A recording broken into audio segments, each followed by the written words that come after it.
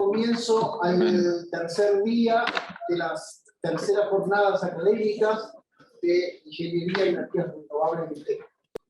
En esta primera presentación, la doctora Amy Robertson nos va a hablar sobre optimización e innovación del diseño.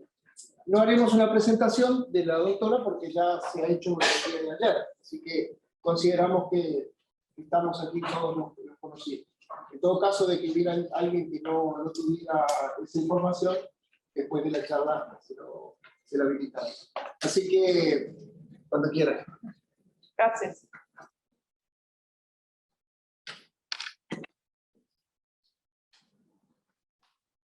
Good morning, everyone.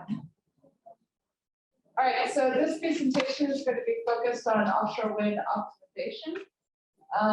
And I'd like to credit, I didn't put it on this slide, but Garrett Carter at NREL, who leads this focus area at NREL. So what are we meaning when we talk about offshore wind optimization? The focus here is really the idea of trying to develop a new design, either at the component, turbine, or system level that's going to lower cost or meet some other prescribed objective that you need to address.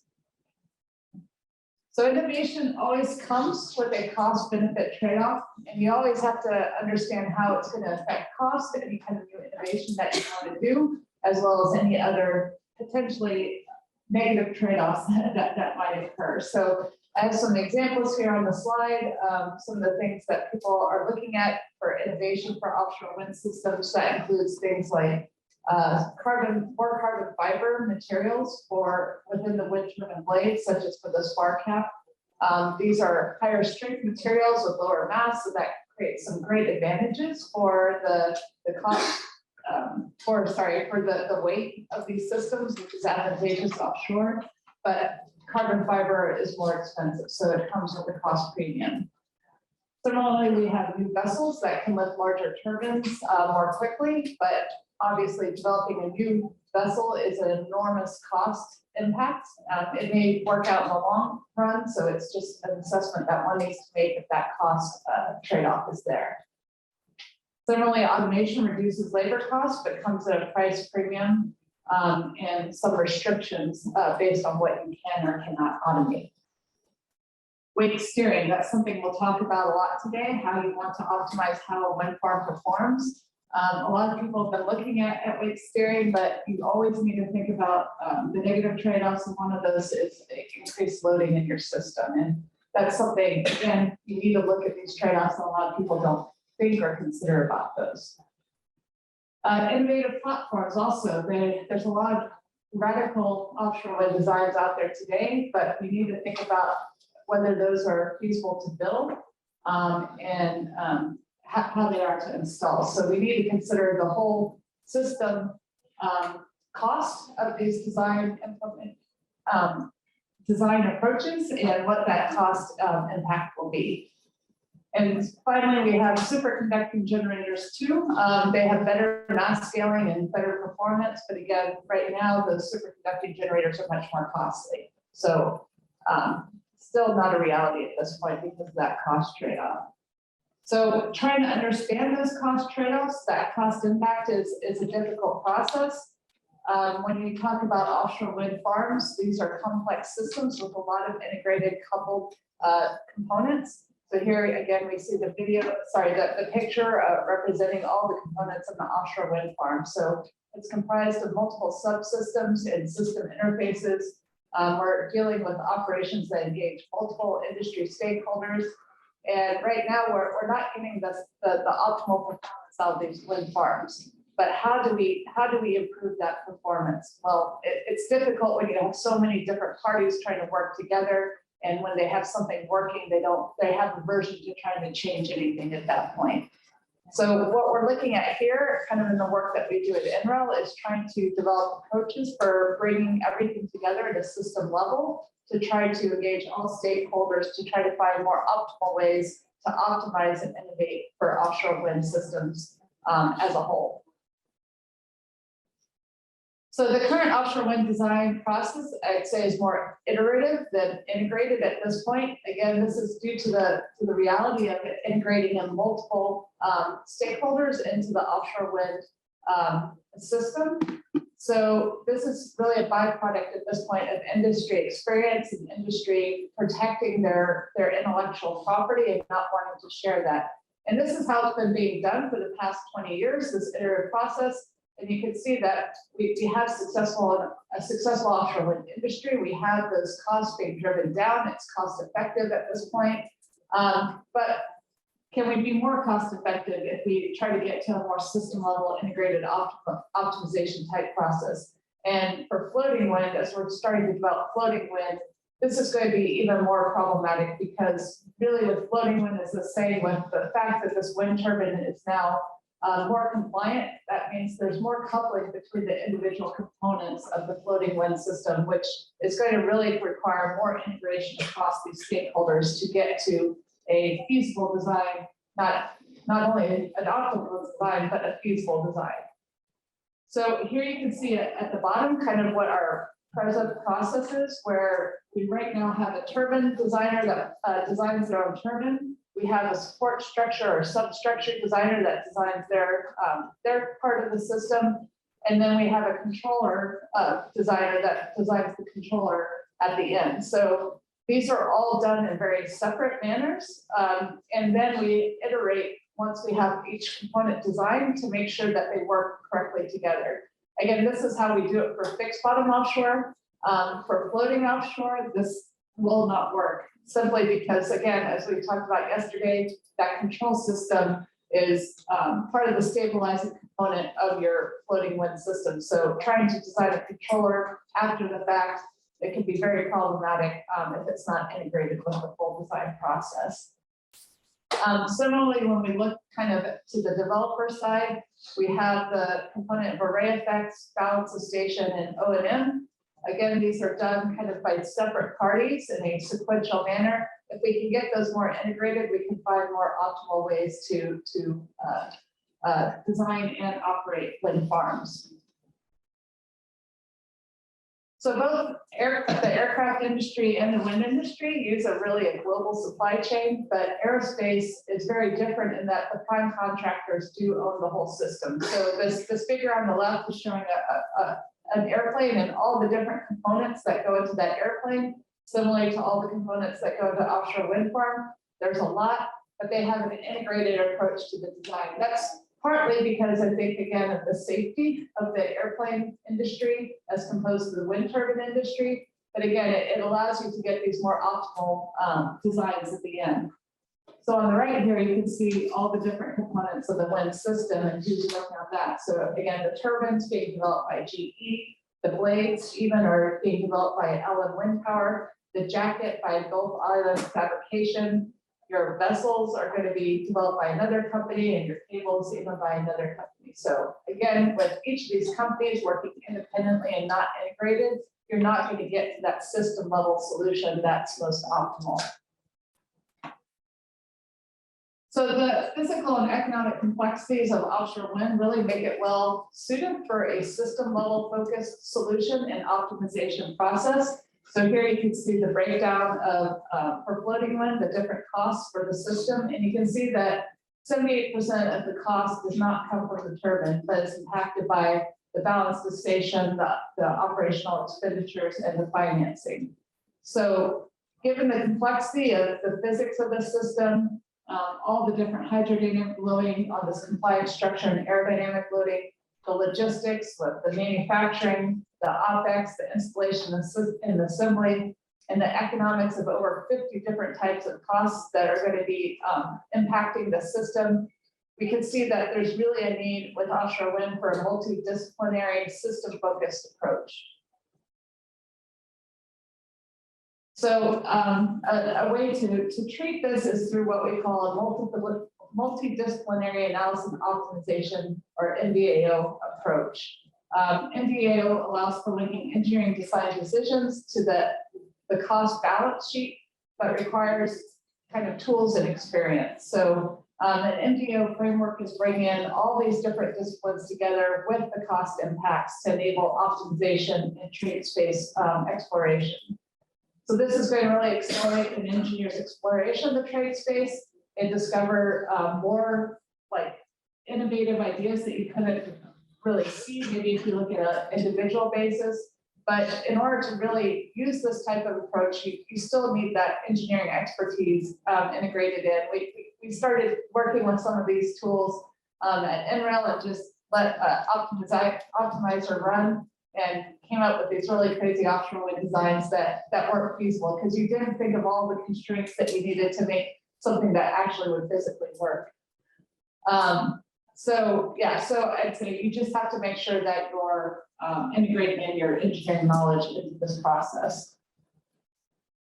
So for a MPA tool requirements, we're really looking at integrated design, which is designing systems holistically, considering the turbine, tower, controller, and floater as one integrated system. And we're also trying to look at lifetime costs. So that's considering the cost impact of all the components, including the manufacturing, installation, operation, maintenance, decommissioning. So the cost across the whole lifetime of the offshore wind system. So as we'll see in these slides later, the design of a floating wind system especially is going to have significant impact on these different costs. So trying to think of how the design will impact the whole lifetime cost is critical to getting the most optimized solutions. So this is really just showing how MBA starts to look for new pathways towards cost reduction by leveraging the system interactions and coupling. So the innovations start here. You integrate this into a NDO paradigm where you're taking all these different components to then understand the right methodology to achieve your innovation. So I think we've already talked about LCOE, so I'll just skip over this. But again, we're focused on the cost over the entire lifetime of the offshore wind project and across all components of the offshore wind project. So we need to think about not just the turbine itself, but the array components as well. So how your design is going to, again, affect your farm layout, how it's going to affect your cabling, your mooring, everything.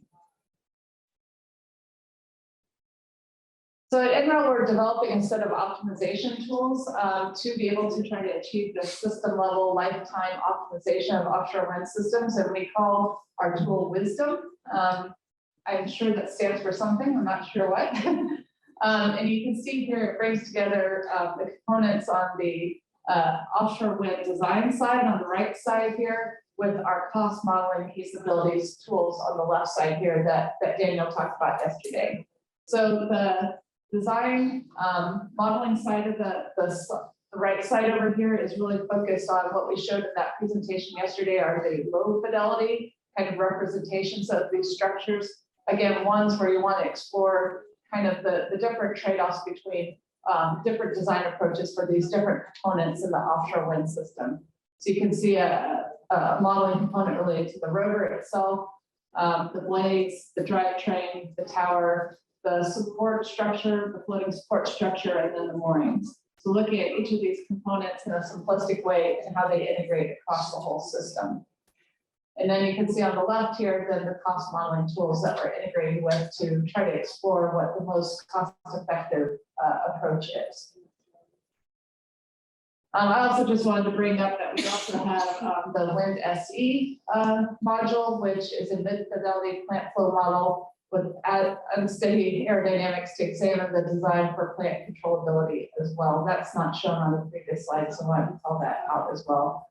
And SE in our tool sets, you'll see it here. SE just stands for system engineering. So when you see SE in the tool sets, it's being used for the system engineering application. All right, so let's look at some examples of using Wisdom in its applications that we can use for.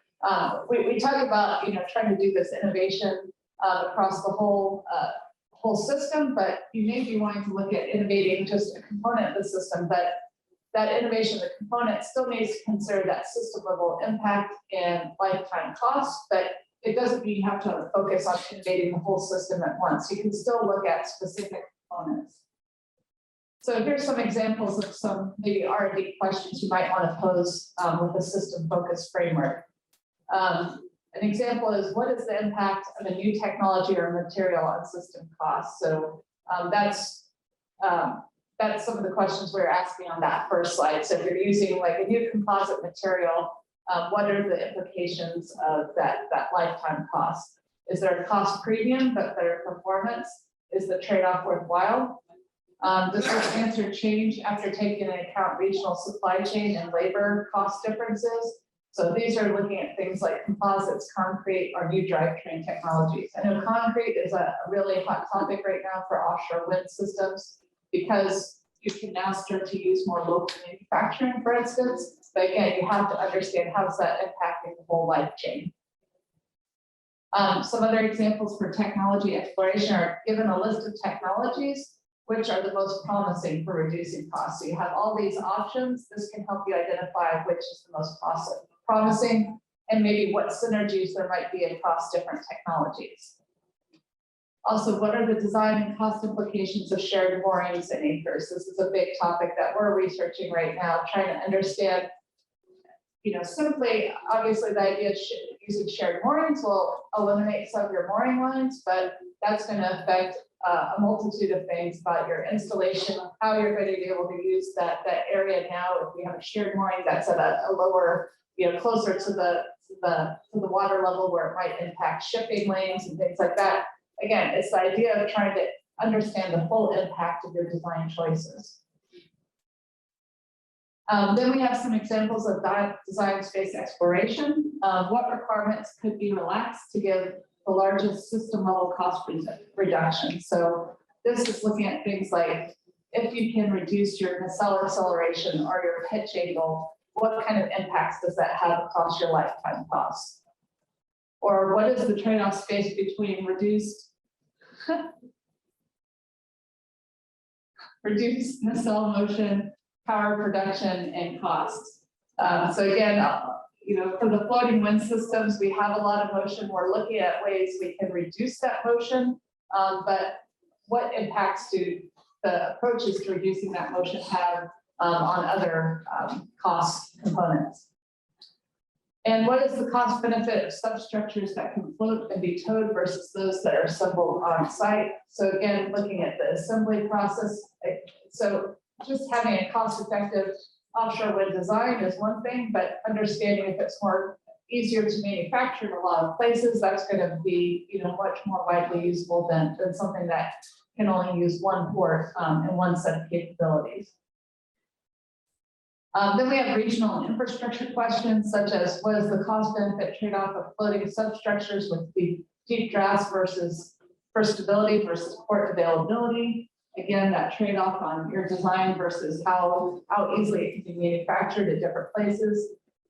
And as turbine and substructures increase in size weight, how will vessel port requirements change in the future? So again, we can't just keep upscaling forever if we're now making all of our ports useless by upscaling these turbines beyond the capabilities of that infrastructure we've developed. But that's, again, the system level trade-off. Can we have the agility on the infrastructure side to meet those changing technology needs, or do we need to constrain those technology needs, technology advances? And what are the trade-offs of the substructure designed to operate in many different regions versus one more customized for a particular region? So you can, again, design to the conditions, say, in California, where you have really high waves, but then you're maybe constraining your design to only work in one region. You have to look at the cost trade-offs of that. California is a big place. Is that a good enough trade-off for only being able to work well in California? Or is it better to build a design that can work in more places? Maybe isn't optimal for the one place, but that means you can mass manufacture it and deploy it to many different regions. So here's an example study that we did with Wisdom, trying to understand what the value is of downwind rotors at the system level to reduce the cost LCOE. So again, most wind turbines, I'm assuming that you have an ergway are all upwind where the rotor is facing the wind.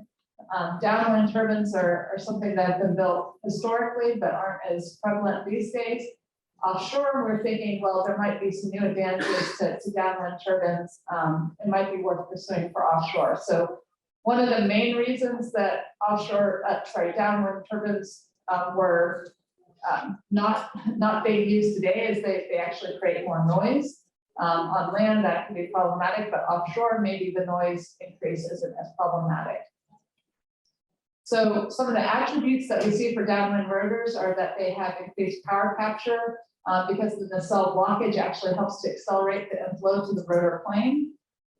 We see that you can implement other types of wind plant flow control that you can't for an upwind rotor, and that's specifically tilting the rotor, which could be more effective than yaw for steering your weight. Okay, I need to slow down.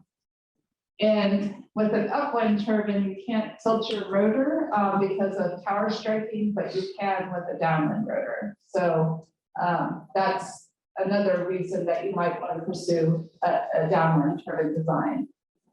In addition, you can get lighter, more flexible blades. So upwind turbines must have stiff blades to prevent a tower strike. You know, your tower's here for an upwind turbine.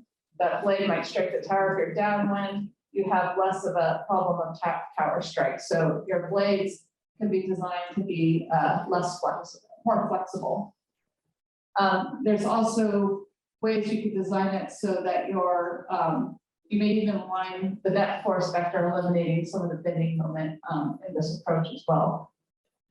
And finally, downwind rotors can be useful for semi-passive yaw. So by having a rotor dip downwind, it wants to naturally align with the wind, unlike an upwind rotor. And so that could potentially eliminate the need for actually a yaw mechanism on your wind turbine, which can reduce cost. So with using wisdom, we looked at this case study of downwind wind rotors, and these are the results shown here. So we looked at what the effect of blade mass would be versus rotor diameter for upwind versus downwind. You can see here that, like expected, we were able to achieve a 30% reduction in blade mass. Similarly for tower mass, however, we saw that there was an increase in the downwind tower mass due to the need for due to an increased tower bending moment that needs to be offset for the downwind turbines.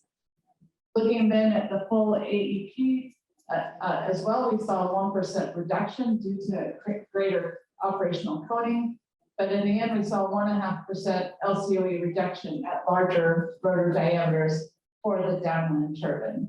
So again, these are all the different trade-offs you need to look at to try to understand, is that downwind turbine going to be useful as a technology approach. So similarly for floating wind, again, there's some unique characteristics here we need to consider. Right now, we have what we say is like the wild world of possibilities of floating wind systems right now.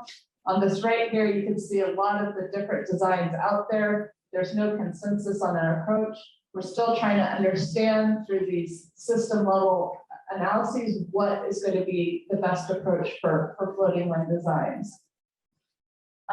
So we need to look at the innovation and optimization of these designs, thinking about things like weight reduction, load management and control and reliability. But we also need to understand how we design for industrialization at the same time. So again, these other implications of how adaptable is a port for building that type of design. How quickly can you build these? What we're really trying to achieve with offshore wind is to be able to build hundreds of these, thousands of these. So our goal is to be able to build 1 or 2 a week and deploy it. So can you, with your technology approach, be able to build it with that type of speed? Do you have the components that can be mass produced? Does your design utilize local supply chains? And what is the decommissioning strategy? You need to consider all of these to be able to find, again, that optimal solution for floating wind design. So the way we go about this with this optimization framework is to, what we say, kind of narrowing the entire option space out there. kind of a step at a time. First, you need to decide if the design that you've developed is really safe and meets the standards for offshore wind design. Then we try to see if it has the cost opportunities there just from a structural side. And then we start digging down into, okay, look at all the system level components then at this point and what's the feasibility, and try to find which ones really need kind of that full lifetime cost impact. So that's really using that MDAO process kind of to kind of then narrow down to the final most optimal designs.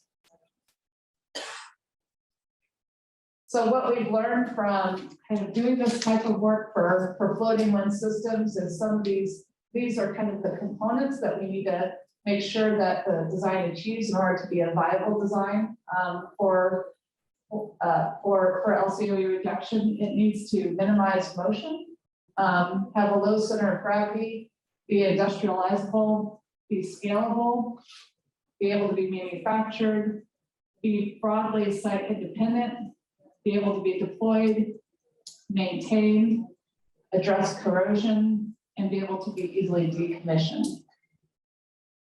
So let's look at what that really means in terms of how these components are going to impact your design. So first, taking assembly into account for the design.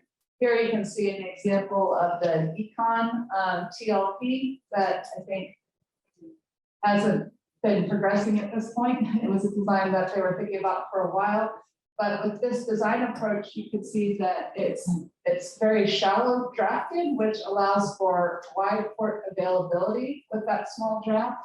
It means that quayside assembly can be minimized because you don't need the costly specialized vessels and labor hours at sea because it can be towed out easily. And you can use land-based crawler trains, which are the cheapest option. So having this shallow draft allows for all of these type of cost impacts. Another thing one can think about is having an off-center turbine, such as the ones shown here by Principal Power's Windfloat and Ideal. And that off-center turbine alleviates the crane boom that's needed, the amount of lifting that a crane boom needs to do in the loading requirements. So instead of having to lift into the center of the structure, you're able to do it right beside it. That lowers the crane requirements. Then thinking about transport and installation, taking that into account into the design process. So for the turbine platform, having a towable design eliminates the need for customized vessels. So this is the idea of a lot of the semi-submersible designs out there where you build the entire structure at the port, at the quayside, and then just tow it to its installation point and basically hook it up to moorings and anchors. That's much more advantageous than trying to do any construction work at sea, which will be costly. If we could use horizontal transport of turbines that could be flipped up, saying like this wind flip design, that could open up other technologies that could be installed in a more simple manner as well, such as spars, which have this deep draft. But right now, turbine manufacturers are not allowing you to tow a wind turbine horizontally and flip it. So that's a question that we continue to see if that's going to be feasible in the future. For moorings and anchors, we've seen that gravity anchors simplify the anchor installation and mooring line connection. You're not having to dig into the sea floor, but just lower weights. Built-in winches help to simplify the installation and they eliminate some specialized vessels as well. And then there's a group of designs out there that we call hybrid designs. One example is the Tetris bar platform, which I think is shown here in these 4 figures. The idea here is that you have a tow-out configuration that allows for simple assembly at shore and towing, but then the final configuration can be changed at the installation point in an easy manner. So the Tetris bar uses this low counterweight down here for stability, but during tow-out it's not needed, and so it's flush with the system during tow-out and hookup, and then you just simply lower that keel and ballast it for then the in-place functioning. So those hybrid type systems kind of give you that trade-off of having a system that's simply designed but is towable at the same time.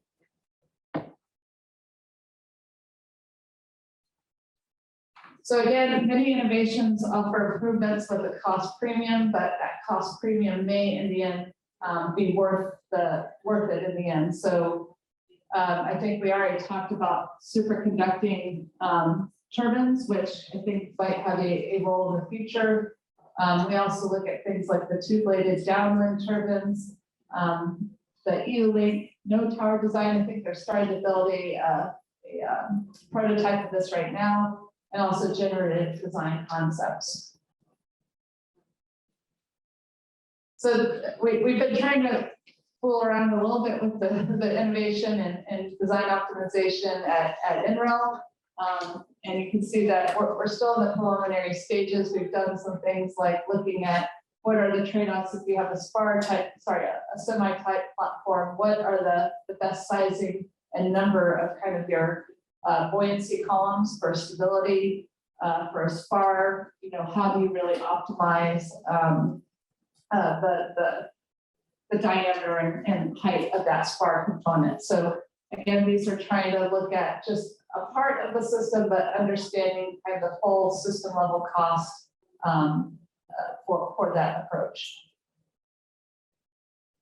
And I did just want to bring up controls co-designs. This is an area that we've been working on within the Atlantis program. So again, the idea, as I mentioned earlier, controls right now for floating wind systems is still done after the fact. But the control of your wind turbine, pitching the blades, as you know, will change the level of thrust that wind turbine sees. So it will change the dynamic characteristics of the system. So this can be a destabilizing factor like we talked about previously, but it can also be a stabilizing factor as well. So if you can use the fact that the blade pitching changes the thrust on the wind turbine, you can do that in a manner to try to offset the motion that the wind turbine is seeing from the wind and waves. So we have a big program that's being run by DOE right now called Control Co-Design, where we look at if we do integrate the control system design in conjunction with the support structure design, can we see those trade-offs on a smaller, more cost-effective support structure due to how the control system is going to affect your dynamic behavior. So we have a series of projects that are focused on this that have been working over the past 3 years. Those projects are now starting to build, in phase 2 are going to start building prototype offshore wind systems that are going to be deployed in the US, looking at some of these co-design concepts. As part of this Atlantis Control Co-Design project, we've developed at NREL this thing called WISE. If you're looking at our tool set, so WISE is really bringing together that, that ability from wisdom to do optimization into this control co-design type process. So using those optimization properties of NBAO in a co-design process that's outlined here. So you might see wisdom, you might see WISE on our list of capabilities. So wisdom is really the optimization tool, and WISE is a way of using that wisdom tool for specific optimization type studies. I also just wanted to mention that we have at NREL, actually at DOE, a new prize that was just launched recently called the Flow-In Prize. So this is a funding of about $7 million from the US government to start to get offshore wind platform designers to start working with the infrastructure people in the US to start understanding each other. Can these floating wind platforms really be mass produced using the infrastructure we have in the US? Or what improvements, what are the needs to that infrastructure to be able to achieve that? Similarly, we want that to be a two-way street. The infrastructure people can say, okay, we can do this very easily, or we can do this already, or it's easy to upgrade to this capability. So if your design can fit within those paradigms, we can be able to build it much more easily. So the point of this prize is to bring those two together, to start talking about this now, so we can start to build this infrastructure needed to be able to do this mass production of offshore wind systems, floating offshore wind systems in the US. So yeah, that concludes this talk. Thank you.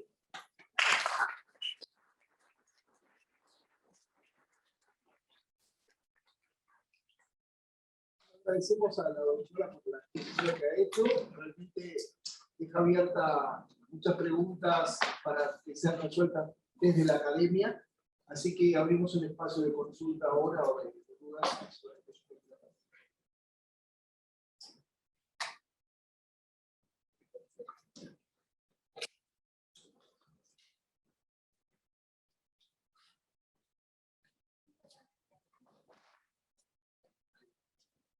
Thank you, Amy. Bajo el modelo Wisdom, ustedes hicieron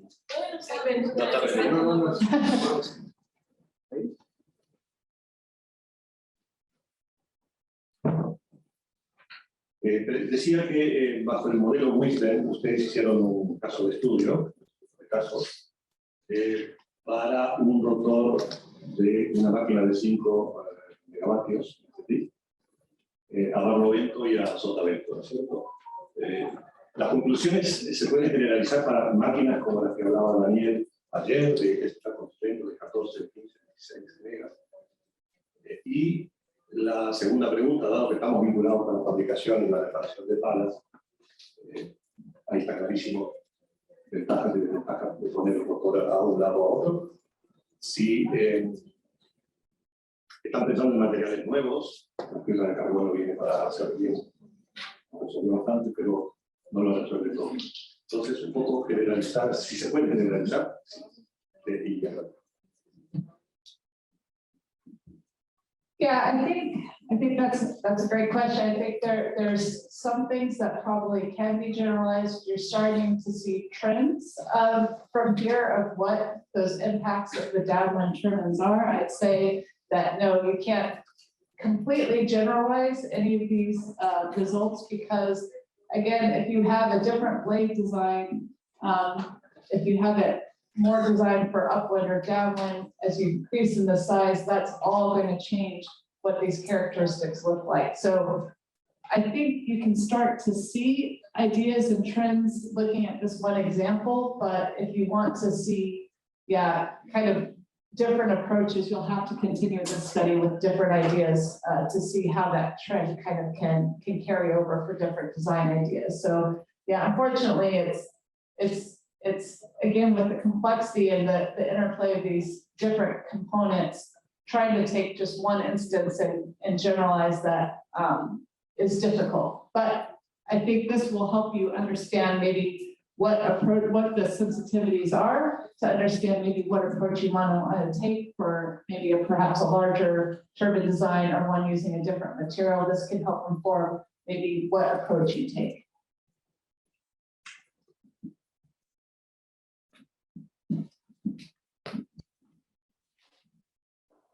Minha consulta é mais assim, estão trabalhando aí com dezenas de cenários de otimização em várias partes. Como é essa relação de NVL com a indústria, as empresas? Esses resultados são apresentados aí em algum congresso, informes, reportes? Porque o TEC, nós estamos começando aí várias investigações e a ideia é que a universidade esteja vinculada cada vez mais com as empresas a cada lugar. Assim, se poderia dar aí algumas dicas aí de como devemos seguir nesta área? Yeah, so I'd say we have had success in integrating with several companies and trying out different ideas with companies. I'd say that NREL, as a impartial party, it's been able to do that. We've been able to take in information and use it just internally to investigate different approaches.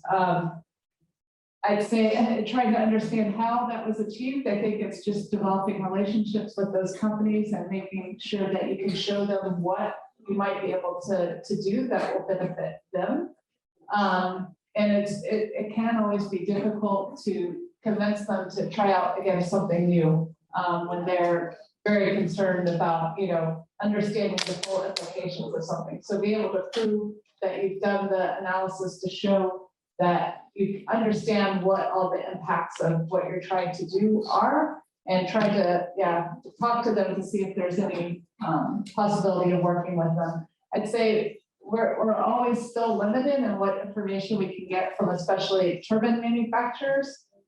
They'll give us properties, but the controller, very sensitive. They don't like to share the controller. They don't like to share the blade airfoil properties. Those two things are very sensitive, but they will give you approximations, or for the controller, they've given us a black box representation, so we can try to work with it and try to understand, how we can improve on with that controller, how we can potentially improve on it without being able to get into it specifically. But I'd say trying to maybe create a more broad relationship with a specific manufacturer might be a good approach.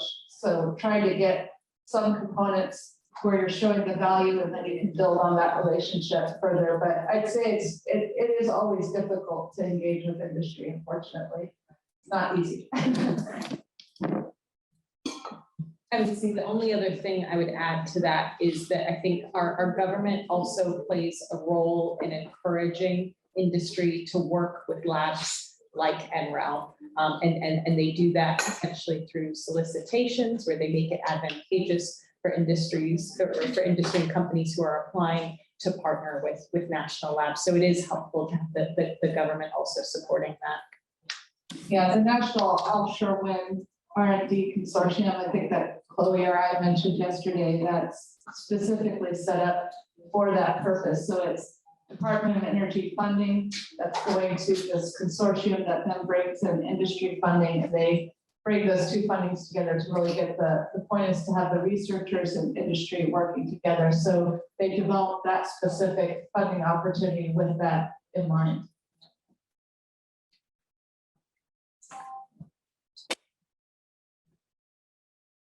¿Preguntas? ¿Or question?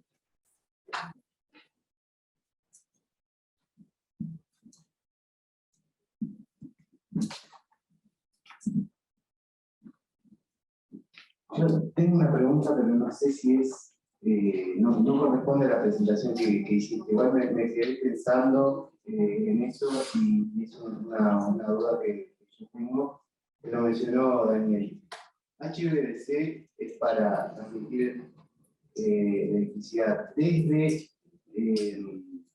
la torre hasta la central transformadora, o de la central transformadora hacia otra central transformadora. Bueno, ahora mismo para proyectos. Hola, vale.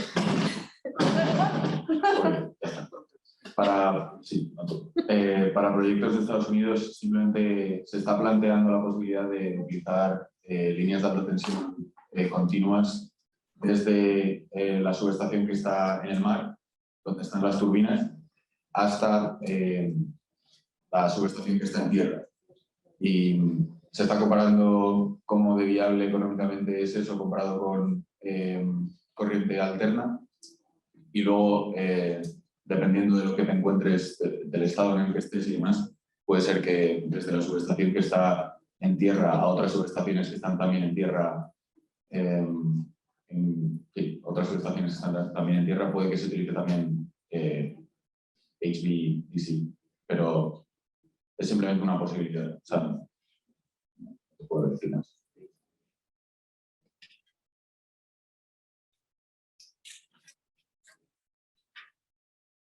¿Otra pregunta? Bueno, agradecemos entonces a la doctora Robertson por la exposición que ha realizado.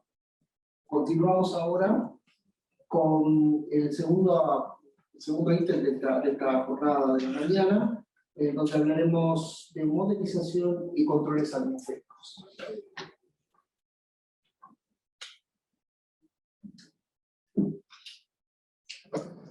I was just checking this one.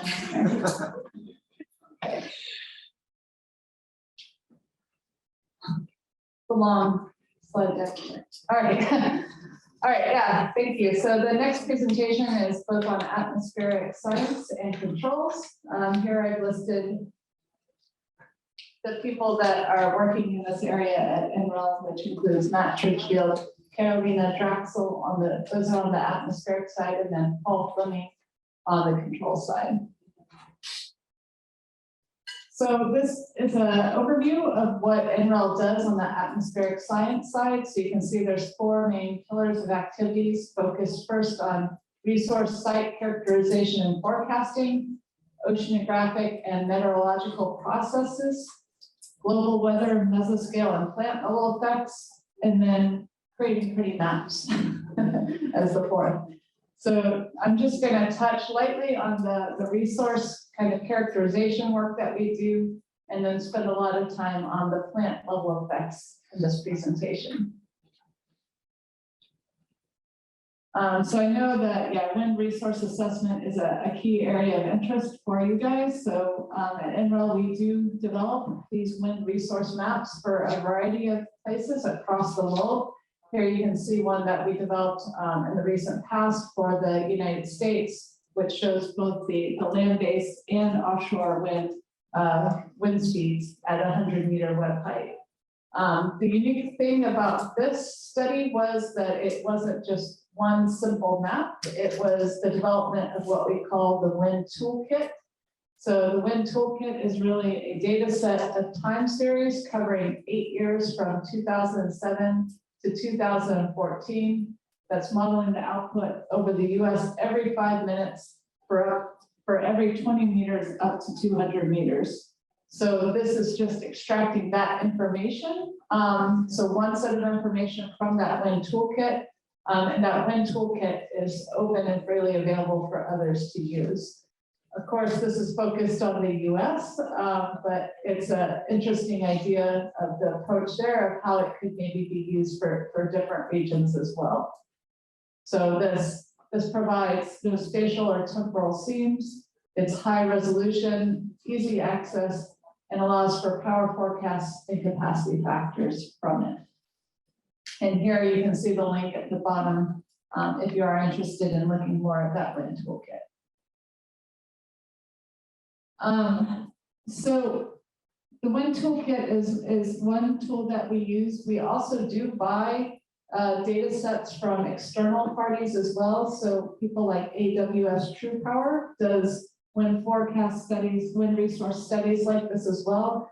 So here you can see an updated map we have of further offshore regions in the US that integrates in that information from the wind toolkit and a model output from the AWS True Power. And the problem that you'll see is that there's not consistency across the 2 models. So like, I think looking down at Texas here, you can see the close-in model has one wind speed, and then once you get outside that region, you have a different wind speed. So this is just meant to really show that the fact that these are all models that we're running, you know, it's not true measurements. So it's all estimations based on your modeling approach and modeling parameters that one uses. So one needs to obviously take care in how you develop these models and understand as much as you can about verification and validation.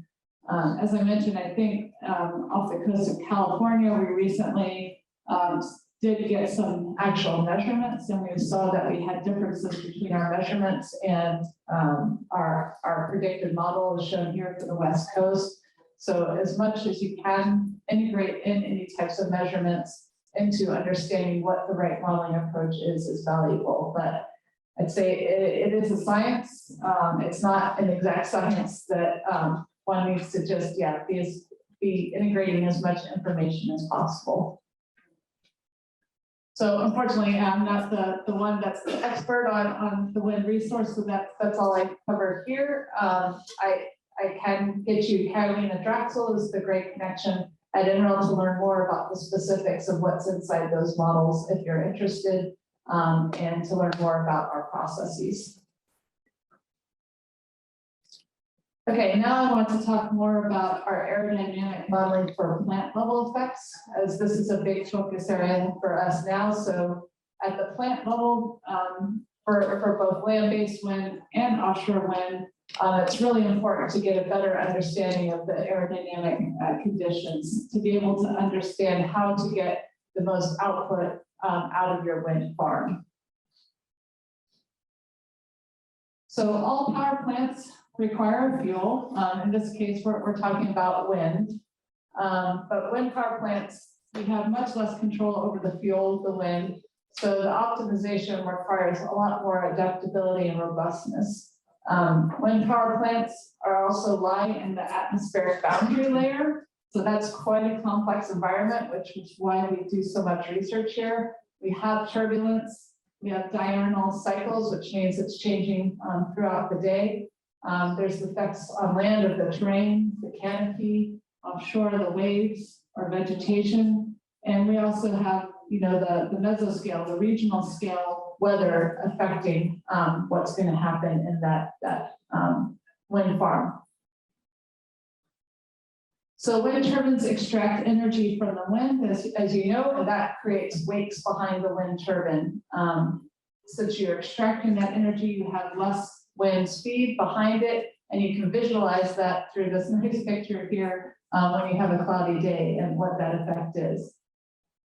And here you can see what it looks like in terms of the wind speed. So the orange yellow is the ambient wind speed in the area, and you can see all this purple color here, which is representing that decreased wind speed behind the wind turbine. So you can see how it's darkest right behind the wind turbine and then starts to recover. But really, when you have a packed in wind farm like this, the far wake starts to be more detrimental. You start to see that these decreased wind speeds last for a long time for farm situations like this.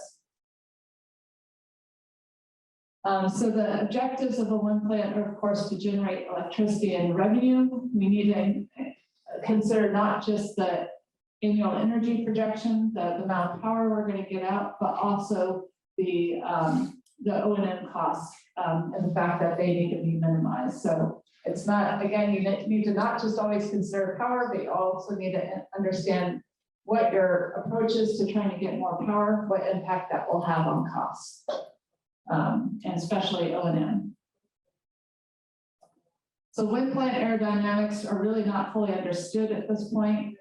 We're using simulations and experiments in a complementary way to try to better understand the physics of the atmospheric processes. This is needed for optimizing your wind plant layout, for understanding the loads in your wind systems, and also for how you're going to control your wind turbines at the turbine and farm level. We see outstanding needs in understanding the turbulence and how the wake behaves, and that's where we're focused right now in our work. The atmosphere is really hard to characterize because it's at so many different scales. When you think about how it interacts with a wind farm, your turbine diameter is on the order of 100 meters. Your turbine spacing is 10 diameters of that. Your overall wind farm size is at 10 kilometers, and then your atmospheric boundary layer can go from 100 meters all the way up to 2 kilometers. So there's a lot of different things interacting here, and that flow is unsteady. So again, if we can get a better understanding of how to model and predict the atmospheric conditions, that's going to lead to improved power and loads.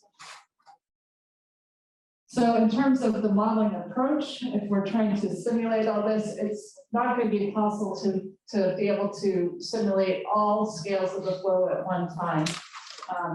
If you want to model your wind farm atmospheric boundary layer size, again, that's 10 kilometers or more horizontally, whereas your smallest wind turbine scales can be 1 millimeter to resolve kind of components of your wind turbine. So if you think about filling a 10-kilometer grid with 1 millimeter cubes, obviously you're getting to a size that's not feasible to in any way do simulations of. So how do we try to model these wind plant flows? We typically use what we call, large eddy simulations, LES, which is computational fluid dynamics. We tend to resolve down to the larger turbine flow scales, not to those millimeter scales we were just talking about. We modeled the effect of the unresolved turbulence. And at this point, then the problem becomes tractable, but it's still very computationally intensive. So we at NRO have access to what we call high performance computing systems, where we can run across thousands of cores to be able to run these very intensive CFD simulations. And there's just a note here that turbulence modeling is a challenge, trying to get it right. So you don't simply with CFD, you don't simply run one simulation. You have to iterate until you can get a solution that is converged and working correctly. So that requires a lot more simulations. So the way we approach simulating wind plant flow is we create this precursor atmospheric LES simulation. We then take data planes that are saved at every n steps. And then for how to have it interact with the wind turbine, we actually use an actuator line turbine aerodynamics coupled to our open fast, used to be called fast, now open fast model, to then be able to integrate into a wind plant LES type simulation. So this is a nice video showing what the turbulent inflow to a wind turbine might look like. So the red circle is the rotor area of the wind turbine. And you can see kind of what the scale of the turbulence is in the flow coming into that wind turbine. You'll notice that, of course, at the bottom, it's darker than at the top. And that's, of course, the boundary condition of the land or water and how that's affecting, your airflow and slowing it down at that boundary. And then you can see all the swirling behavior, just how that temperature gradients and everything affect that turbulent nature of the wind. And now we see a video of the turbine wake. So now you can start to see the difference. Again, the red circle is the rotor area. Now you can start to see the difference in what that behavior looks like. So your darkest colors, your smallest, slowest velocities are now within that red circle because of that loss of velocity from your wind turbine taking the energy out of the wind. And but you can still see that intermixing. So that's the nice thing. You take that wind energy out of the wind, but as it propagates, that wind propagates downstream. This nice turbulent nature of the wind means it's going to keep intermixing and help recover that wake loss that you have behind the turbine. And just looking at the turbulence itself, this is a visualization of what the turbulent atmospheric boundary layer looks like. Just trying to show kind of the complexity of that. And you can see how it changes over time here, how you start to get obvious structures in the wind at different points of the day.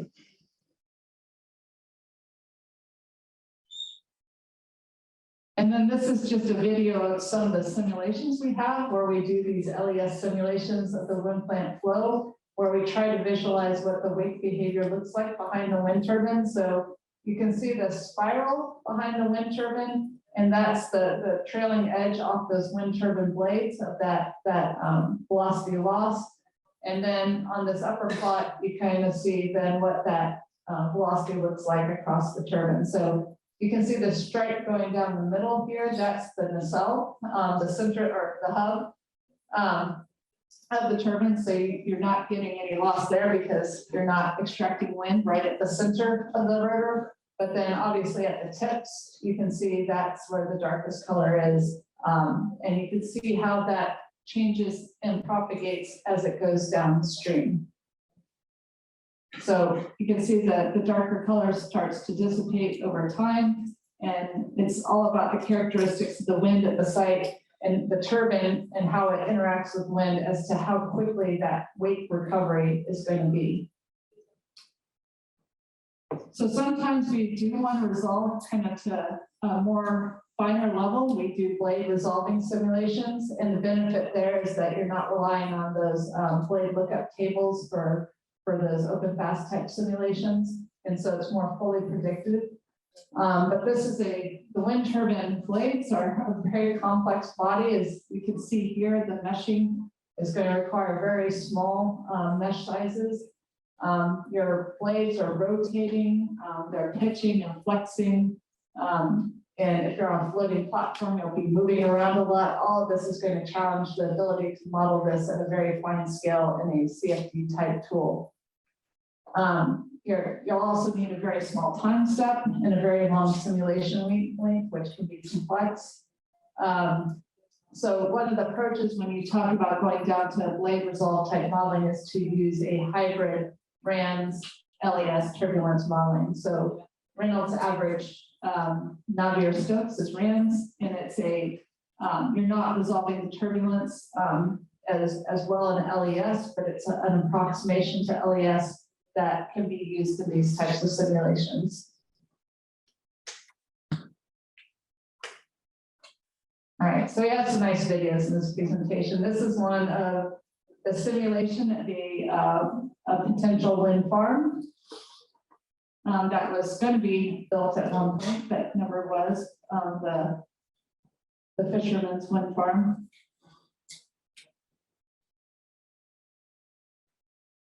So here you can see the video of that wind farm, and if, again, we tend to show when the wind is actually aligned with the wind turbines when we're going to get the worst wake behavior. So this is showing what that behavior looks like, as well as the wake meandering. So you can see that that stripe behind the wind turbine isn't just straight, it's starting to meander around. That's the wake meandering behavior. Now we're zooming in a little bit on that. And now if we look at it from the side, you can see that the meandering is not just happening horizontally, but vertically as well behind the turbine.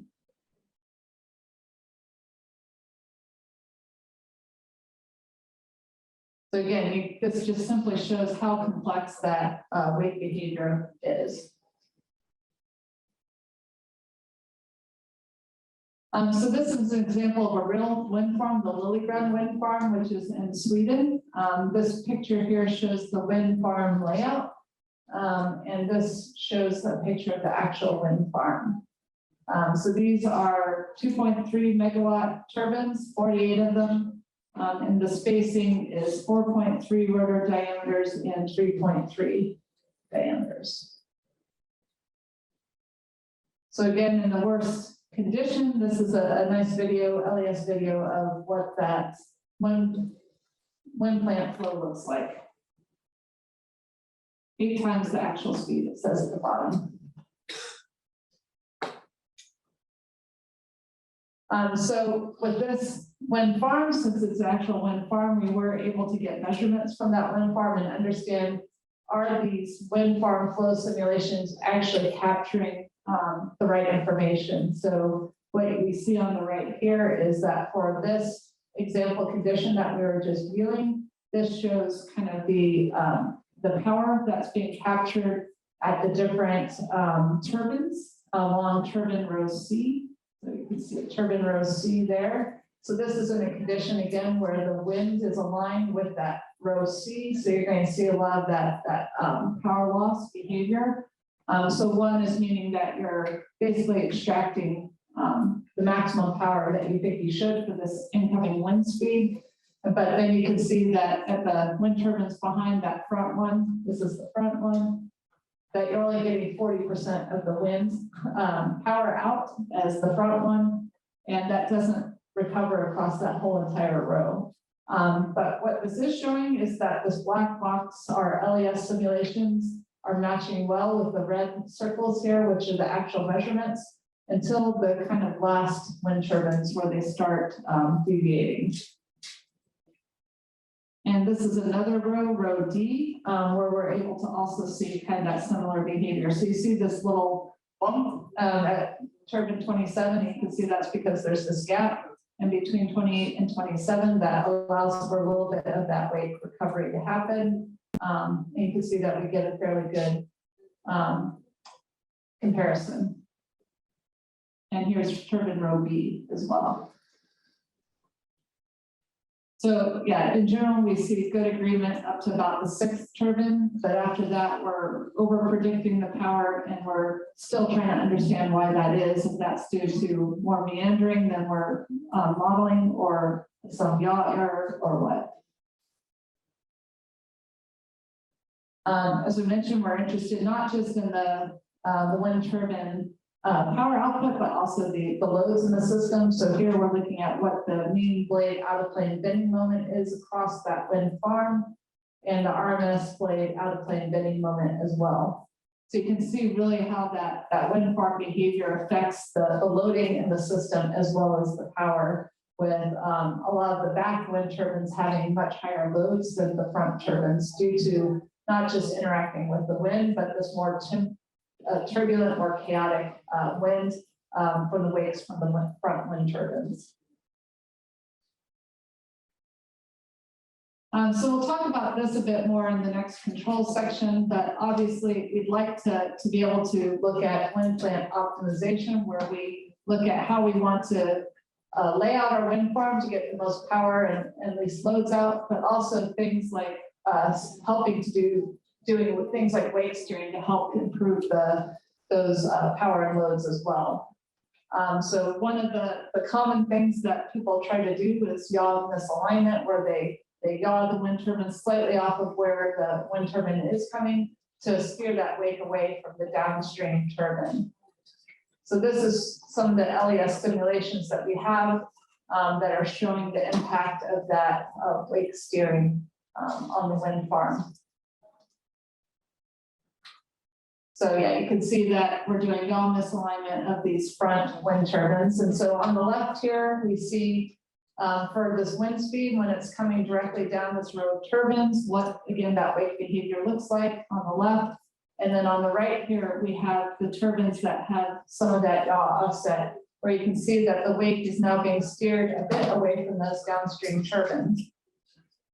And then these plots on the right here are showing what the power and cumulative energy are for the wind farm for the unwaked, for the version without wake direction in black, and then with wake direction in green. So you can see that you're able to extract more power in the end, 13.9% more energy by doing this 25-degree yaw offset from these simulations.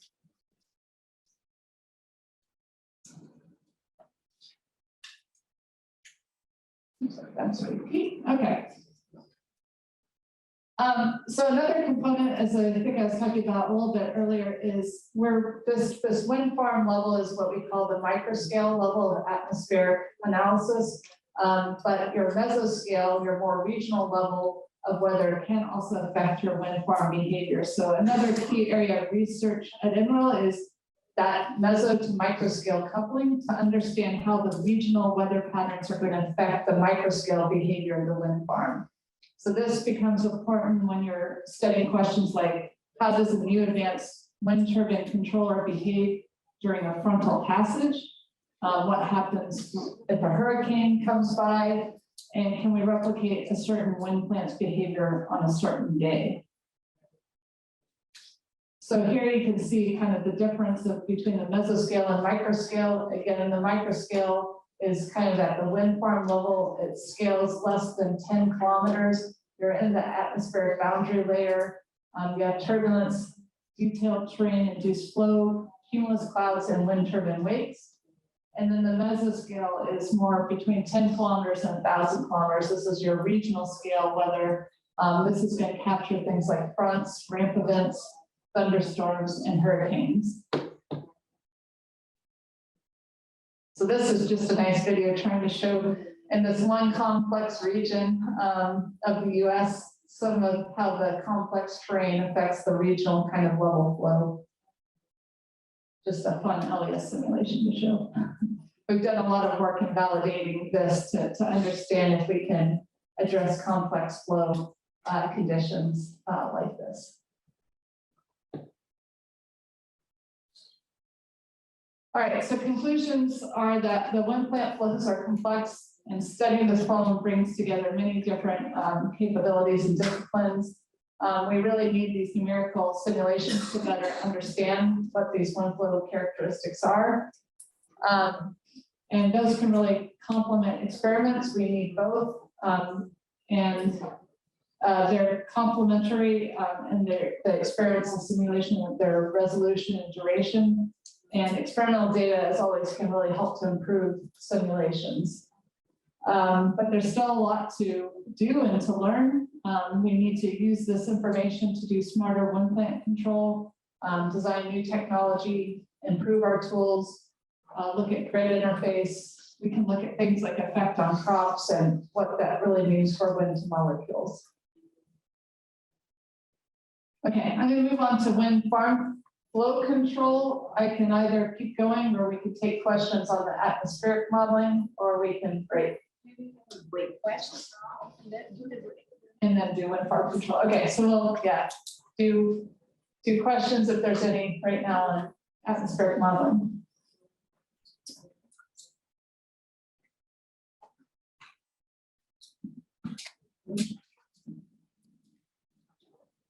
Excelente presentación.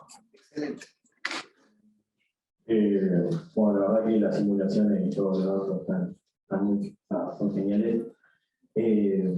Lo que sí me genera un poco por preguntar, la primera fila de aerogeneradores, ¿tienen algún refuerzo o alguna forma de aguantar ese daño, digamos, que es como el que se llama impacto, o simplemente se asume que van a tener menos vida útil?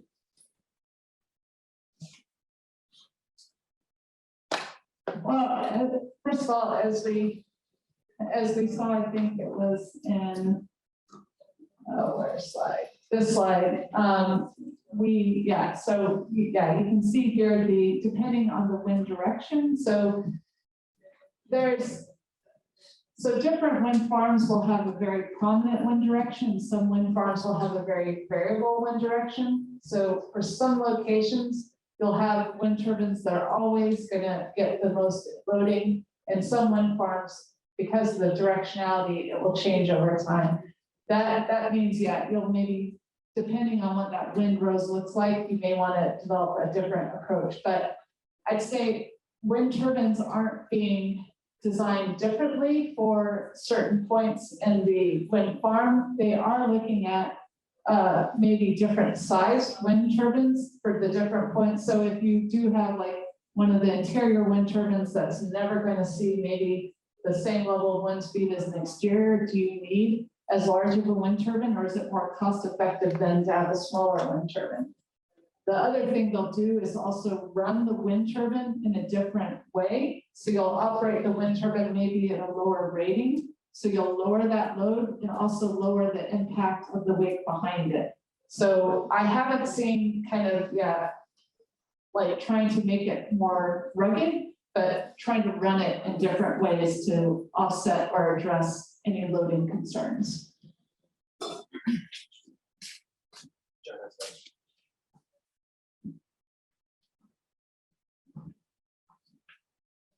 Ya.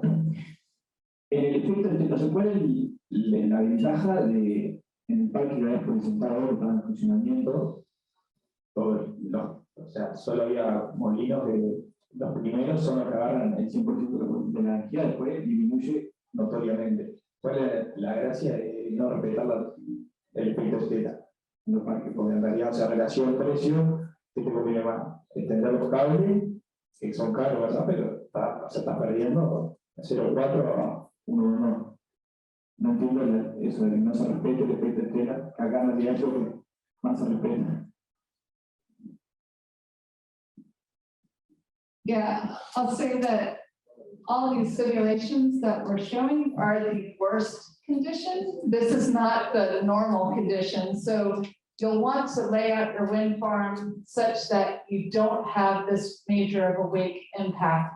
But that's what we tend to study to make sure that we understand how to represent that condition. So this wind farm, this flow direction should not be the most common flow direction for this wind farm if it's laid out this way. It should actually be at a different angle. So yes, you do have these bad conditions, but you typically are laying out your wind farm so those bad conditions don't happen very often.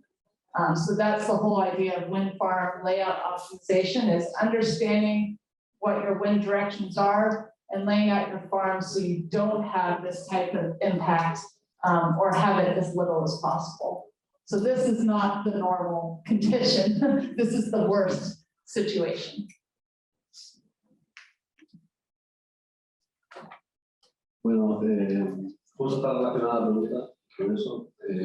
Quería preguntar si además de esta simulación del peor caso para esta parte, si han simulado capaz un día entero o un año con las condiciones reales del parque.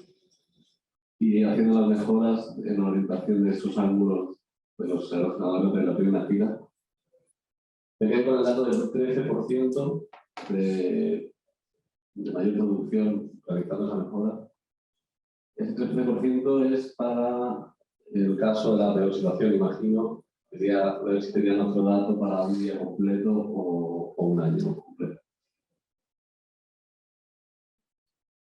Yeah, that's a good question. I don't know the answer if we've done that type of simulation. I think what is typical is you run just, a few of these shorter simulations to capture different conditions and try to bring that information together to try to understand what the optimal layout is. But I'm not sure if we've ever done anything like what you ask. It's a good question if we've done it. Again, with these CFD level simulations, it would be a really long simulation. Even these I think these are like hour-long simulations typically to get through that wind farm. And that can take several days to run for 1 hour. So 24 hours could take, a very, very long time. But I'm happy to follow up and see what type of work we've done in that area. Bueno, últimas preguntas, le damos el respiro a la profesora. Hola, buenos días. Creo que lo habías mencionado a lo último en la presentación. Yo quería saber cuáles son los impactos ambientales en la reducción de la velocidad del viento cuando pasan a través de la turbina. Y en el caso de que se hayan evaluado digamos, este tema, ¿en qué impacta esto en la instalación de los parques eólicos a nivel normativo, digamos? I guess I have a question of what environmental impact you might be thinking of.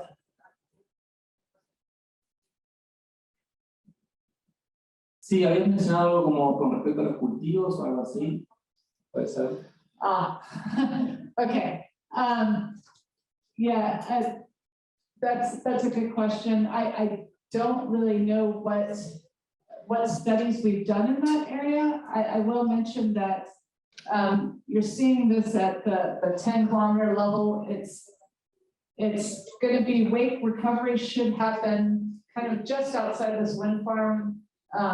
If it's not a giant wind farm, you do have that wake recovery. It's not going to persist forever, so the impact will typically be quite localized. It's not a very far off impact. However, we are seeing that with these larger wind farms now and larger turbines, and especially offshore, where your atmosphere is less turbulent, you have less complex terrain. These wakes do tend to last a lot longer. So you do see now this kind of persistent shadow that is further afield.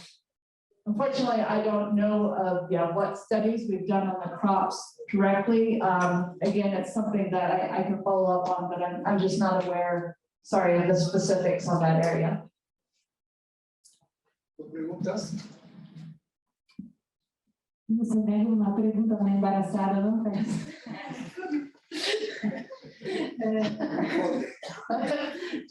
Havia comentado que era a última. Então, apenas para perguntar se esses modelos de simulação são em código aberto, porque acá em Uruguai temos viento muy multidirecional, e seria bueníssimo poder simular com os estudantes assim, se queda mais visual, porque hicimos as estimações com cálculos, pero assim como esses videos, aí seria perfeito.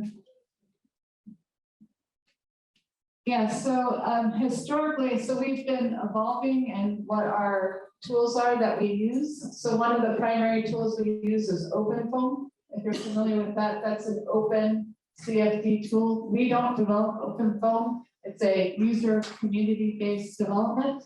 I'd say most of these simulations are probably in OpenFOAM.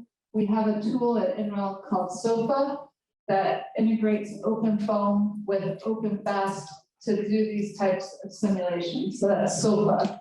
We're right now developing a whole new tool from the ground up. So our own CFD tool, with the focus is that it's going to be able to be run much faster than traditional CFD tools. It's called ExoWind, but it's starting to be ready for land-based wind at this time. I'm not sure about if it's on our website for public yet, but happy to get you connected if you're interested. So SOFA is what's available already, and ExoWind is what should be available soon, and it should be faster. It's actually developed for exascale machines. So these are a new type of high fidelity, HPC system with new architectures that can run even faster. So the idea is that this new CFD tool will be able to run faster, especially if you can run on the exascale type hardware. But I'm not sure if that's openly available. I will say that at least historically, we also have it in NREL.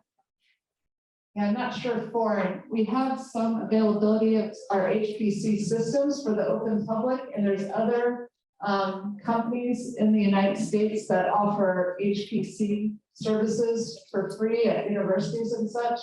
I'm happy to try to find out that information more for you to see if you'd like to utilize some of these high performance computing capabilities to run these big simulations. Maybe you already have that capability here, I don't know. We have access cluster. Okay, you have a cluster, okay. Bueno, agradecemos entonces a la doctora por esta maravillosa presentación y la única recomendación que puedo hacer es, muchachos, empiecen a estudiar mecánica de fluidos. Gracias.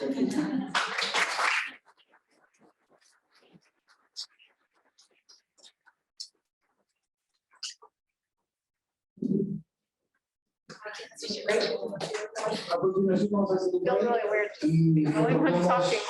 Now I know how Daniel feels. a las 11. I feel weird being the only one talking.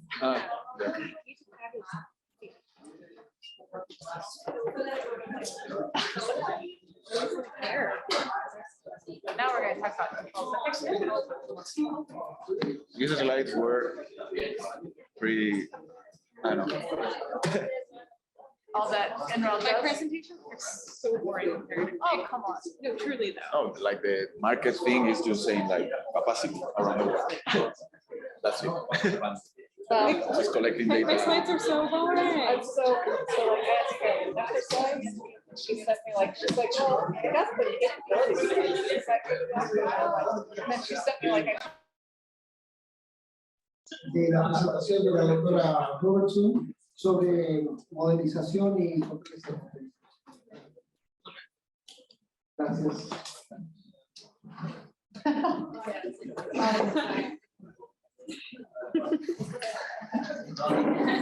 right, hello everyone. We're going to continue now with wind farm flow control, building off of the wind farm aerodynamics we were just talking about. So I'd like to acknowledge for this presentation Paul Fleming, who's the expert in this area. I am an expert in some areas, making sure. So there's his contact information. All right, so probably most of you know about controls, but if not, the controls on a wind turbine are things that are trying to adjust how the wind turbine is operating based on the variable inflow conditions that you have to try to maximize your power output as well as trying to minimize load. So the control components for a wind turbine include the blade pinch, the torque, and the yaw. So what is wind farm control? Well, it's just simply thinking about not just how you want to control one wind turbine, but how you want to control all the wind turbines to work well at the farm level rather than at the individual level. That may mean that you're not operating a single turbine optimally, but it's enabling an optimal performance at the farm level.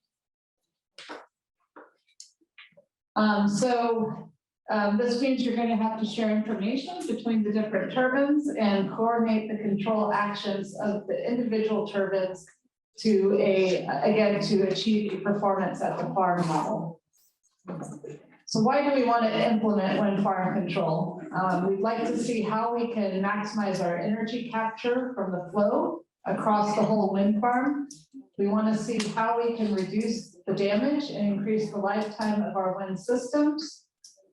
And we also can see how we can increase the value of wind energy to the grid. So by understanding and controlling the flow and accurately controlling it, we can control the power as it's being integrated into the grid. So we can more optimally operate the farm so that it provides the grid with what it needs.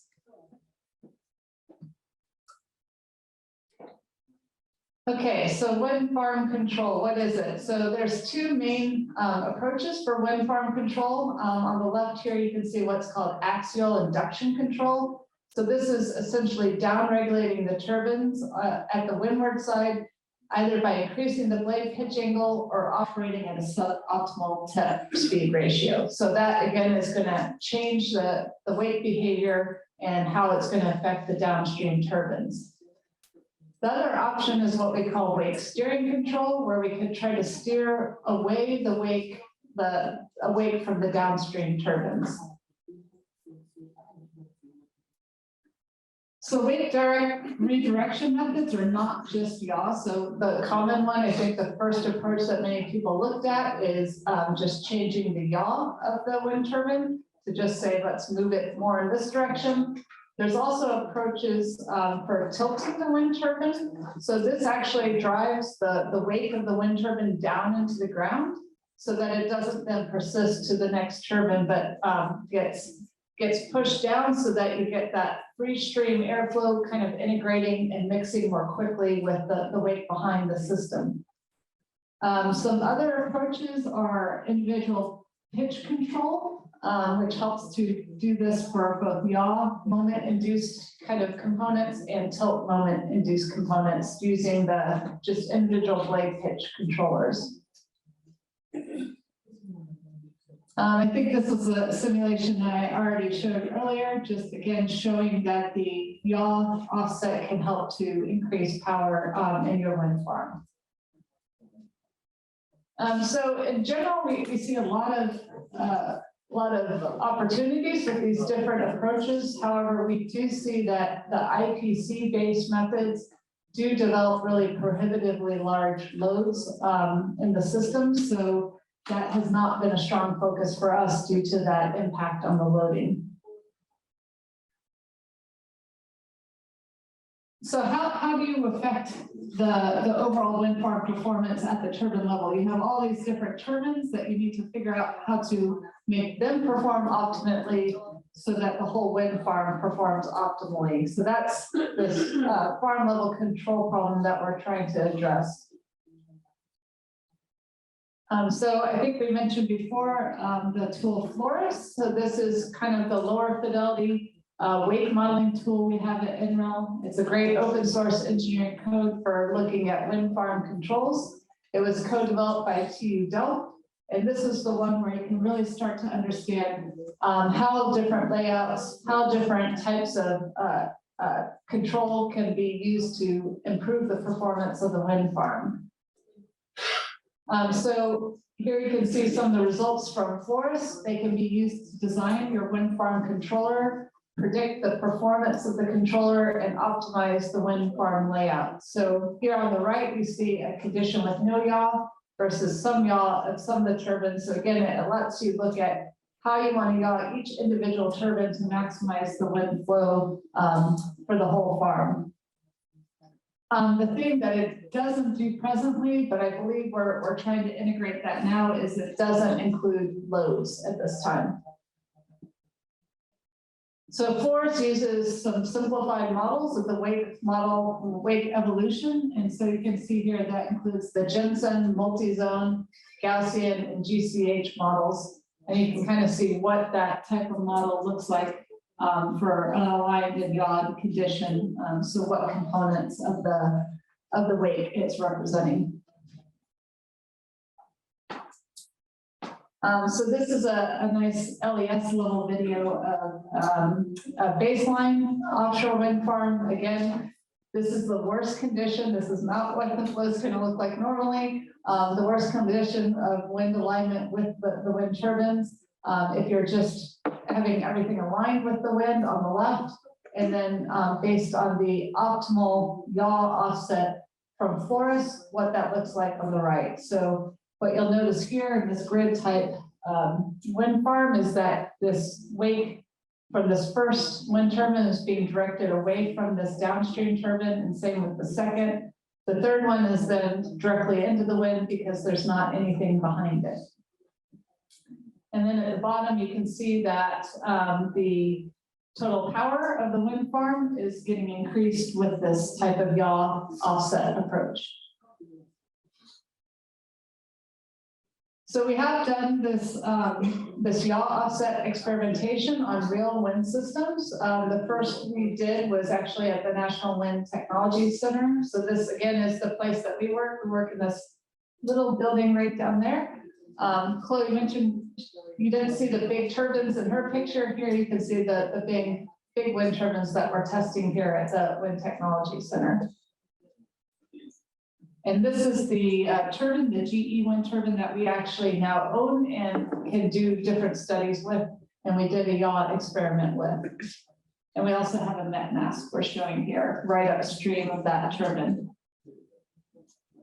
So here's it's a GE 1.5 megawatt.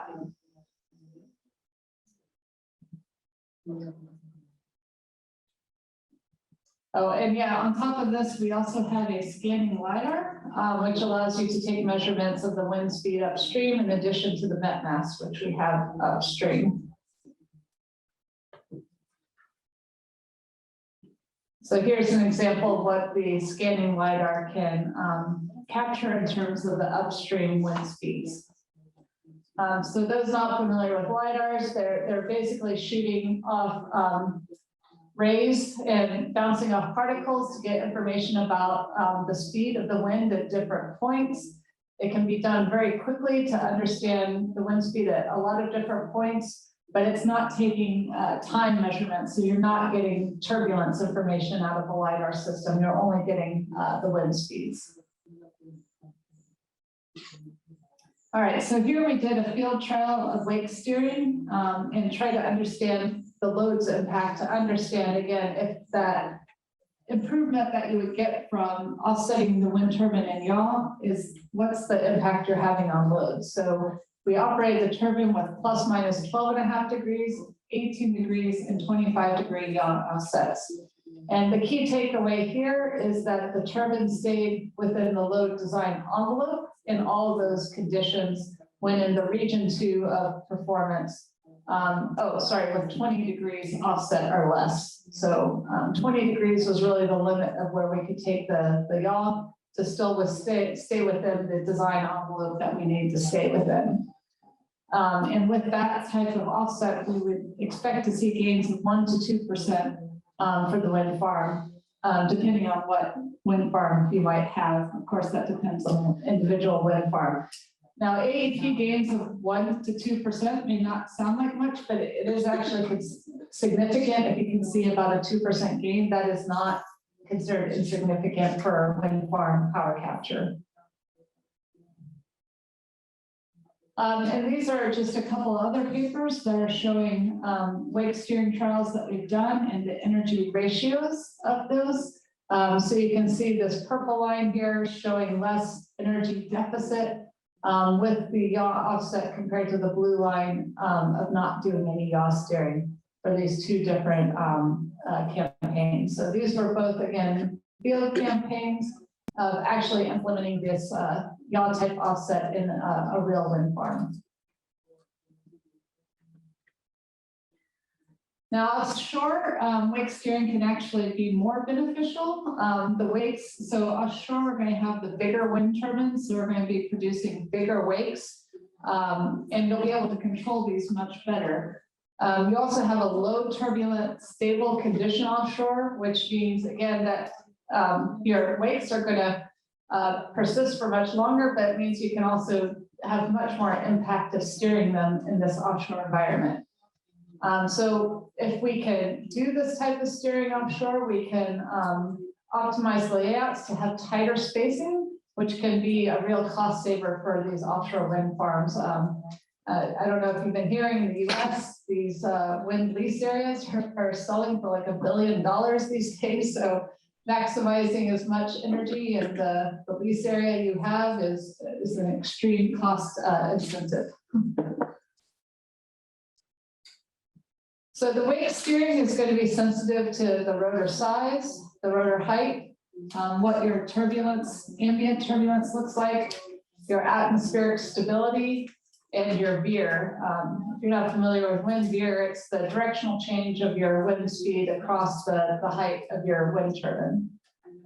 The factors all make offshore wind farms especially favorable for farm control again. So just to mention that we have a project with this National Offshore Wind R&D Consortium that we've been talking about.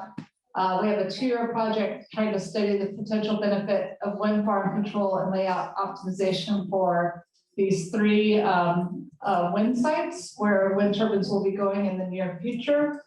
And we're using meso to microcell coupling of WRF and SOFA simulations to understand how the wind farm control and layout optimization is influenced by actual US conditions. We'll also produce calibrated forest models for each location and detailed cost modeling based on these larger LES simulations. Also want to mention that there is another IEA wind task. We talk about IEA wind tasks a lot because, again, this is where we do a lot of our work to make sure that we're doing things collaboratively and making sure that our results are verified with other parties. So there's a task 44 that was developed a couple of years ago focused on this wind farm control.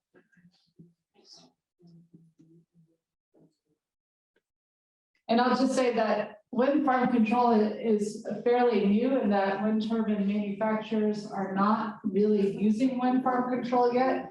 I think the hesitancy has really been on the load side because I think so much of this work was just focused on the performance and they wanted to know better the loads, but we're now starting to see this slowly being adopted within the wind industry, but moving forward, we assume we're going to see broad adoption as we get more assurancy with what the loading behavior will look like.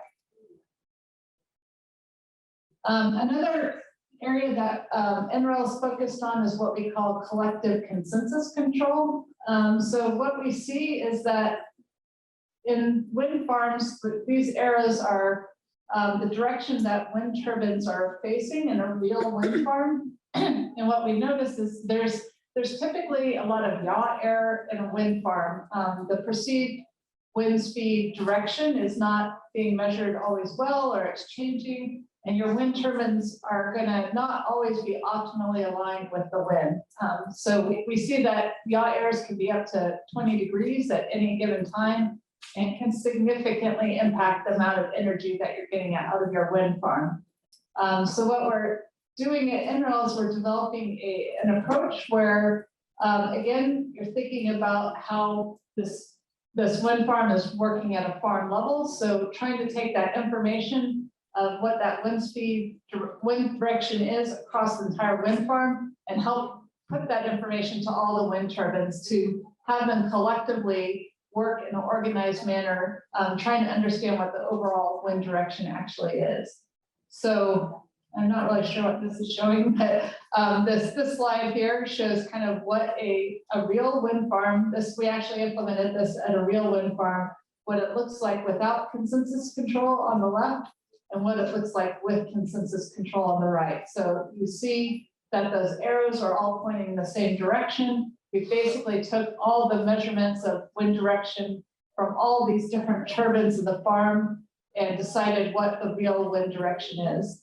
And you can see that it's not necessarily the whole farm doesn't need to be together. There may be some small regional differences if there's patterns that are flowing through that are kind of at that level. But it's trying to take it to a certain level. You're not going to be letting each individual turbine be controlled separately.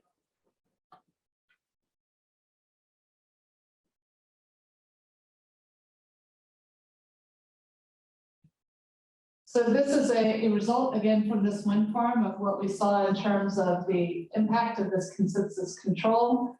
So here you see the power with consensus control versus without. And we're really seeing that our yaw error is now less than 1 degree with consensus control versus about 10 degrees on average without. And you can see that aggregate of the power across the different wind speeds with and without consensus control.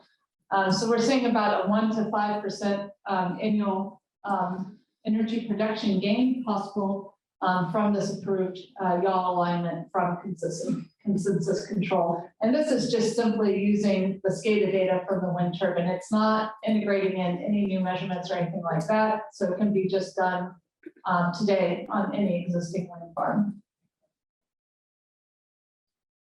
Okay, yeah, that was actually shorter than I thought. That was it. Thank you.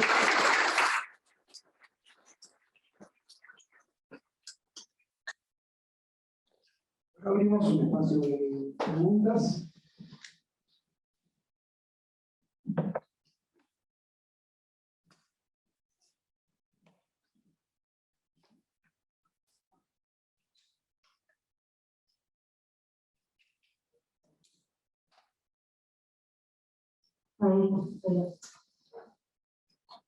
Hoy cuando hablamos de la simulación extrema, me quedó una duda. O si se habla de simulación extrema, ¿tienen alguna simulación especial para los vientos huracanados? O ahí cuando hablan de la extrema, está todo simulado.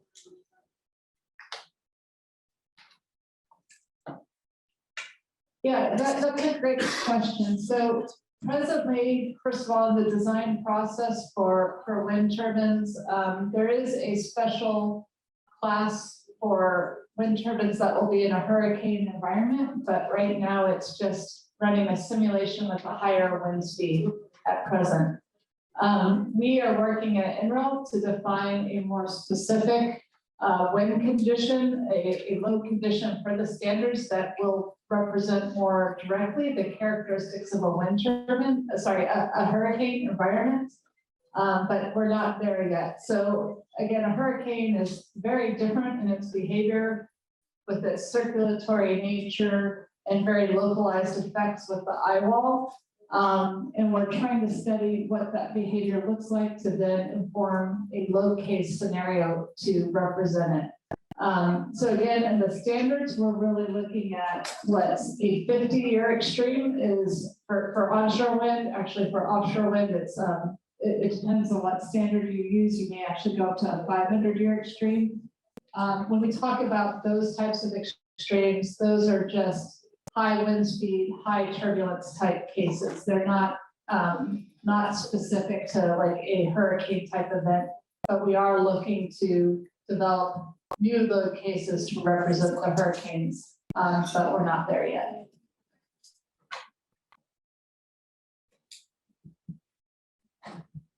Question?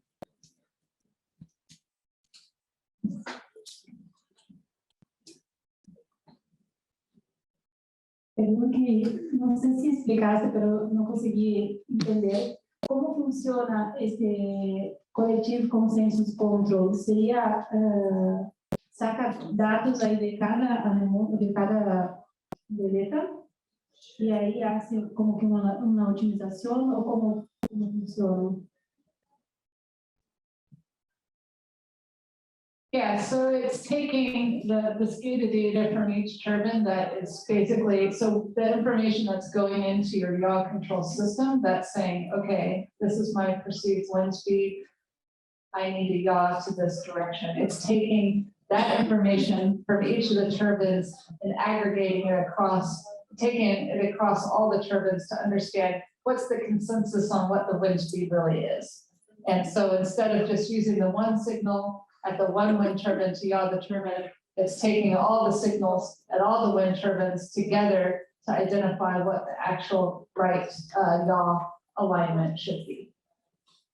But it does seem like it's, I'm not positive, but it did look like for these larger wind farms that some regions, it's not necessarily the whole wind farm, because there is the potential with a very large wind farm that there may be some more localized things. So I think it takes in, if there's a region that looks like they're all very different than another, it's also taking that to make sure that you don't have to have the entire wind farm yawing together, but could identify some more localized things. But you're assuming that nothing's going to be as localized as the turbine level.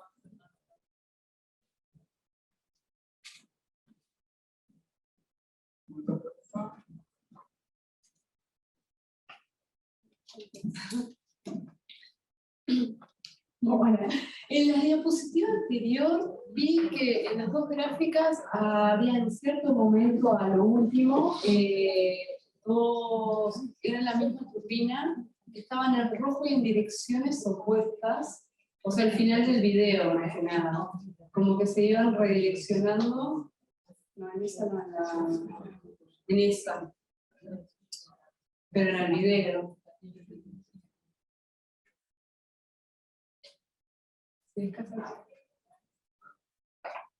Pero vamos a las dos. Que una, por ejemplo, está hacia el norte, por decirte algo, y la otra está hacia el sur, por decir algo.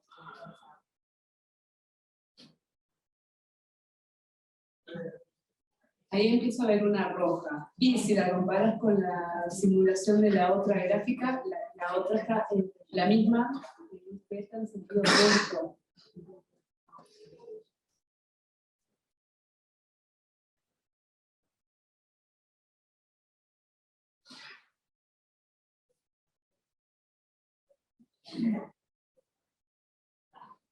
Yeah, I'm trying to remember the points of the red arrow. I think one of the points may be that it's also from this information, you're going to identify that maybe there's a turbine whose measurement system is not working properly.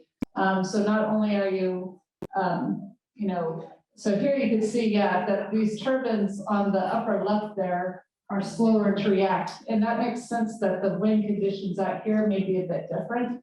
But I think perhaps what this, and here you can see that, yeah, not the whole wind farm is aligned. These out here are slightly different. So it's, again, it's not across the whole wind farm. But I think what the red arrow is indicating right now, it looks like it's aligned, but I think maybe what you saw previously is it wasn't in other videos. And I think it's pointing out that this is identifying that there's actually an error in the wind turbine measurement system, that it's thinking that the wind is in a very different direction than everyone else. So it's identifying failures that need to be addressed. ¿Preguntas? Gracias. Thank you. Bueno, agradecemos entonces nuevamente a la doctora Robertson y vamos a comenzar con la última exposición de la mañana sobre optimización, operación y mantenimiento. Así que, bueno, cuando la Robertson quiera, o queremos tomar unos 5 minutos para retirar, sería bienvenido. All right, so you're going to hear a lot from me today. Sorry about that. Hopefully I'm not getting too boring here. So yeah, so this presentation is about prognostics and health management of wind turbines, current status and future opportunities. And this presentation is put together by Sean Shing at NREL. So again, he's the expert person to reach out to on this topic. But I will say that my previous life before offshore wind, which I started 12 years ago, I was actually in this field, so I have some history of this, at least generally, maybe not for wind turbines though. Okay, so again, the outline is we'll go over a short introduction, the current status of prognostics and health management in the wind industry, some of the R&D activities that are taking place, and then some concluding remarks. Okay, so this is a plot of some older statistics on what we see as the primary failures of wind turbines. Again, sorry, this is all land-based. So what this plot is showing is two sets of data from two different companies, looks like LWK and WMEP. And they're showing on the left of this plot here, the number of failures per turbine per year. And then on the right, the downtime per failure in terms of days. So two studies, two metrics here. And what this data is from failure statistics from 1,500 different wind turbines during the years of 1989 to 2006 for the WMEP, and 1993 to 2006 for 651 turbines for LWK. So across these two studies, you're seeing a lot of information from a lot of turbines. And what you're seeing, I guess, with these red dashed lines is the prevalence of gearbox failure being one of the primary concerns for failures of wind turbines, and the drivetrain as well. We then have some newer statistics for similar type of information, where we have downtime per failure on the left again, and failures per turbine per year on the right. And now we've divided this up into different components, as you can see labeled on the bottom here. And we have the median values of downtime per failure in hours caused by different sub-assemblies on the left. And what we're seeing is the top drivers again are our gearbox, number one, in the generator, shaft and bearings, the structure, and blades and hub. The structure may be due to the surveyed data, including offshore. Okay, this does now include offshore wind power plants. So again, we're taking a subset of data, so it's a question of which turbines you're looking at, which systems. On the right side, we're seeing that the median values of failures per turbine per year by different sub-assemblies. The top drivers are electrical, blades and hub, control system or hydraulics, the gearbox, and the generator. So we are seeing premature component and subsystem failures led by gearboxes overall, which is of course going to challenge the wind industry and result in increased cost of energy for wind power.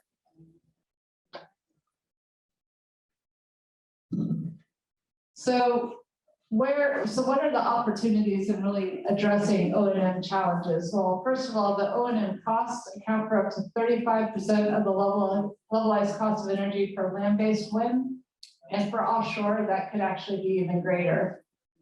Further O&M cost reductions are achievable if we can improve our practices with more knowledge. And the global O&M market is likely to reach $53 billion by 2030 with the increase in wind power. So actions to improve performance and reliability and availability are more critical.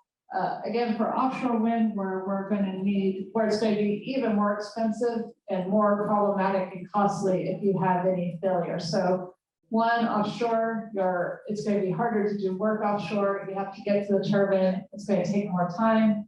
But two, your systems are going to be bigger. So taking one system down in an offshore wind farm will be more impactful than if you had a lower power rating.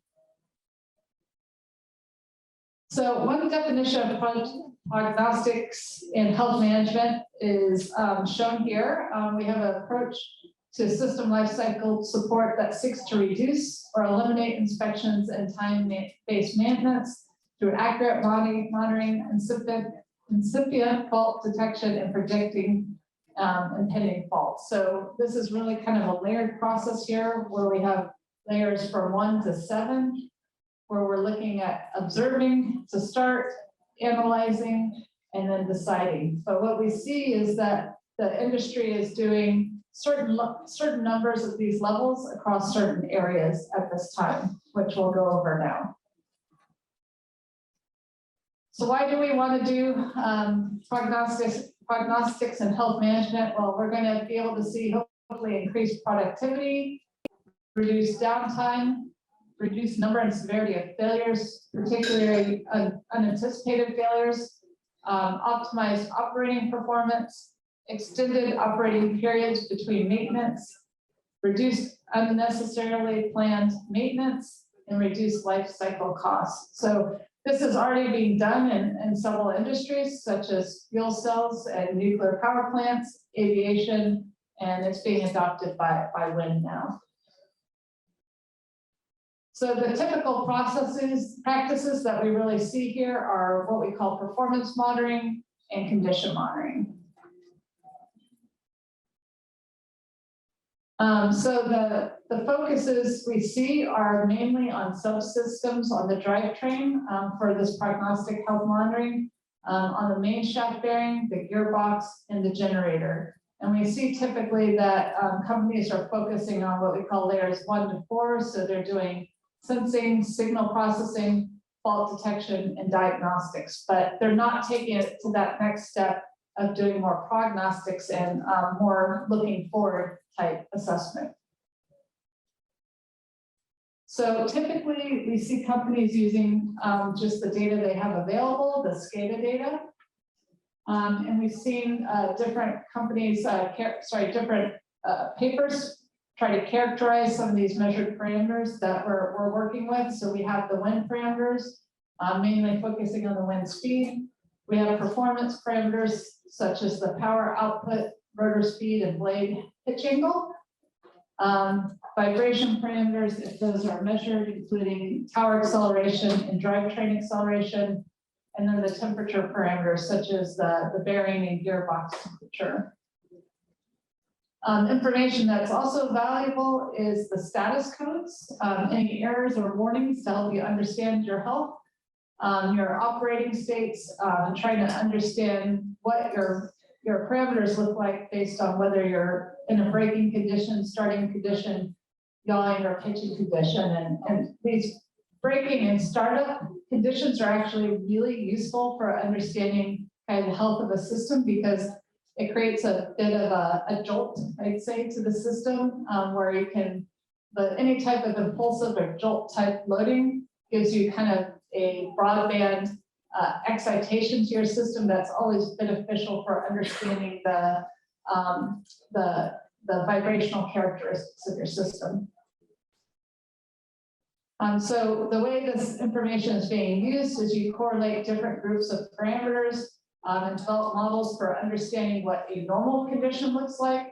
And then you try to see when you are having characteristics that fall outside that normal operational kind of signature.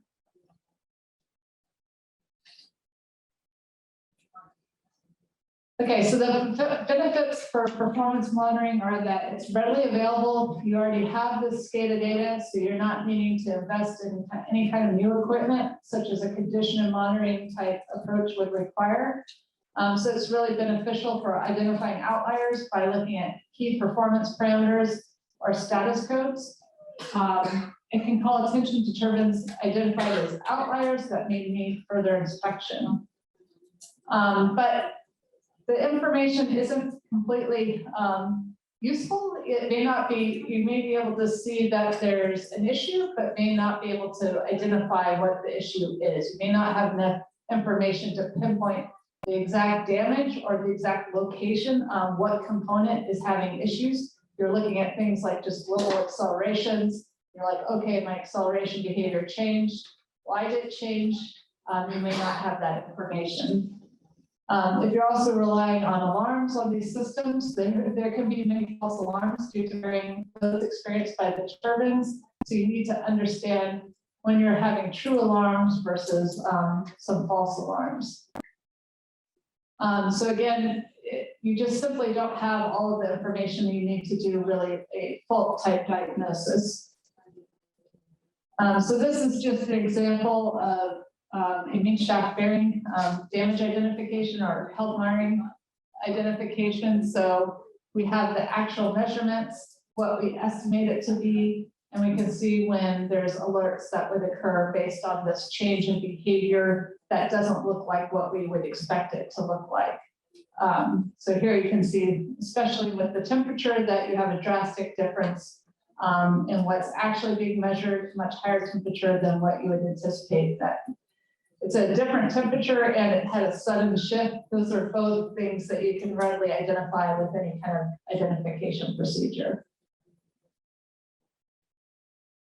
Okay, so now let's talk about condition monitoring. This is taking things one step further. So what is typically being used today, typical techniques include acoustic emissions or vibration analysis, as well as looking at the oil in these machines. The approaches can either be real-time continuous or offline periodic, so you could just be continuously monitoring what's going on, or you could be periodically taking all these measurements offline and doing a lot of investigation with it. Condition monitoring right now is either focused on one parameter or one approach or a combination of a few. So some of the raw signal examples of what people are using right now are accelerations and acoustic emissions. They're also using oil debris counts and oil cleanliness measurements. I have to say, I don't know anything about that side of the house. They're also, in terms of what they're looking at in this information, first of all, they're doing a lot of filtering to try to pinpoint the information that you're trying to really focus on. You can look at some time domain type statistical parameters, such as your peak values or your peak values outside kind of what your expected range should be. Is your mean value changing more than, is it suddenly changing over time? Those are some of those kind of statistical parameters you can be looking at. You can also look at the frequency domain. So like I just said, you know, anytime you have a startup or a very transient type condition, you're getting a nice frequency signature in any type of acceleration or vibration measurement. So you can use that to understand, are the frequencies in your system changing from what they were originally?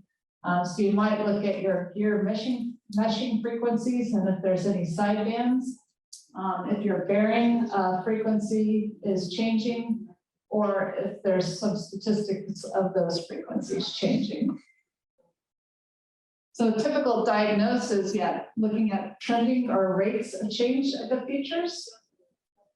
And simply the appearance of frequency components that shouldn't be there. So if you know your frequency signature, you can look for shifts in that frequency or new frequencies are popping up.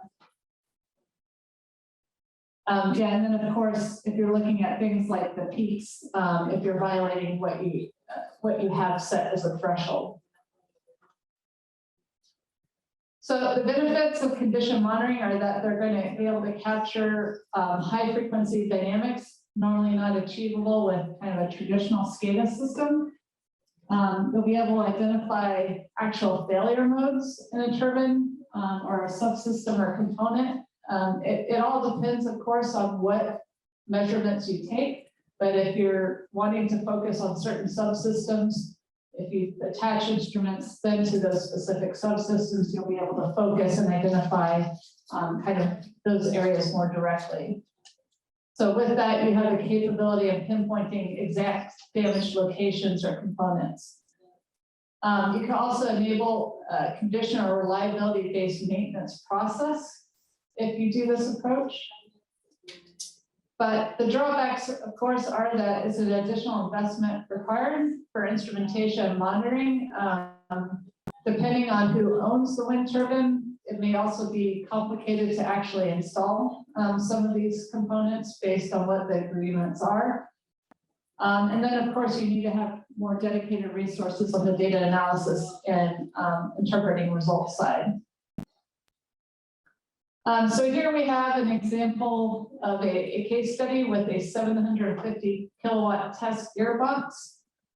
So we completed a dynamometer run in test at our facility at NREL.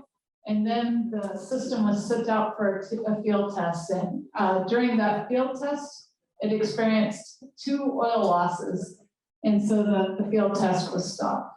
So when we then retested the dynamometer again under controlled conditions, we looked at some of these measurements to try to understand, would we be able to identify that failure that occurred. So this is a sensor vibration measurement on the intermediate speed shaft.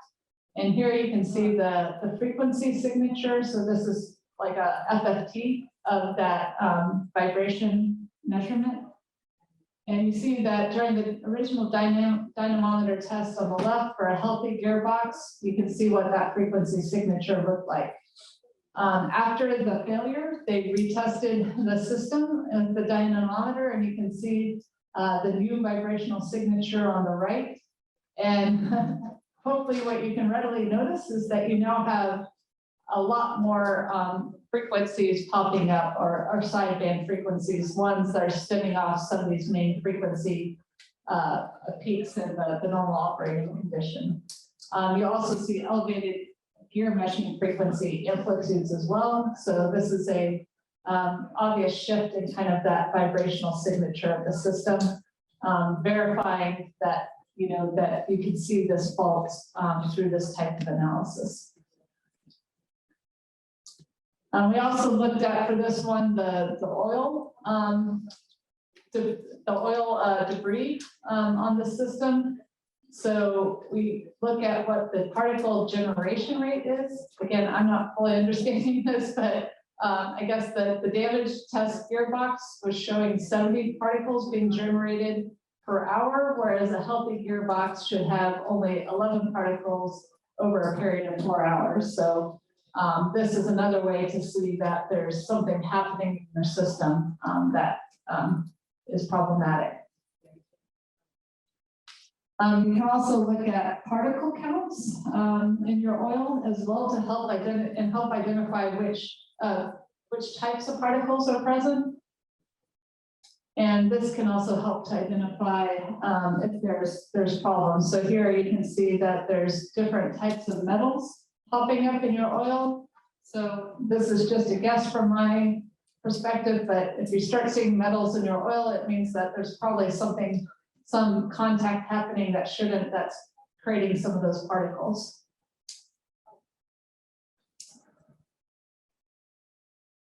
Okay, so to summarize what typical practices are right now, most performance monitoring data analysis techniques can identify abnormal behaviors and be used for initial screening of potential turbine issues. We have readily available measured parameters and status codes that we use, but we're really limited when thinking about carrying out a full condition of monitoring of the wind turbine subsystems and components. Temperature may be used as a reliable indicator for condition monitoring for main bearings, generator bearings, or gearbox high-speed stage bearings, but may not actually provide enough lead time to save the monitored component. So by the time you actually see the temperature changing, it's probably too late. Most condition monitoring data analysis techniques can help pinpoint specific subsystems or components with faults and enable prognostic health monitoring or health management. Vibration analysis appears to be the most widely investigated and reported technique. It can monitor the health of most drivetrain and even turbine and subsystem components, but it may have challenges with low speed stage subsystem and components. So yeah, typically this is a moving machine. If your vibrational signature is changing, you know something's going on. The other big area is, again, oil debris counting. These results are easier to interpret and provide unique information on the gearboxes. But typically the only oil lubricated subsystem in a wind turbine, so it's not, broadly useful. Damaged gearboxes release particles at increased rates. So again, that's a practical way of identifying damage. And it's effective for monitoring gearbox component damage, and similar trends can be obtained between the main and kidney filtration loops. But again, not that useful for pinpointing specific damage locations. Additionally, the oil cleanliness level measurements can be used to monitor and control the run-in of wind turbine gearboxes. But transient events may appear more damaging. When obtaining particle counts through oil sample analysis, attention should be given to identifying particle types. So yeah, you can actually not just identify particle counts, but particle types that can be more informative to identifying issues. So periodic oil sample analysis may be very helpful to pinpoint failed components and be useful in root cause analysis. Dedicated condition monitoring systems require additional investment for instrumentation resources for data analysis and interpretation. Given the diverse and complex failure modes seen in wind turbine drivetrains, it's really an integrated approach is going to be recommended. So starting with an initial digest of the SCADA data, and then trying to identify and fuse together what additional information might be useful. That can really help identify kind of what the best approach is, especially if we know what the types of damage are that we're expecting to see to be most problematic. So in terms of R&D activities, we're seeing that the efforts are not being very widely practiced by the wind industry, but we do see that within the R&D area that people are focusing on sensing for level 1, signal processing and modeling for level 2 to 5, and O&M activities for level 6 to 7. So we'll talk a little bit about what they're doing here. So on the sensing side, people are starting to integrate more strain measurements in the system. These are external non-destructive measurements, which can provide a lot of good information for identifying failure or issues on certain components. They're also using ultrasonic, which is another non-destructive evaluation technique, a shock pulse method for low-speed components. So this is actually an area that I did a lot of research in, where you're not just relying on the ambient vibrational signatures, but you can actually generate and propagate pulses in your structure to understand how they propagate through a structural component, and that can give you information also about what the characteristics of that system are. What you'll see is, like, if you start having things like cracking, if you send a pulse through a piece, that crack will actually make that propagated wave bounce off of it, and you can measure that bounce and see that you have a problem in your system. They're also looking at filter element analysis, which is complementary to oil sample analysis, electrical signature analysis. I guess this has only been verified at the test rig or small scale wind turbines.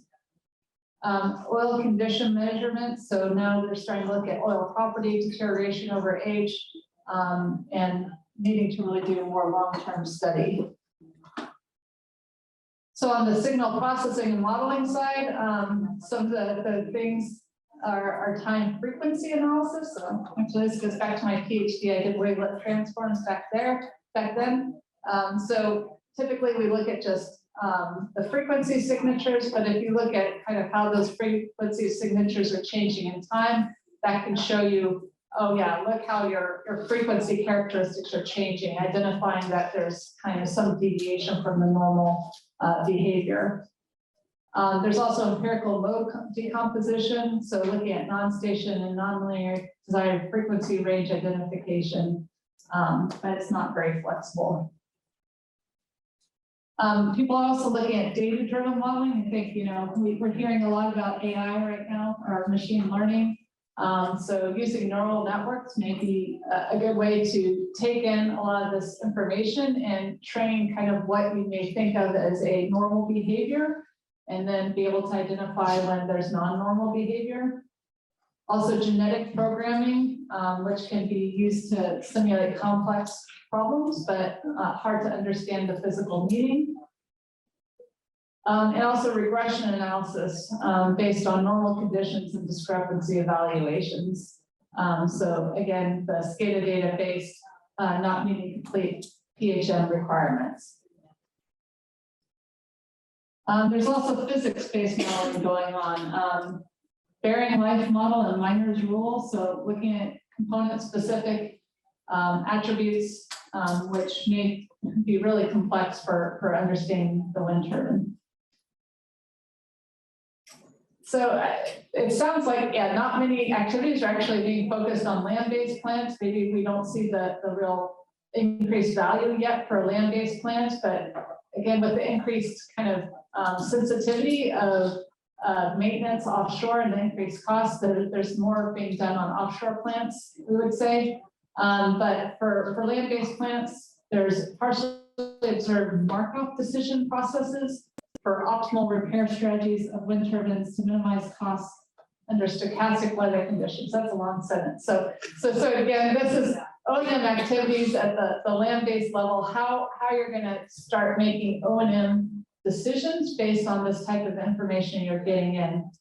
There's also a cost benefit risk model for how to evaluate if you should be waiting to do maintenance, when to most optimally schedule those maintenance activities, and then also to see how you can extend your remaining useful life and as well with your operational process. So I'd say a lot of that work we do on wake steering and thinking about how we use our controls. I mean, that is very operations focused from an O&M perspective, but I'd say really right now, these are a bit separate activities. And the operations, I'd say the control, we've been really more focused on that, that power performance side and not the extended life side. So I think there's great opportunities still to see how we can use those controls to not just improve performance, but extend life. So for O&M activities for offshore plants, we're seeing that we're using time domain Monte Carlo simulations to find out the most cost-effective approach for O&M's kind of scheduling based on environmental conditions, transportation systems, failures, and repairs. So again, when we're talking about O&M offshore, there's so many components here. You can't just go out and address a failure with offshore systems. You actually have to wait for your wave conditions to be optimal. So that timing aspect is critical for offshore. And so this like O&M approach for understanding kind of the optimal approach takes in so much more information and requires so much more optimization to find the right timing to basically improve costs.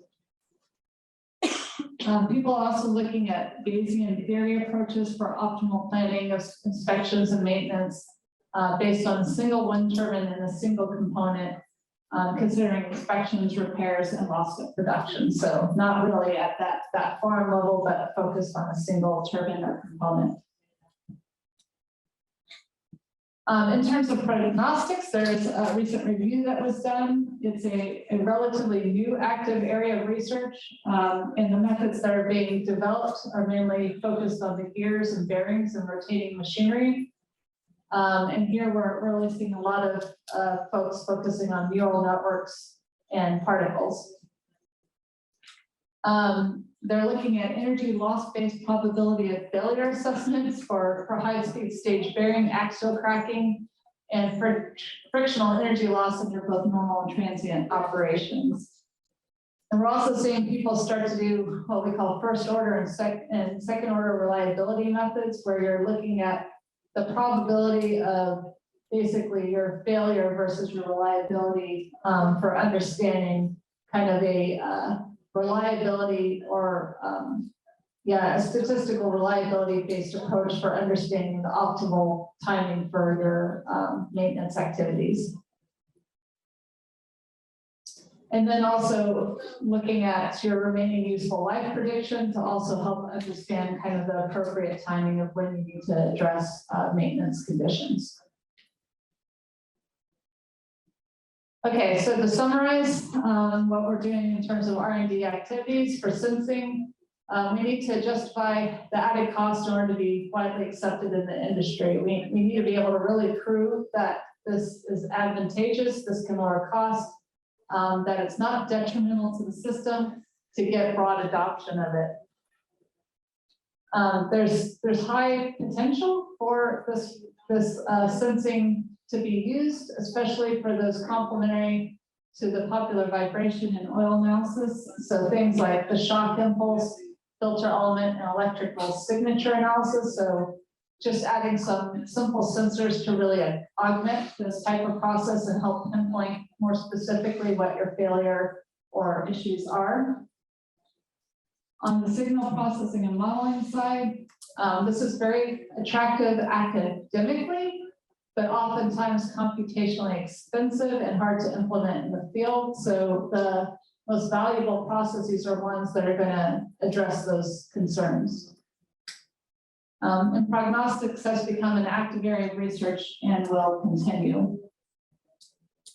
Modeling work faces validation challenges as it normally needs long-term data collection, which, you know, one, it's hard to get that data, and if you're adding new measurements, you're not going to have that long time of measurements be able to be achieved for a while. So again, yeah, it's difficult within the wind industry at this time.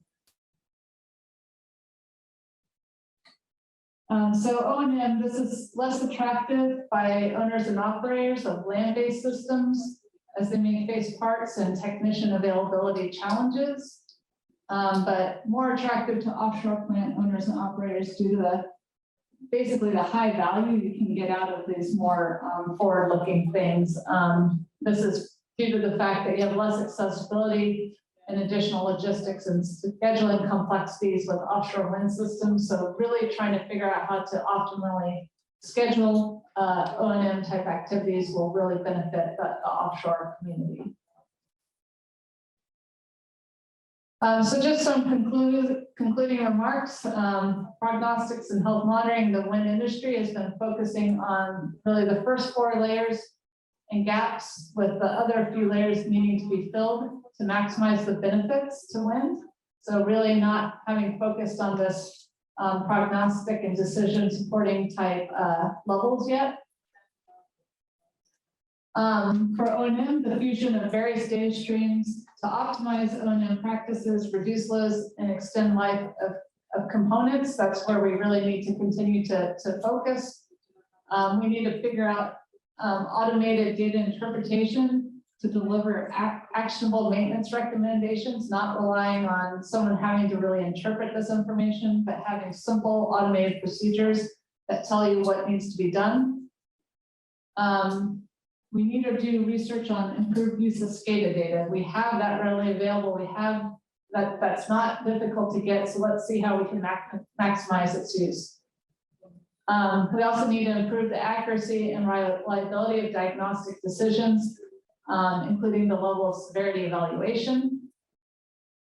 And we need to develop reliable, accurate, and practical prognostic techniques to enable remaining useful life estimation to be able to best identify your O&M procedures. So for sensing, some good opportunities are complementary or superior solutions to what's being currently used in the industry. So what are some good, simple measurements you can make that would be useful? Maybe developing new technologies targeting the critical kind of subcomponent or components in the wind turbine where we're seeing the most failures occurring. Also understanding uncertainty and making sure we can represent and interpret and quantify that uncertainty in all of these processes. And we also need to think about shifting from the turbine level to the entire plant level. So how do we think about that? How do we do plant level condition monitoring and asset management? And again, trying to maintain, figure out how to maintain an entire wind farm in the most optimal way. And this is going to really be useful if we can start integrating in big data analytics and the Internet of Things with edge computing. So with all these techniques and approaches. We need to always keep in mind the ability to actually implement this in the field and the cost effectiveness of the approach to make sure that any type of approach that you do develop is going to actually be able to be used and widely adopted.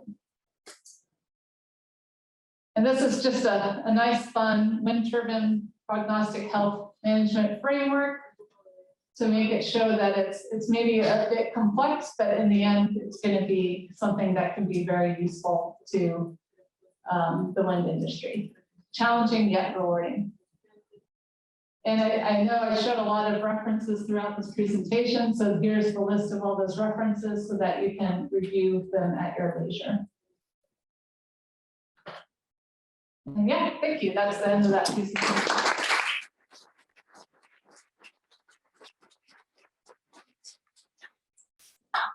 Agradecemos a la doctora Ami por todo lo que ha hablado y todo lo agotadora que ha sido esta sesión de la mañana y abrimos el espacio de consulta.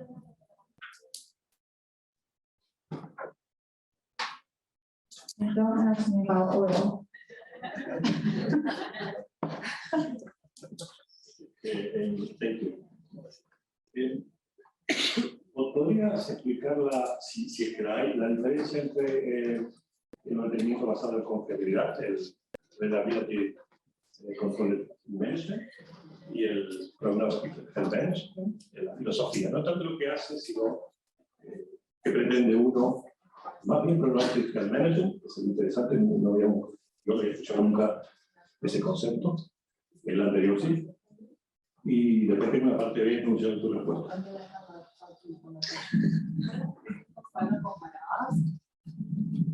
Sí, estábamos comparando el mantenimiento conocido como mantenimiento basado en la fiabilidad, el Reliability Control Management, y este que acaba de explicar el IHM. I think the difference between GMS GMS and CMS. Pasaron dos palabras al final. El que acaba de explicar es. Yo pregunto sobre la diferencia, si es que la hay, la diferencia filosófica entre el mantenimiento basado en la fiabilidad ¿Y el otro cuál es? y el Prognostic Health Management que acaba de presentar. Gracias. He wants to know the difference between the control and the performance of reliability compared to this prognostics that you have just explained during this presentation. If there's any. Okay, yeah, hopefully I can answer that. So I guess, first of all, we tried to differentiate again between what we call performance monitoring and condition monitoring. So performance monitoring is taking really the available SCADA data you have and just trying to look at changes in how the system's operating.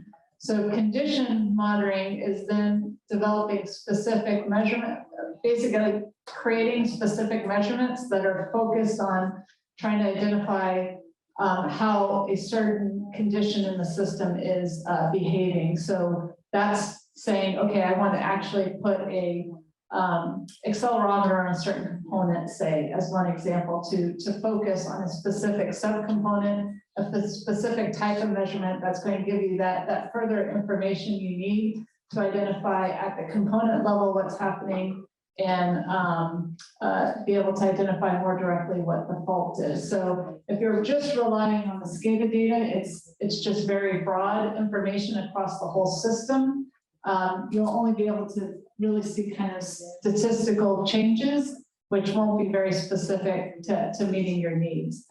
When we talk about specifically reliability-based approaches, that's trying to take this information. So simply, you can just think of condition monitoring as, okay, we're looking for changes that are indicating, okay, we need to do something, and you can have a decision process for what you need to do. A reliability-based approach is making that more specific, saying, taking that information in to understand where you are in your reliability of your system. So to understand what your remaining useful life is, to understand, okay, I can actually wait to schedule this type of maintenance activity because I see this is the remaining useful life. I can still be fine for another 1 year operating in this way without having to address this. So it's really taking in more information about what that reliability is to understand how much you can delay a maintenance activity so that it can be done, say, at a more optimal time, that you can maybe do 3 at the same time, or if you don't want to have to do 3 at the same time, how you can schedule them one after another, things like that. So it gives you that more prognostic view of how to schedule your maintenance. La parte B. En función de esa respuesta y de esa diferencia que acabo de explicar, comento lo que hemos descubierto, o vivimos, o tenemos en la región. Los tecnólogos instalan sus propios sistemas de monitorización de sus máquinas, sensores, temperatura, aceite. Y por lo general el propietario o las propiedades no acceden a esa información. Es interesante lo que acabas de plantear porque lo pones como algo novedoso para Estados Unidos.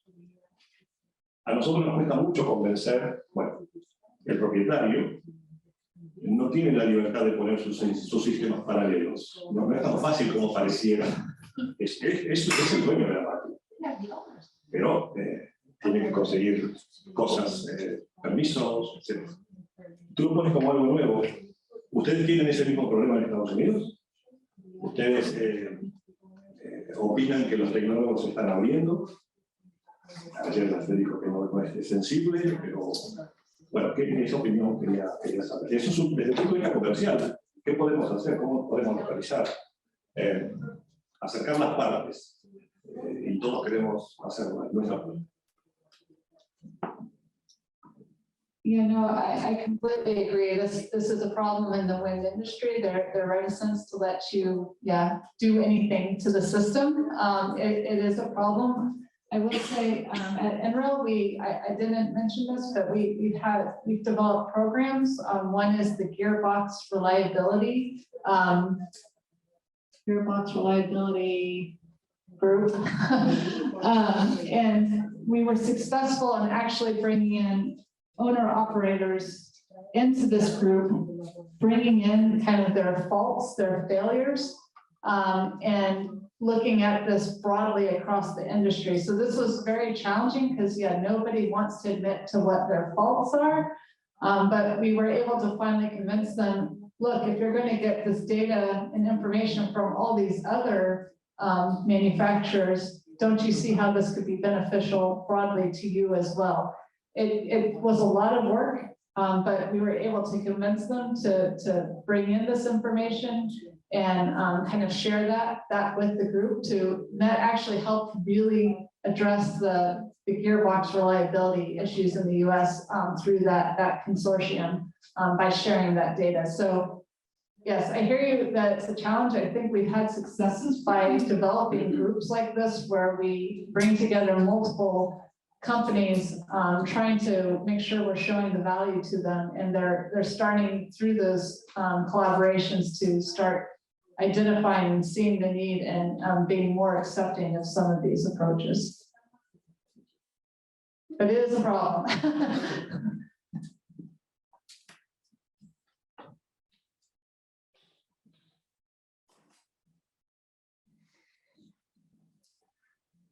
Bueno, yo voy más específicamente a lo que es el cambio de aceite. Entiendo que son muchos litros de aceite lo que lleva un aerogenerador. ¿Y qué se hace con ese aceite para impedir la contaminación ambiental? Si es que se hace algo. Yeah, I said not to ask me about oil. Unfortunately, I know nothing about the oil side of the wind turbine. I don't know if either of you guys do, but that is unfortunately something completely outside of my domain. So I have to defer, unfortunately, but I can get you connected with the right person. I know nothing about them.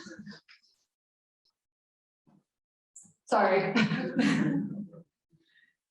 ¿Alguna pregunta más? Don't ask me about oil. Creo que los estudiantes que están conmigo en el laboratorio ya han oído hablar sobre eso todo el semestre. sobre cómo manejar las tareas de mantenimiento, ¿no? Cómo reducir las horas de parada de los generadores, de cómo manejar la pérdida de producción con las tareas que tienen que ser hechas, ¿no? ¿Cómo piensan que la energía eólica offshore va a ayudar nesses processos? Porque agora com o offshore, o desafio é ainda maior. Essa perda de produção e o custo gigante para ir em sítio para fazer esse mantenimento. Como pensam que o offshore pode ajudar nas tarefas de mantenimento onshore?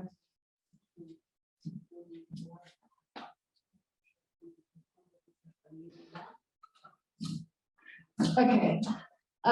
Yeah, so as I was saying, I think there is a lot more research going into offshore because the value added is much more impactful, but I agree that it seems very practical that the same approaches and tools could be widely adopted for land-based as well. I mean, there's going to be extra components, concerns that need to be integrated for offshore, but it seems like it's just a more simplified kind of problem with land-based than offshore. And I'll say, I think, I can't remember if Daniel presented this already, but we do have some O&M tools we are developing at NREL to help understand, again, the cost trade-offs of these scheduling of the maintenance activities. So these are, I think, still in their infancy. I don't think is that right? They're not being widely shared yet, but they will be eventually. And yeah, so like you're saying,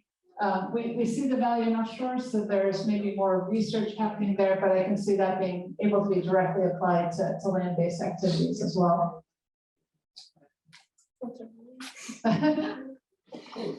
Me alegra muito ver aí como que nas tarefas futuras para mantenimento de eólicas está muito engraçado em como otimizar as ferramentas que já se tem. Já temos aí muitos dados relacionados à escala, à CMS.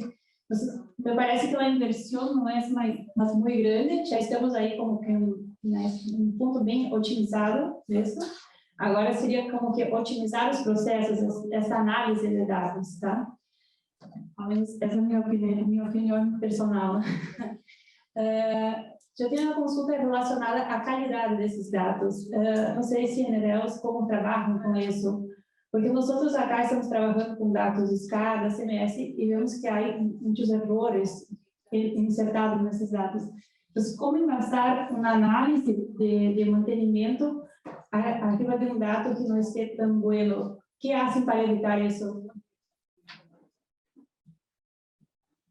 Yeah, that's all great points. And first, to your first point, I think there's still value to be had on both the operations and the maintenance side, and of course, bringing those more holistically together. And I think I brought it up yesterday. We're actually at NREL starting to, well, across the Department of Energy, starting to do that focus of really developing for offshore wind this O&M roadmap to start of how we want to start advancing these capabilities for the industry. So that's just now a new effort. Chloe is going to be working on it at NREL. So not just focus, try to identify the value side of it as well. In terms of the quality of the measurements, yeah, I mean, that's always a problem with any type of measurements you get. And when you talk about real systems, so I do a lot of testing myself. I test in the laboratory.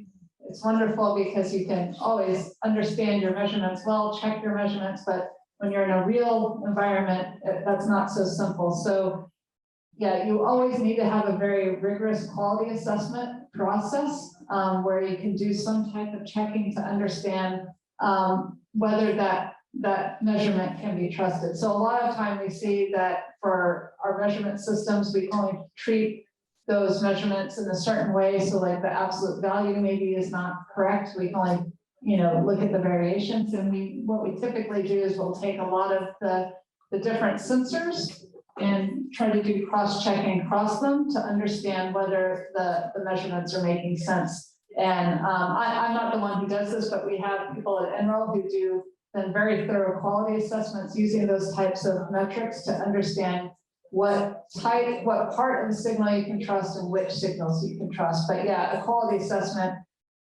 is really critical to be able to use any technique using measurements. In this cross correlation, it's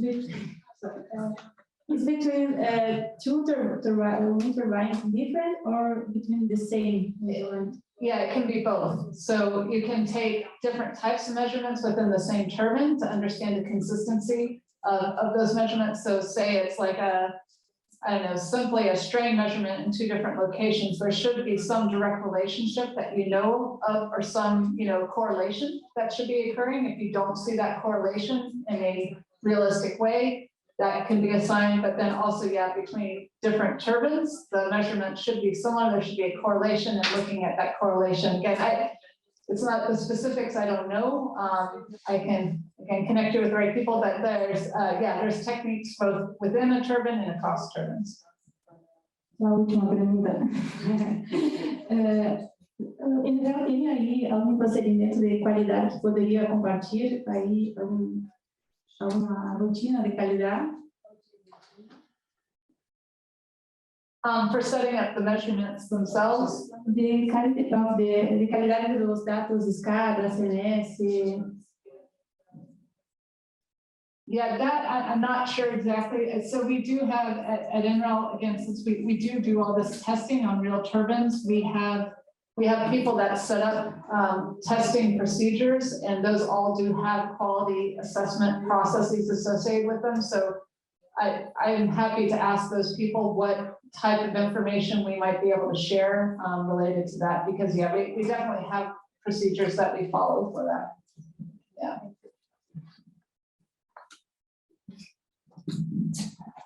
Bueno, si no tenemos más preguntas, damos por finalizada esta primera etapa y agradecemos al esfuerzo enorme que ha dado la profesora hoy en toda esta mañana. Un fuerte aplauso, por favor.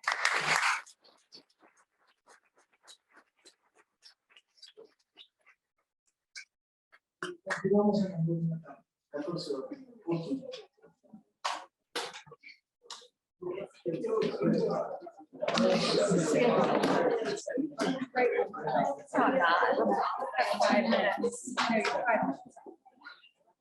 I said I'd be done at 12. I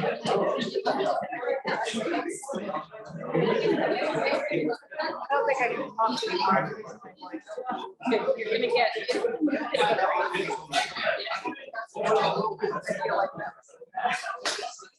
That's great. Well, I don't know.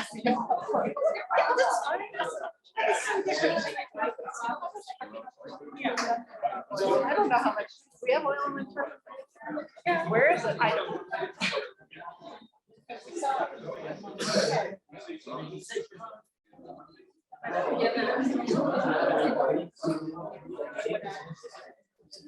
It makes you feel better when you're set up real well.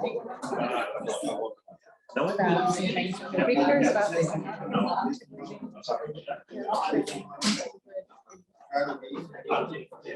if they decide to, I don't know, I still think there's a chance. So I'm going to do lots of videos of our testing.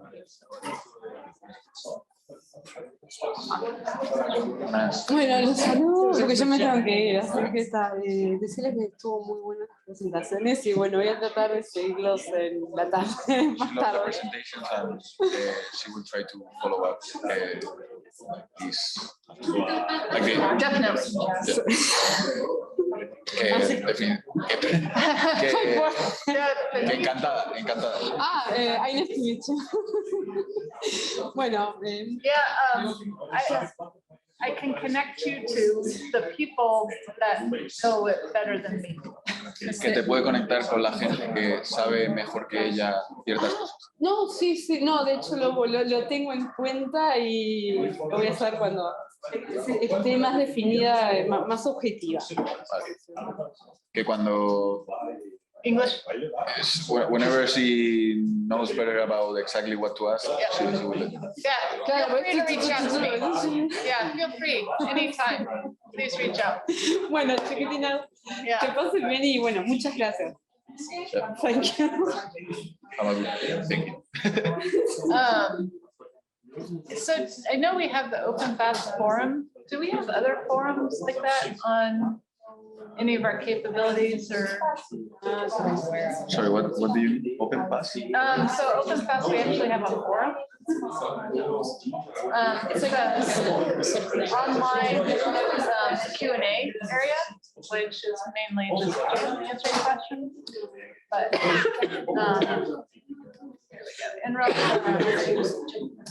Yeah, because my understanding is that DOE won't pay for sometimes then. So I think Jason does that just on his own. Thank you. I don't think DOE is supporting it. is this just OpenFast? I should probably show this. Probably valuable to show. Oh, and show you that's the HVAC comparison.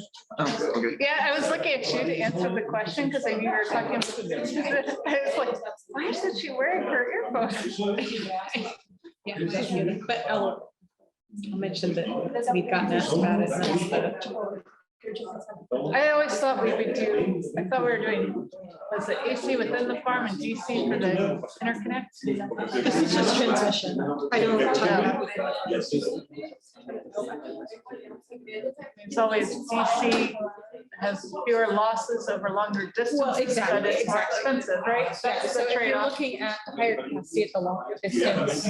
Right, yeah, it's just, where's that cost trade-off So line? it would make sense that the freight cables would fall in this area. Right, yep. There you go. There you go. The jumps are kind of interesting. Yeah, why is there no? Well, the jumps are the new cables, the substations are. So that's going to happen at different places. Yeah, more infrastructure. That makes sense. It does make sense. You're so smart. I've got my notes that I've got my list that I didn't look at. What was the thing I had there? Oh, now I have to. Melinda sat down with me for 2 hours and just like too many technical ways. I didn't, Bless her I for didn't do that. any of that. Bless her for that. Well, I did want to understand it too, but Well, I am going to learn everything from you now, Chloe. I'm not going to do Melinda justice. She did an incredible job explaining it. I'm going to try my best.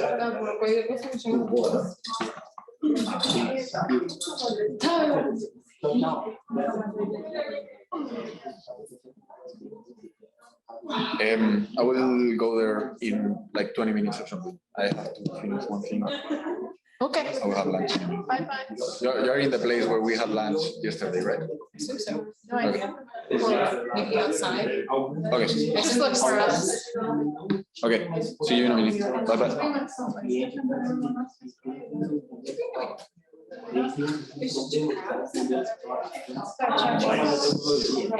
Altamente interessantissimo.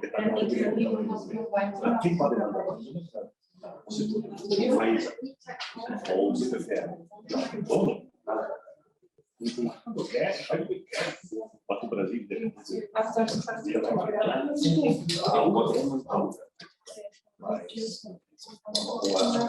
de 12 máquinas. Tem que ter otimização. Aqui em frente, eventos, não sei se você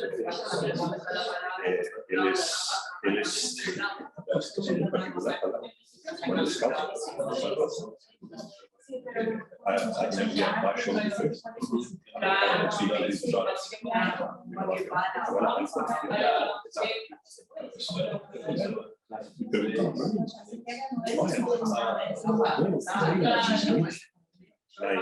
Então é isso que eu gosto de ver. É o tamanho, o efeito da rede, mas é interessante. Agora os clientes programas são pequenininhos. Sim, agora vamos passar para um mais grande. A gente sabe que a ideia da Renovables também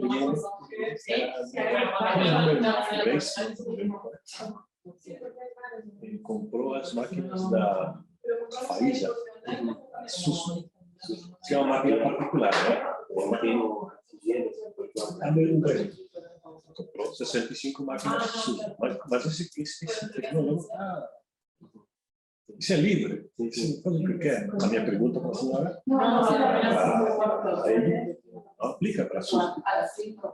Isso não está, né? Então, nós fazemos o que quisermos. Então, também tem que ver com que tipo de tecnologia tem. Aqui os contratos de mantenimento são até 20 anos. Então, também tem que consultar com o tecnólogo que tem uma cláusula de disponibilidade.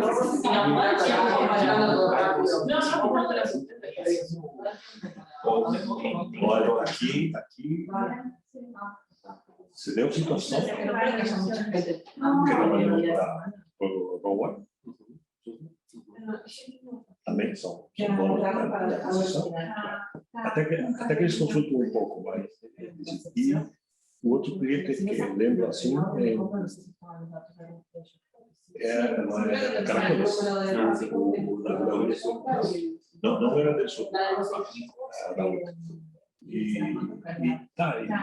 os dois eram livres, mas no Brasil a eleira é livre também, mas para lembrar.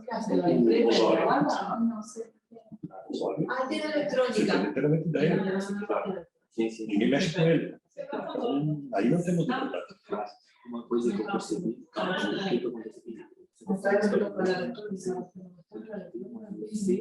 surgiu desse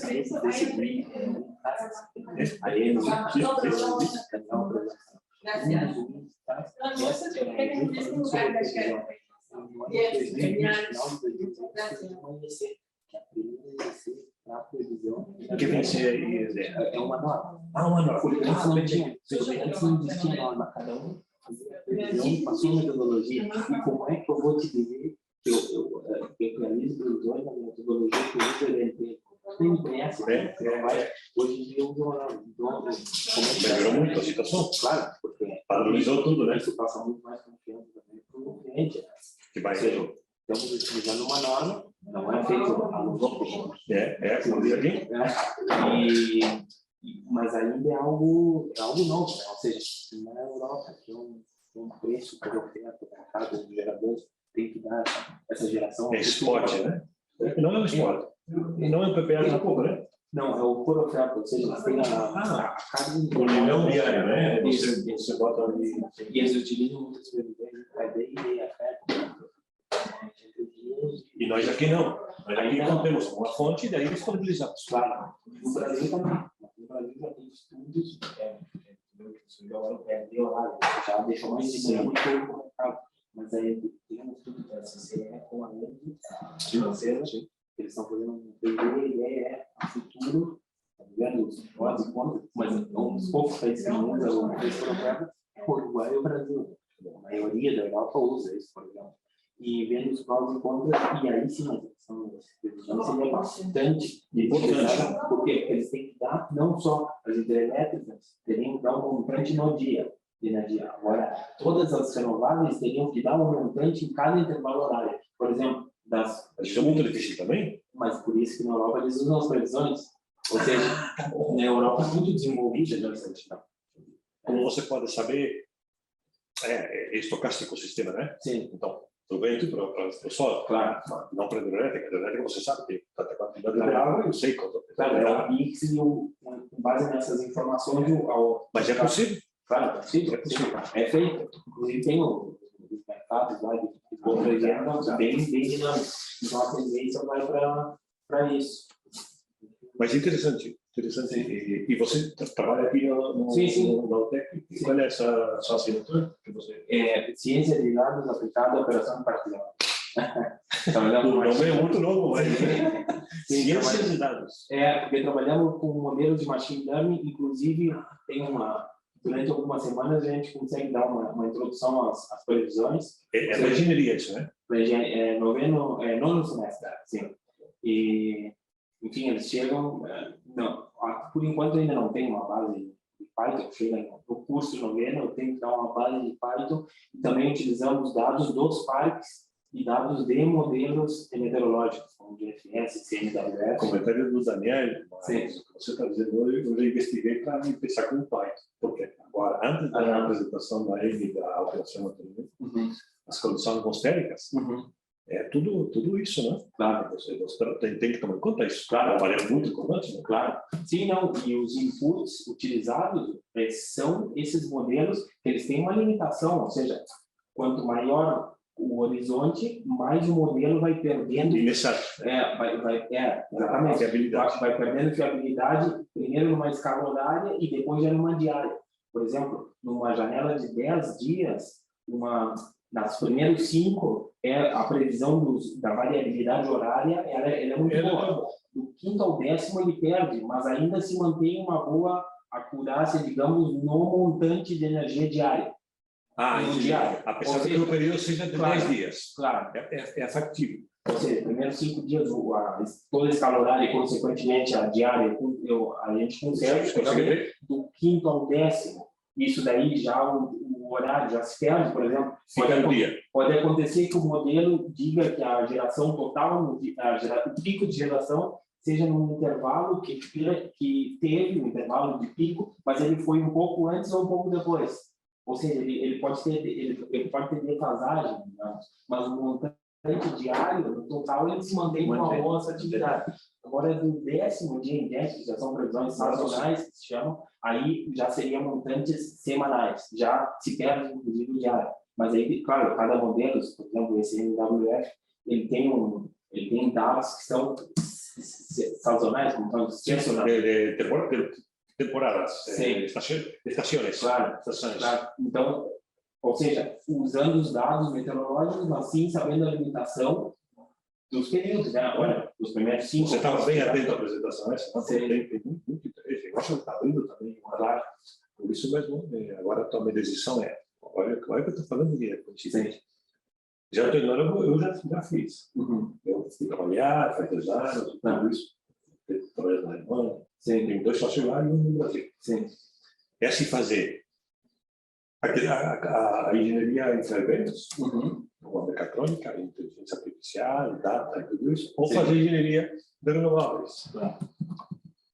Você está me dando uma informação bem relevante. A coisa está nos dados agora. Claro. Já não está na renováveis como instalação, a fonte já não importa muito. Hidrogênio, não importa muito.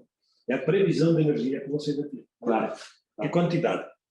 Porque já está estabelecida na matriz. Ela já faz parte. Na parte de manutenção, de operação e manutenção, tu saber se essa geração futura pode economizar muito, pode baixar muitos custos. O Uruguai ontem chamou um leilão faz pouco tempo disso, para saber. Em realidade, não é bem assim. Era para analisar a qualidade da energia. Ainda vai estar fazendo seus approaches. Se ele quer saber energia, depois vai querer saber a quantidade de energia no tempo. Não sei há quanto tempo, mas o Uruguai é um candidato para isso, 98%. Gerando de renováveis. Já depende disso, né? Mas é apaixonante o tema, né? Sim. E muito difícil. Muito difícil, claro. Tanto que é algo muito recente. Recém uma norma surgiu em 2020. Qual é a norma? É uma norma IEC 6443, não me lembro. É IEC, tá bom. É uma IEC. E se chama... especificamente sobre previsões para energias renováveis não convencionais, seria a eólica e solar. Ou seja, trata os 2 recursos, claro, entre os 2 tem uma diferença bastante. Sim. Claro, temporalmente elas estão trabalhando desfasado, né? Como? Um dia e uma noite mais. Claro, mas a fonte de dados seria as mesmas, são os modelos meteorológicos. E aí tem todas, enfim, técnicas, ou seja, utilizar vários modelos, deixa o modelo mais robusto, os modelos serem probabilísticos, não ser determinístico, o determinístico, ele não te dá nenhuma informação de incerteza, né?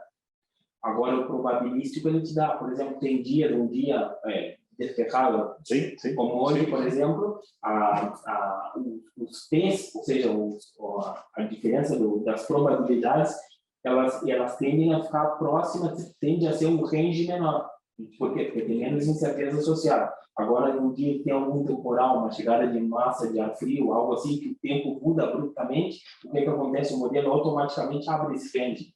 Mas isso, para quem vai tomar decisão, é uma informação para saber a incerteza. Ou seja, o trecho que vai acontecer realmente e as probabilidades de que aconteça. Claro, claro. Quando abre Ele aumentou. esse range, já é uma informação que o Ele não vai ter energia como ele quiser. Claro, que ele vai ter que se basear em cenários, ou seja, um cenário mais conservador, num P10, um P25, por exemplo, ou, enfim, ou um cenário mais arrojado, mas aí depende do cliente, a informação é fornecida para o cliente tomar decisão. Agora, essa informação, o cliente, o proprietário, já quer a informação?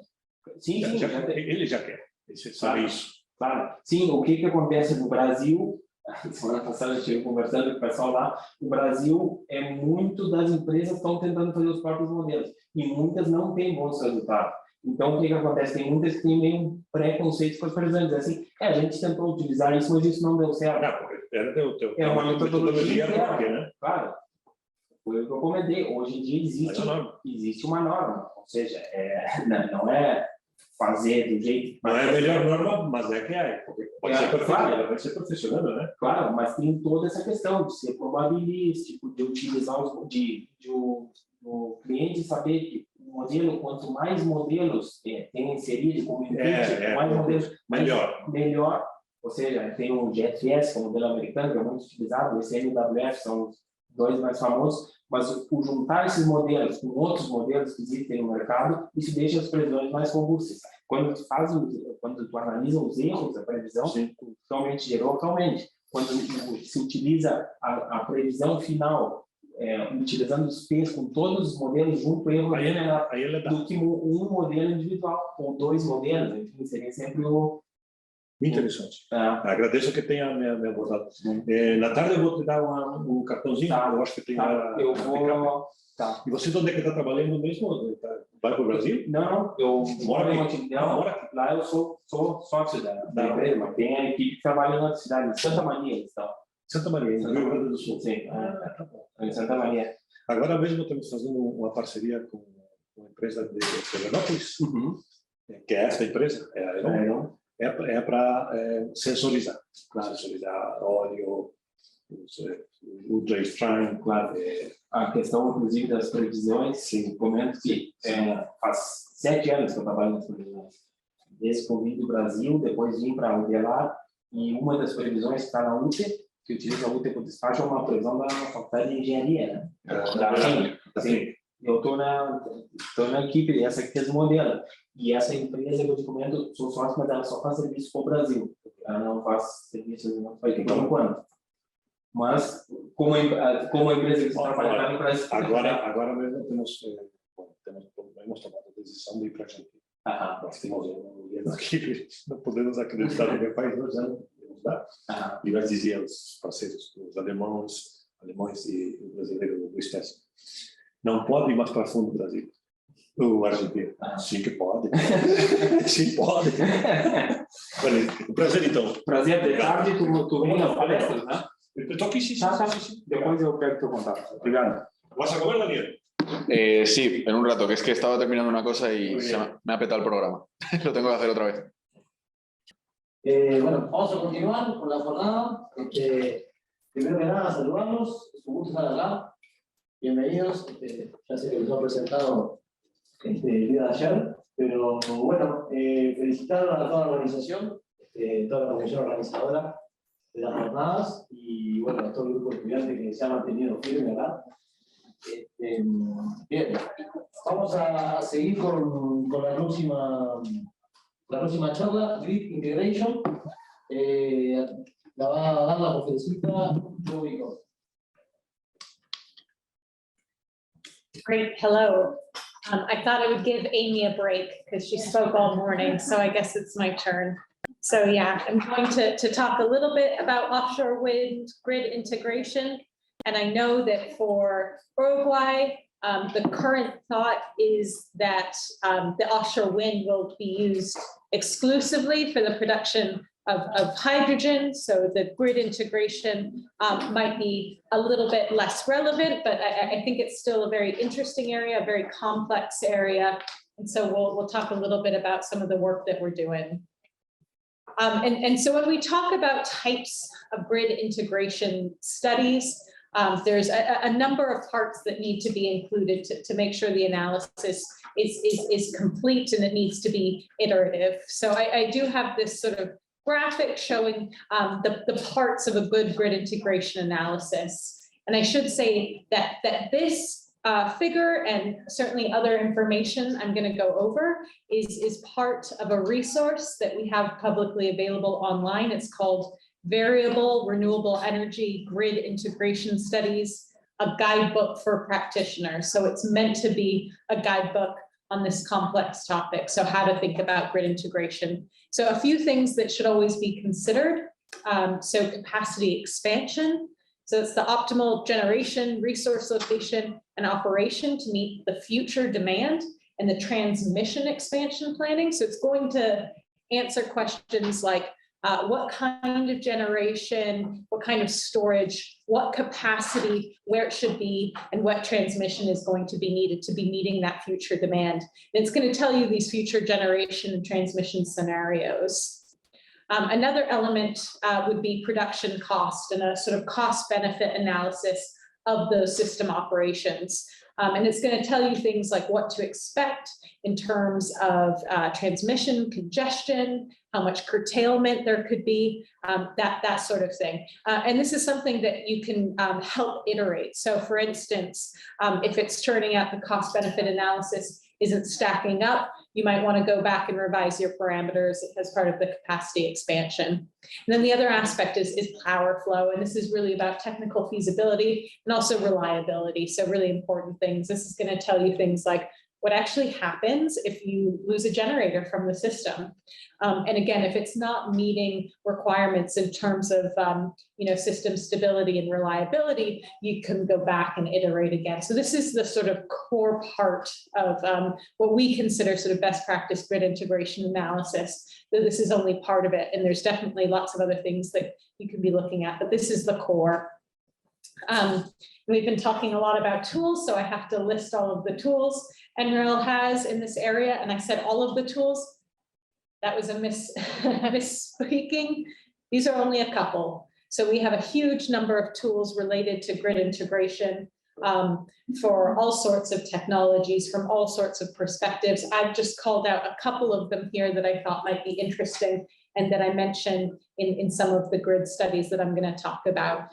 So just really quickly, I'll introduce some of them. So the first is a probabilistic resource adequacy suite. So we refer to that as PRAS. So it simulates outage events on the bulk power system, and that way it can quantify the risks of unserved load events. So if there's shortfalls in the supply or in the deliverability. The other one I'll mention is a really big one for NREL. So this is our regional energy deployment system. We call it READS. It's our flagship capacity planning model. So that's one that we use a lot and we'll talk about a lot. We also have a resource planning model, so a capacity expansion model at the regional power system scale. We have a scalable integrated infrastructure planning power systems. SIP. We give these all terrible names, I have to be honest, and bad acronyms as well, but some are better than others. And then the system advisor model, SAM, that thinks about it from a financial perspective as well. So that's a few of the models that we routinely use when we're doing our grid integration analysis, as I say, for offshore wind, but for other technologies as well. These aren't necessarily going to be exclusive to offshore wind. And so I think you've seen a figure similar to this before, but I think that this one is nice, showing the US at night. And I think it better indicates where the load is. So we talk a lot about the Northeast, and we have high wind resource offshore and lots of load right on the coast. So one of the reasons that it makes offshore wind, particularly in the US, attractive. And if you look in the sort of center of the country where it's much darker, that's actually where a lot of our land-based resources, that's a sort of wind belt for us, but not a lot of people live there. So that's why offshore wind is particularly interesting. But a couple of years back, we were tasked by the Department of Energy to think about what are the main research challenges related to integrating offshore wind into the grid. And we came out with a few. This is based on a literature analysis, interviews, that sort of thing. So one of the things that kept coming up was the coordination between the generation and the transmission. And that's to say that those that were developing the generation projects were thinking independently from the transmission system. They were being thought of as separately, and also projects weren't being coordinated. And we'll talk a little bit more about that because we actually have a project looking at that. There's also limited technical analysis and studies conducted in the area at the time that we identified these, and reliability and resilience was a key factor that needed to be considered. So off the back of this sort of literature assessment or analysis, we decided to go forward with a few projects to give us a better sense of integrating offshore wind. And the first one I'm going to introduce is one that looked at the potential impact of offshore wind on the future power system in the US Northeast. So for this, we were looking to see, what is the potential impact on the power system operations? What conditions have the biggest influence and impact on the system operations? And how does it compare across regions and compared to other variable renewable energy and other generation types? So for this study, it was in the Northeast. So we were looking at two regions with independent system operators. So it was ISO New England and New York ISO, NISO, I call it, and at different levels of offshore wind capacity. So we looked at one scenario that was 0 offshore wind, so that was going to be our baseline, 2 gigawatts and 7 gigawatt scenarios. And we looked at it from a future grid in 2024. And we did for this use a power system representation using a tool called Plexos. Now, I didn't have that on my previous slide because that is not one of our tools. And unfortunately, that's a commercial tool. So that's one we do actually have to pay for, which is, kind of unfortunate. It's been fun to be talking about all of the free and open source sort of resources that are available, but this is one that we do in fact pay for. So to talk a little bit about the method and how we approached it. So what we did is the generators on the transmission network, they were modeled and dispatched to solve for minimum production costs, then while also meeting system requirements for load and reserves and in an hourly unit. So we took, on the left-hand side, you'll see our reference scenarios for the ISO New England and NISO control areas. We put in some other sort of information like the generator characteristics and the transmission network and retirements and that sort of thing. We also input wind generation profiles, offshore wind generation profiles. I think Amy mentioned our wind toolkit, so we used resource data from that. And using Plexos together with our PRAS tool, we looked at a bunch of key performance indicators. So these are the indicators that are going to show us the impact to the grid. And we're going to talk through some of those indicators in a bit more detail. So these are the indicators that we were looking at in particular as part of the study.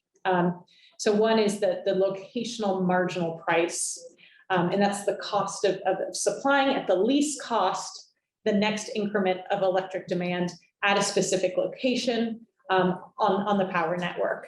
And the interesting part about LMP is that if you think about renewables and the operational costs relative to a fossil fuel plant, we're not paying for a feedstock.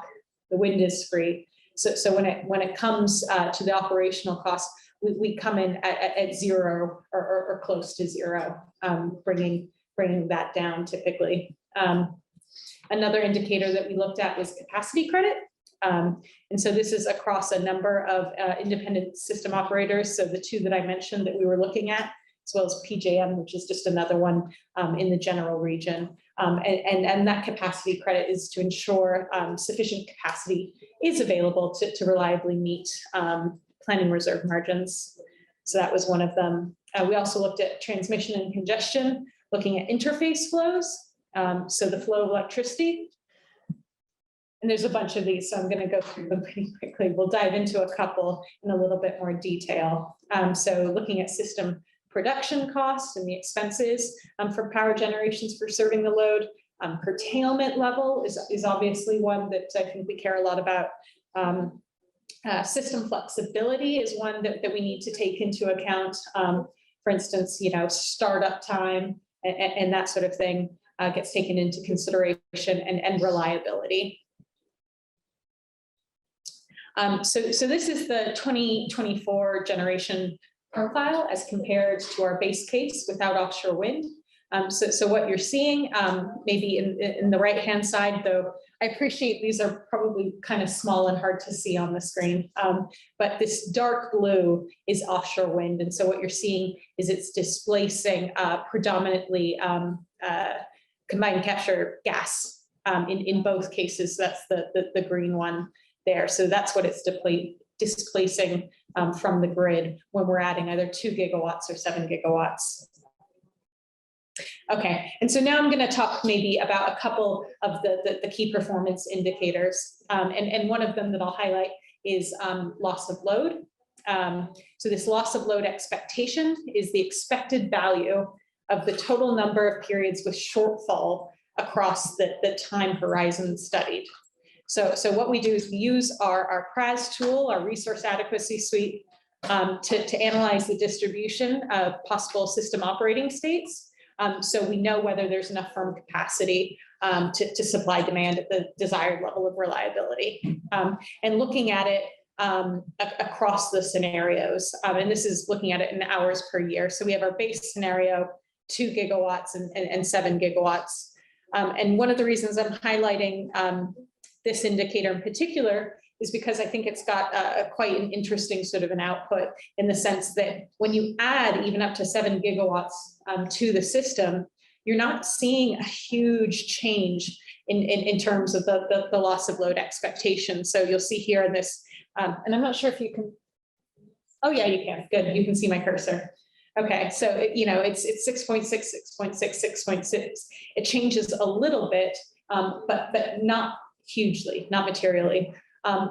Interestingly, when you add 50% transmission capacity, that's when you see the real impact, and that's that far column here with both 2 gigawatts and 7 gigawatts. It comes down quite substantially. But one thing I'll note is that that's not necessarily, the fact that this stays very similar across the offshore wind added, it's not necessarily a product of the offshore wind resource or the variability, that this is more a product actually of the transmission system as it exists.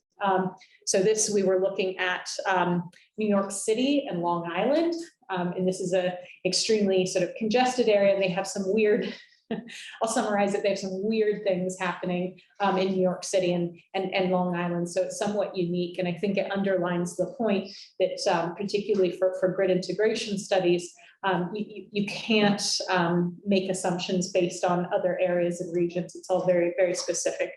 So that was one of the interesting outputs of that study. Another one I'll mention, and I think I mentioned it earlier, was this locational marginal price. And for that, we do use the Plexus model that I mentioned that is a commercial model. So we model generators and their costs and the transmission network and constraints, and we try to optimize to minimize the cost while serving that demand. And as I mentioned before, so renewable energy has this low operating cost, so we expect it to enter the merit order bid stack at a marginal cost of close to zero or even zero. So we expect to bring that LMP down typically, which is what we see in this ISO New England case at 2 gigawatts and 7 gigawatts. So this is the zero line here. In NISO, interestingly, at 2 gigawatts, it's actually increasing, but then decreasing at the 7 gigawatts. So again, a sort of interesting output of that study that we wouldn't necessarily have been expecting. And another indicator that we talked about was interface flows and congestion.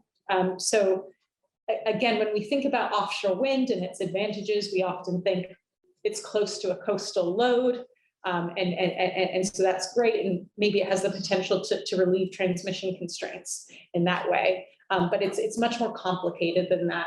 And I think that that's what we're trying to sort of highlight with this slide, in terms of the changes in transmission flows between these interface points. So these purple sort of points here are the interconnection points for the offshore wind. Brayton Point is actually a retired fossil plant. I don't know if it was gas or coal, I can't remember, but a retired plant that was existing there. And the blue points are NISO area, with the yellow being ISO New England. If we look, the red arrows are indicating a reduction in interface flows, and green arrows indicate an increase, and the thickness of the arrow indicates the sort of degree. So we see, for instance, between Greater Boston and Rhode Island, a pretty substantial reduction in interface flow. So it's just interesting to see that the impact on the system, and it's not necessarily simple and straightforward as we're sometimes sort of given to believe when we think about offshore wind at a high level. And obviously then the impact on congestion. So this is the number of congested hours between several interface pairs. And you'll see that, you know, it's going up and down depending on the pairs and the interface. So the yellow one, again, I don't think I have it written here, but is Long Island and New York again. So that's a very sort of special one. And the congestion that we're looking at created by adding offshore wind to the system is pretty substantial. Having said that, this green one between New York and Quebec is actually reducing congestion. Overall, though, I think we found our results did increase congested hours by 1% in the 2 gigawatt scenario and 4% in the 7. Yeah, so those were just a couple of the indicators to give a sense of the sort of studies and things that we're looking for when we're looking how best to integrate offshore wind into the grid, and things that need to be considered. I put together, we have a limitations slide because, you know, with any sort of modeling, it's going to have its sort of sensitivities and shortfalls. So for instance, some of these KPIs are highly sensitive to some of the choices that you're making. So for instance, for this one, the point of interconnection and where we put that is going to make a big difference. I'd also point out that we only used one year of resource data. I particularly highlighted this sort of third point because, oops, going too far. Highlighting this third point because I think it's maybe a great even summary of the whole study, which is to say interconnecting offshore wind, even at retiring power plant sites like that Brayton Point that I showed you, it's complex and it requires additional studies. So I think our point is that we did do quite a holistic and comprehensive study, but it's just a starting point to be able to dig in deeper. So there's going to need to be more studies done, dynamic studies, stability studies, that sort of thing. So that was one of the studies that we've done more recently, but we have another that's very new, in fact, so new that I'm not going to be able to share any results with you, but I can at least talk through what we're trying to accomplish with it. And so this is our Atlantic offshore wind transmission study. So I mentioned before that one of the challenges that we found was that there wasn't good coordination with transmission amongst projects.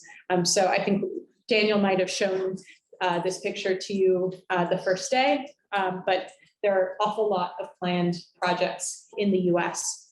And now if you imagine that they all took a traditional approach to transmission, which is to say each project has its own export cable and is connecting to the transmission independently of one another. For one thing, that's not going to be efficient, certainly not economically efficient. And in some cases, it might not just be feasible with this level of projects, and particularly as we continue to grow the pipeline of projects, because in the US, this is just a starting point. We're going to continue to grow the number of projects. We've seen in Europe, that's already a huge concern, so much so that they have certain areas for offshore wind development that they've said cannot connect to the grid. Because they can't, so they have these sort of special zones. And that's why you're seeing, I think in particular, Europe being interested in other solutions like producing hydrogen. And we'll talk a little bit about that in another session, but it is a big challenge. So this study is really looking at what approaches could be taken and what technologies could be used to make this more coordinated and more efficient and optimized, and understand the costs, impact, and reliability, and all of those fun things, and also environmental and ocean co-use concerns, because, you know, again, if you're running cables from every single one of these projects independently, if we add another huge bunch of projects, that's actually going to have quite a substantial impact. So what we can do about that. So that's what this study is looking at. So here are some of the objectives, some of which I think I've mentioned: identifying the scenarios and pathways with different transmission topologies. So for instance, backbone is one of the things we're looking at. So building a transmission backbone offshore, north to south, along that coast that the projects can be connecting into, or a mesh network. I'm also thinking about sequencing and timing of all of these projects, quantifying the impacts of those approaches. Again, economics, reliability, and resilience are some of the key ones that we're going to be looking at. And also comparing technologies, for instance, comparing HVDC to HVAC, and other technologies. See if there's a critical point at which we do need to do this. So how many projects can we get away with doing the traditional way before it's going to become unfeasible for us to continue? Reliability and resilience, I mentioned again. And ultimately, this is, again, a starting point. We're looking to collect data, and hopefully we're going to collect some or develop some models that we can use to do analyses and studies in a more coordinated way than our current tools and models can actually do. And so this is the approach we're using. So again, some of these might be recognizable because I think we've been talking about them before, certainly orbit. I think Daniel had mentioned yesterday, and I'm not sure if Amy mentioned again, we use orbit a lot, so that's great. It gets integrated into our REV tool by our Narwhal, and I think again, Daniel mentioned Narwhal, and we're adding things like some of our siting considerations and that co-use, so shipping lanes, the sensitive habitat that I mentioned, and putting this all through some of the production cost and resource adequacy models that I mentioned before, so Plexus and PRAS, which I've mentioned, and also then our capacity expansion model comes into play with reads. So quite complex and complicated, and I didn't even talk through all of them. But for instance, here's an example of one of the things that we're looking at as part of the projects and a trade-off. And I know this is a question that had come up, this trade-off between HVAC and HVDC. This is a very sort of high-level look at it. So if you're going to pick a specific cable, for instance, it might look slightly different, but at least gives a good indication of what that trade-off is. So on the bottom, we have plant capacity, and then we also have distance to shore. And as you'd expect, so the closer you are to shore and the capacity, we tend to favor HVAC versus HVDC when we go off with big projects. So that's one of the things it's looking at doing. And I think I mentioned, yeah, our REV model, so our renewable energy potential model, and that's sort of incorporating things like technical exclusions and resource potential and things like that. So the actual sort of interface with the grid and the land use, or I guess in this case, the sea use.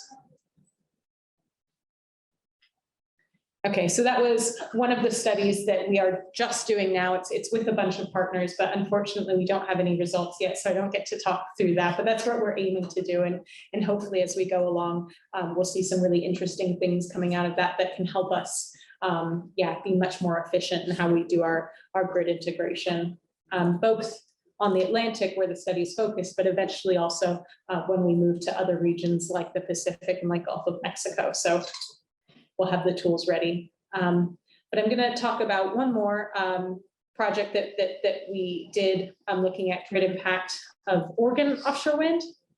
I think this one is interesting because it was a little bit more specific in one of the things it was trying to achieve. So Oregon is a state where you have our population centers that are towards the west side, towards the coast, but not necessarily on the coast, and geological features like mountains that separate a lot of the load centers from a lot of where generation is currently being produced. And so we were asked to determine whether offshore wind could be considered a non-wires alternative to cross-cascade transmission. So instead of building more transmission, instead of putting in more cables, and we put in offshore wind, will that make a difference? So that was one of the key questions that we were trying to answer for this study. And yeah, I probably should have described Oregon while I showed you the map. But here on the left side is the coast here. And here, if you see Portland, that's one of Oregon's biggest towns, and some other big ones, Salem, Eugene, Medford. And so for this study, we picked 5 sites. You can see them here. We have a north, north central, central, south central, and south. And here down in the south is actually where the resource potential is the greatest. Having said that, for the purposes of the study, we took a very simplified view of things. We did a number of different scenarios in terms of how much offshore wind we were going to put in the system, but our sort of highest scenario put a gigawatt at each of these points. So 5 gigawatts in total is what we were looking to add to the system as part of this study. Yeah, and this is just looking at what the generation makeup is for both the current on the left and the future grid infrastructure that we're looking at.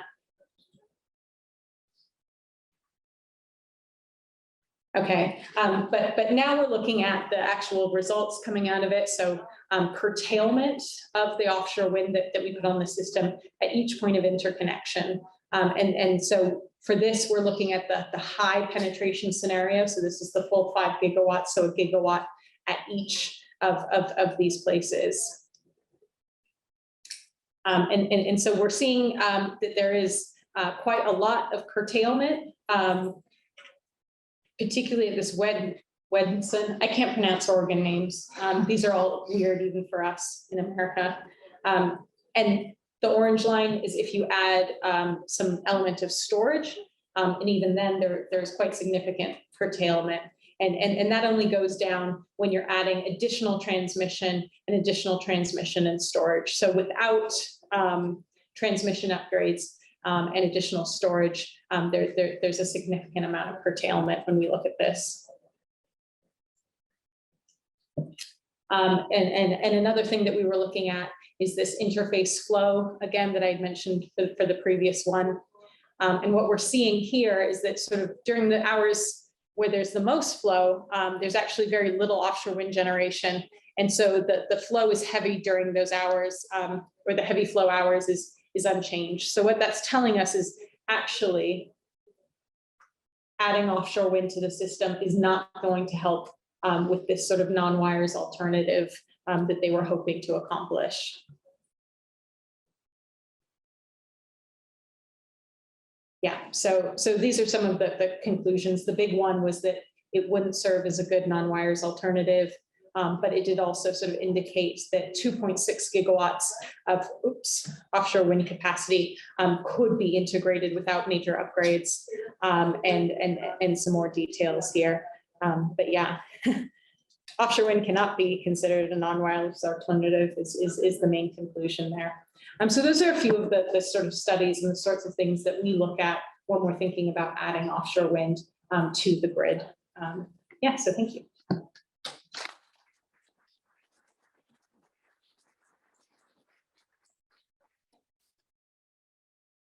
Thank you, Lloyd. ¿Alguna pregunta? ¿Alguna posición?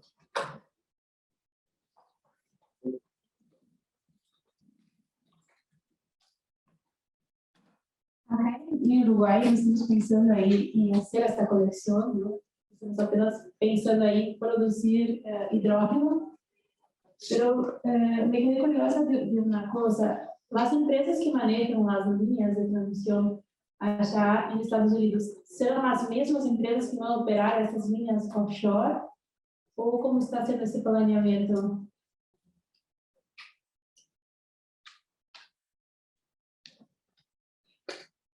Yeah, so and just to make sure your question, I'm getting it correct. So for starters, it's not the generators necessarily that are doing the transmission. Yeah.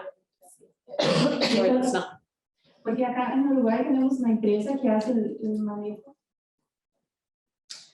Acá en Uruguay tenemos una empresa que hace el mantenimiento de las redes, de esa integración, de esta conexión de la red eléctrica.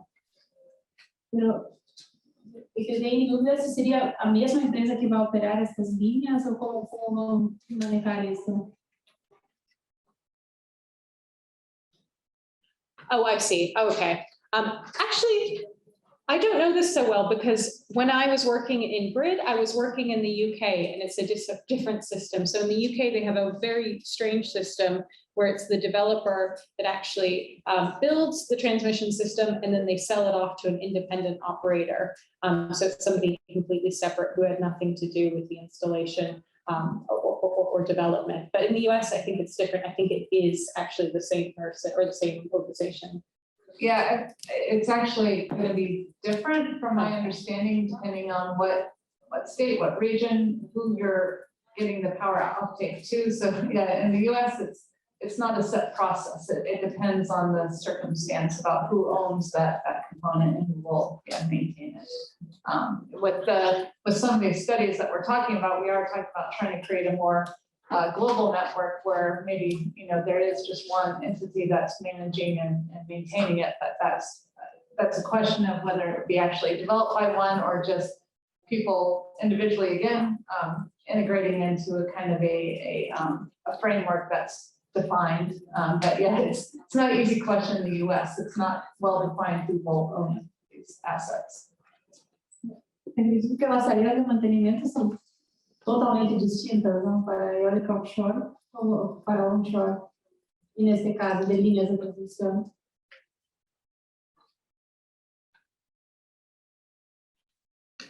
Sorry, I didn't get that.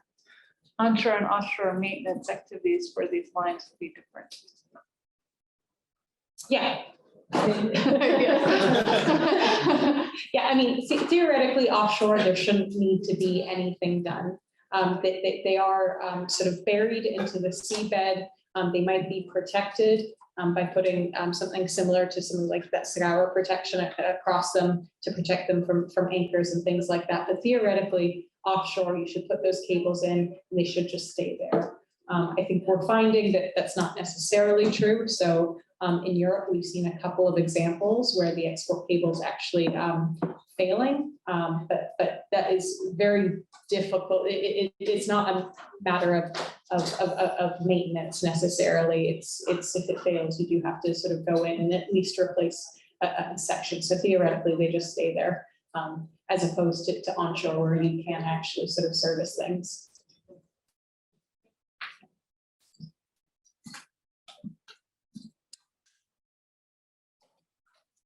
¿Pregunta más? Yo tengo una, entonces.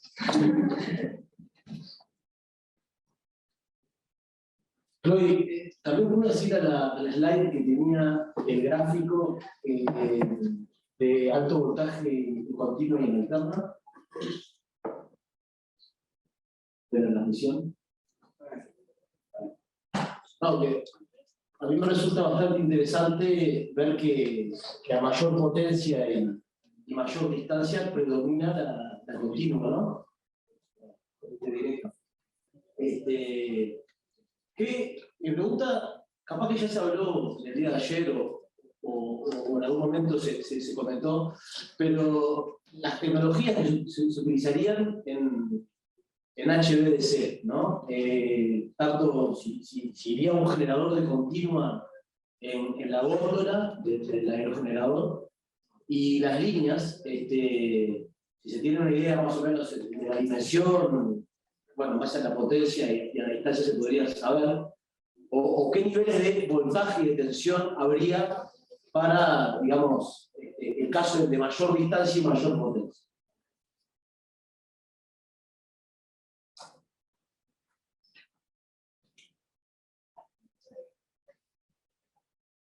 I don't think we know. Podría pasar que no, porque yo sé que no es un tema particular de esto, pero está.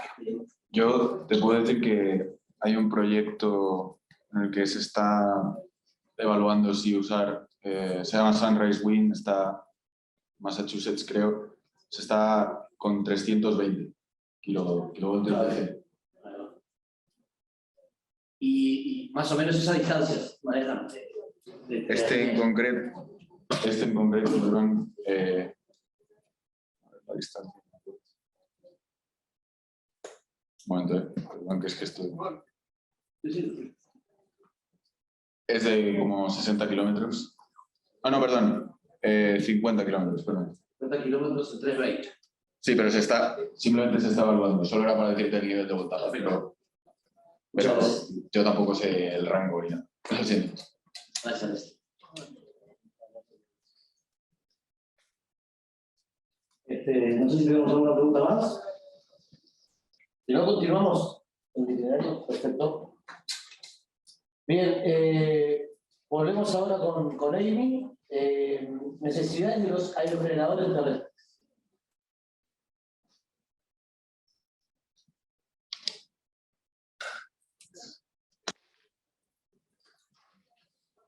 Okay, thank you. I wanted to bring up a topic before I jump into the next presentation, just to help provide some more of the, make sure I get closer, provide some of the more of the resources that NREL has to share. So we do have a forum online, as you can see here, forums.nrel.gov. And so what a forum is focused on is providing a platform where people can ask questions that others will answer for you. And you can also look for questions that have already been asked. So this forum that we have is really primarily focused on our tools that we supply. So I just sorted them by the number of, I guess, questions and responses on this forum. I'm looking for the title here, but I think this is the number of questions asked, the number of people who have viewed it. So you can see that the most common one is how do you install or how do you compile FAST information, I guess, questions on the FAST theory manual, software releases, questions about the NREL 5 megawatt reference turbine, general dynamic wake theory and implementation. You can see, yeah, the different topics, they're broad. SOFA support, so again, SOFA is the high fidelity, the CFD tool that we use coupled with OpenFast for doing those LES type simulations. So just wanted to bring this to your attention because this is a really great resource for anyone trying to use NREL's tools that maybe aren't familiar with them to get some of that help just by looking at this forum. Okay, now I'll launch into the topic for this presentation. So in this presentation, I'm going to give a little more information about some of the laboratory testing we do at NREL, as well as talk about some of the end-of-life work that we do here also. And I think you've seen a million pictures of NREL's campus. This is maybe another one, so enjoy all the different views. All right, so I think Chloe went over this probably already at a high level about what all our different laboratory facility capabilities are at the National Wind Technology Center. So again, to be clear, the National Wind Technology Center is the testing, the location of where we work, where we do all the work related to wind within the larger National Renewable Energy Laboratory. So it's the Wind Center, National Wind Technology Center. So at the NWTC, we do testing across a variety of areas. We do this integrated research of energy systems called ARES. We have structural research facilities where this is really our blade testing. We test full-scale wind turbines and have met mass measurements, etc. Then we have our dynamometer, and we also have a composites manufacturing education and technology center. So I'm going to go into a little bit of detail on each of these, as well as hopefully try to play some videos, because I think there's some really great explanations online. So there's a link in the presentation, but I already have it open to try to make this work. Let's see if it'll work.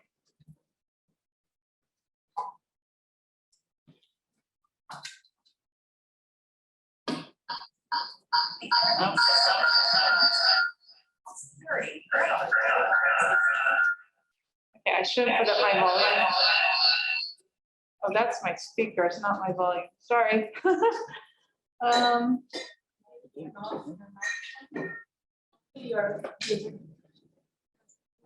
Yeah, sorry, I'm trying to get to where under.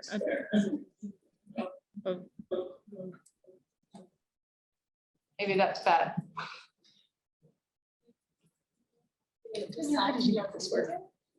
Just put the volume and the Zoom will get the sound Volume of what? Yes. of the computer. Of the computer. And That's not mute this as well. Hmm? Mute the microphone. Microphone's off. Mute your Zoom.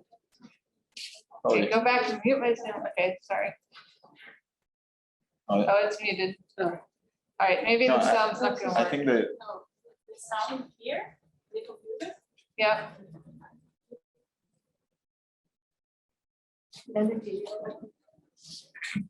It's not on.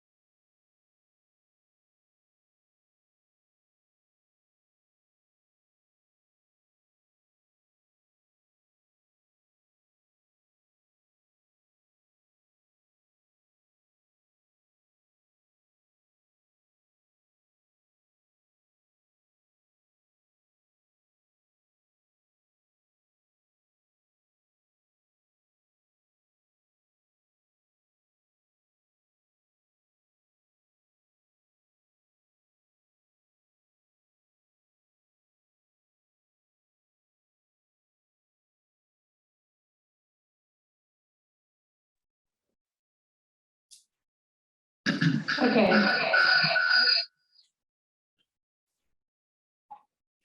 Okay, sorry about that. Yeah, so hopefully that gave you a little bit more of an overview of Aries. So it's a virtual emulation device, but it is also physical. I want to make sure that that's understood because on our Flatirons campus, sorry, I say National Wind Technology Center, now we say Flatirons campus. We are really physically integrating the wind turbines, the solar, and we're developing an electrolyzer, I think like Chloe said the other day, to really actually physically link these things together as well to study how to best integrate these resources. I want to go, sorry, to another video, hopefully it'll work because I think this one's really important to show visually. So the next capability we're talking about is really our ability to test blades at our facility. So we focus on two different things here in terms of really looking at the design and performance of different blade technologies. But we also focus on how do we test these blades. So these blades are going to be in the field again for 20 years. Hopefully they're going to have to endure all the cyclic loading of the wind turbine. We need to make sure that the blade design will be able to last for that long. So it's difficult, you can't test a blade for 20 years to see if it will be able to withstand that loading. So there's a lot of test methods that are developed to understand how to test in a short period of time, kind of understand both that ultimate and fatigue loading capacity of a wind blade design. So for the fatigue testing, one of the approaches we use, I think I'll describe it here, is to really try to capture the excitation you can get when focusing on a natural frequency of the system. So again, when you have a natural frequency, you'll get a lot of motion with very little load. And so trying to excite the system and get a lot of that cyclic loading is able to be done most easily using natural frequencies. So let's try to show a video of this now as well.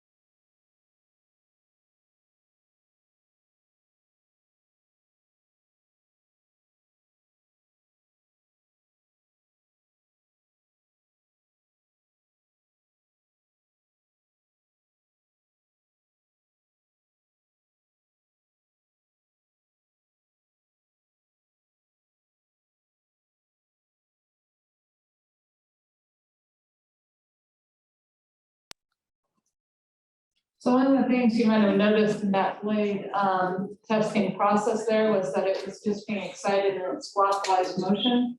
So obviously the flopwise motion as well as the edgewise is of concern, whether it can withstand the loading in those two directions. So that's traditionally how a lot of blade testing has been occurring, is just looking at flopwise, then edgewise. But in reality, of course, in a real environment, you're not just going to be flopping, you're not just going to be moving in the edgewise direction, it's a complex pattern. So some of the studies we're doing is trying to understand how representative of the fatigue loading is this approach of doing 1 degree of freedom at a time versus having a more realistic excitation type pattern. Also, like I said, we focused on exciting just the natural frequency to be able to basically not have to put in as much load to create these motions. And so another question there is how appropriate is that approach as well. So we continue to work on this, and we're actually working on as well the standards that we are used across the industry for this type of testing, that's helping inform those standards. So then I mentioned we have the field and technology research facilities here. So this is really the fact that we have the ability to test real full-size wind systems at our site. And what we're looking at really here is being able to test across the wind standards, be able to do that accreditation for these different types of designs. So that includes all these different IEC standards that one must address for wind turbine design, including acoustic noise emissions, which is the IEC 61400-11, the power performance, which is the -12, mechanical loads, which is the -13, the power quality, the duration research, not sure what that one is, safety and function to the -2 and -22. So you can see here, there's a lot of standards that one must adhere to wind turbine design. And at our facilities here, we are accredited to basically ensure that your wind turbine is matching all those different standards. And again, across all these IEC standards, and well as an active member of developing what these standards are. So standards aren't ones that tend to stay static. We're actually continuously improving standards for wind design and offshore wind design as we learn more and understand more about failures and needs of the industry. And one project I just wanted to highlight, because I think it's kind of interesting, is the segmented ultralight morphing rotor, or SUMMER. So this is us looking at a new set of blade designs. So it's really focused on, as you're starting to grow these wind turbines, as they're becoming longer and longer, and you're in these more extreme conditions like hurricanes, can you design a blade that's going to be more effective kind of in these extreme conditions?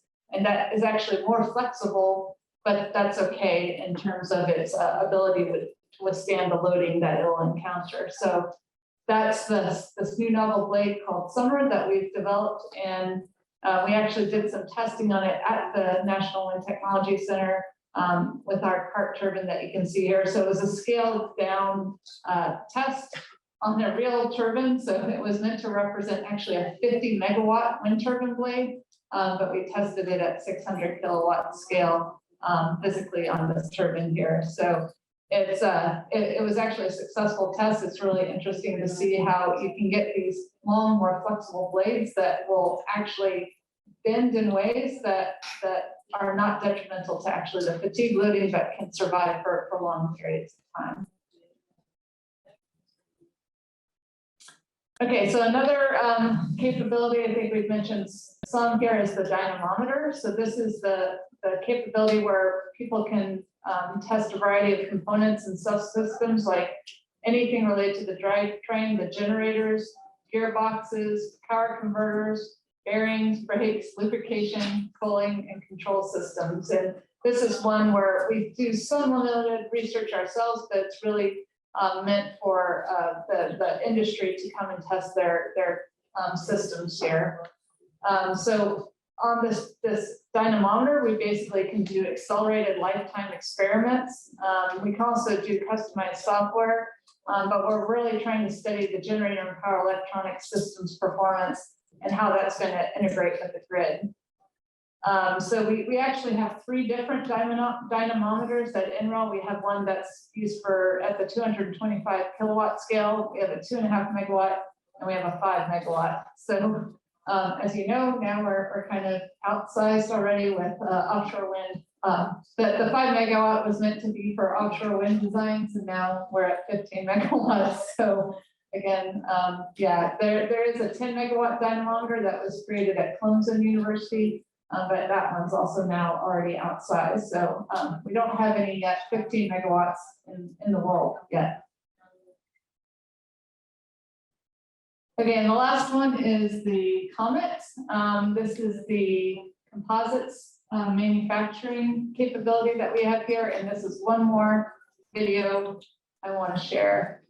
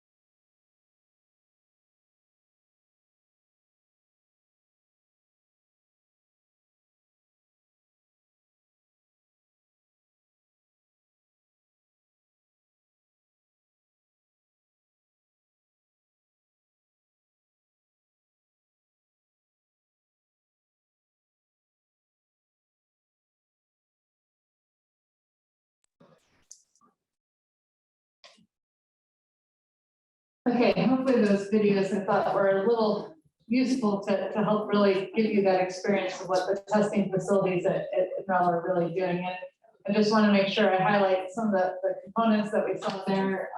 First of all, that this is actually being used very broadly as an educational center for more hands-on kind of experiences with university students and the like of really understanding, because here we're able to see how one actually does manufacture a blade.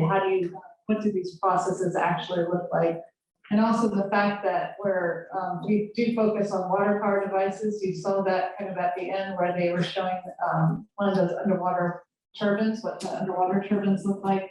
So we do work across that area as well. I know some people are interested in that here. Okay, so now I want to dig more into kind of some of those capabilities we're talking about, what relates to the comment, and specifically focusing on this recycling and reuse aspect. So as we heard in the comment, we're doing materials research and understanding the applications for manufacturing processes at scale.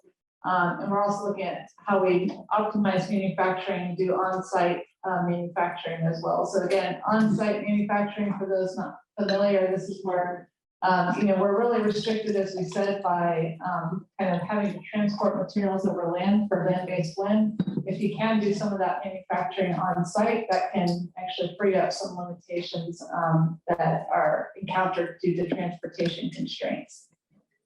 But let's focus here now on the recycling and reuse side of this work.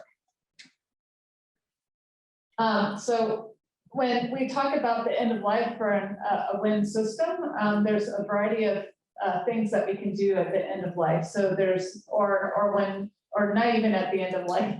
So the first option that one has is what's called partial repowering. So this means that you're going to keep a lot of the existing wind system that's there and replace just parts of it. So partial repowering is usually focused on just switching out the wind turbine, but keeping the rest of the support structure intact and putting a new wind turbine on there that may be not at its end of life, or maybe a higher rating, or some other reason for wanting to replace it. So this means that we're replacing the nacelle, typically, the blades, everything inside the nacelle and the blades, but keeping the tower and foundation intact. And in 2021, and we saw that turbines involved in partial repowers in the US range from 9 to 16 years old and had a median age of 10 years old. So one of the reasons that we do see repowering happening is we do have tax incentives to basically buy new technology that's going to get you more power. That gives that opportunity to basically upgrade the capacity of these wind plants with not so much cost. So these upgrades can result in slight increase in the capacity or increase in total turbine height and rotor diameter, and are typically intended to increase capacity and thus the energy output of the wind farm. But if you're wanting to really increase the capacity to too large of a level, then it's problematic because that tower and foundation may not be able to support a much larger size wind turbine. And so if that's true, one needs to actually go to what we call full repowering. So that involves the decommissioning of the wind energy project, completely taking out the turbine, the tower, and the foundation, and replacing all of those components with new ones. The electrical collection system may also need to be changed. A lot of times your electric connection can only handle a certain amount of kilowatts or megawatts. And so if you're increasing your capacity, you may have to switch that up as well.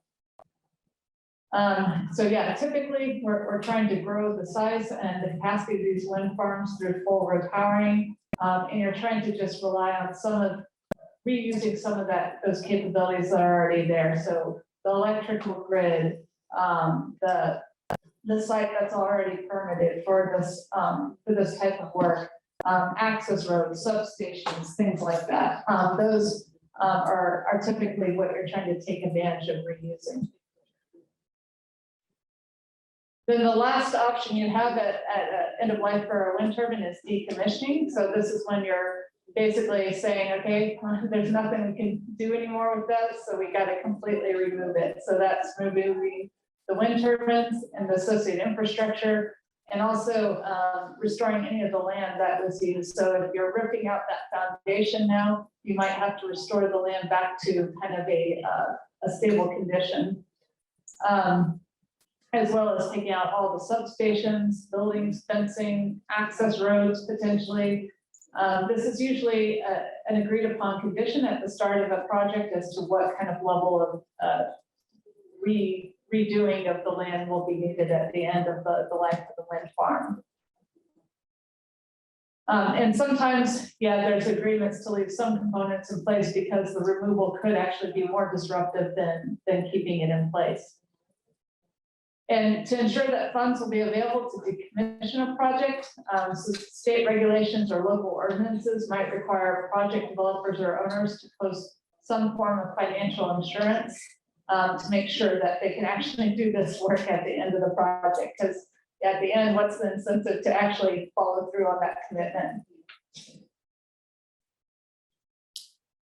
Okay, so when we do come to wind energy end of service, so we're not going to be using that component anymore in its original use. There's a variety of things that one can do with those materials. So one is repurposing the use of the components.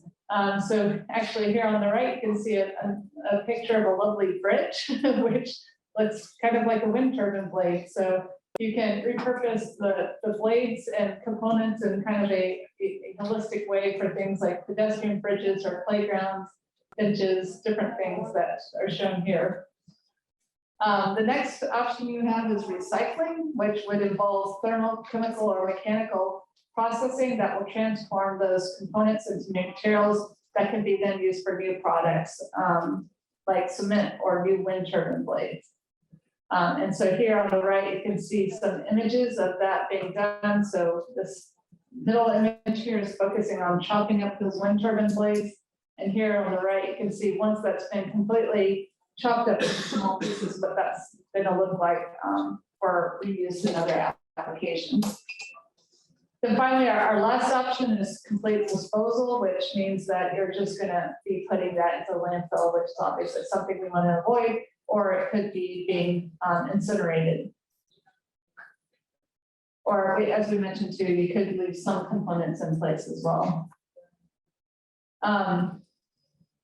So which thing is possible, repurposing, recycling, or disposal is really dependent on the materials you're talking about. Certain materials can be recycled and reused and other materials can't. But there's also other factors like local and state regulations, market demand and costs, availability of these recycling infrastructure to be able to decide whether it is actually a viable option or not.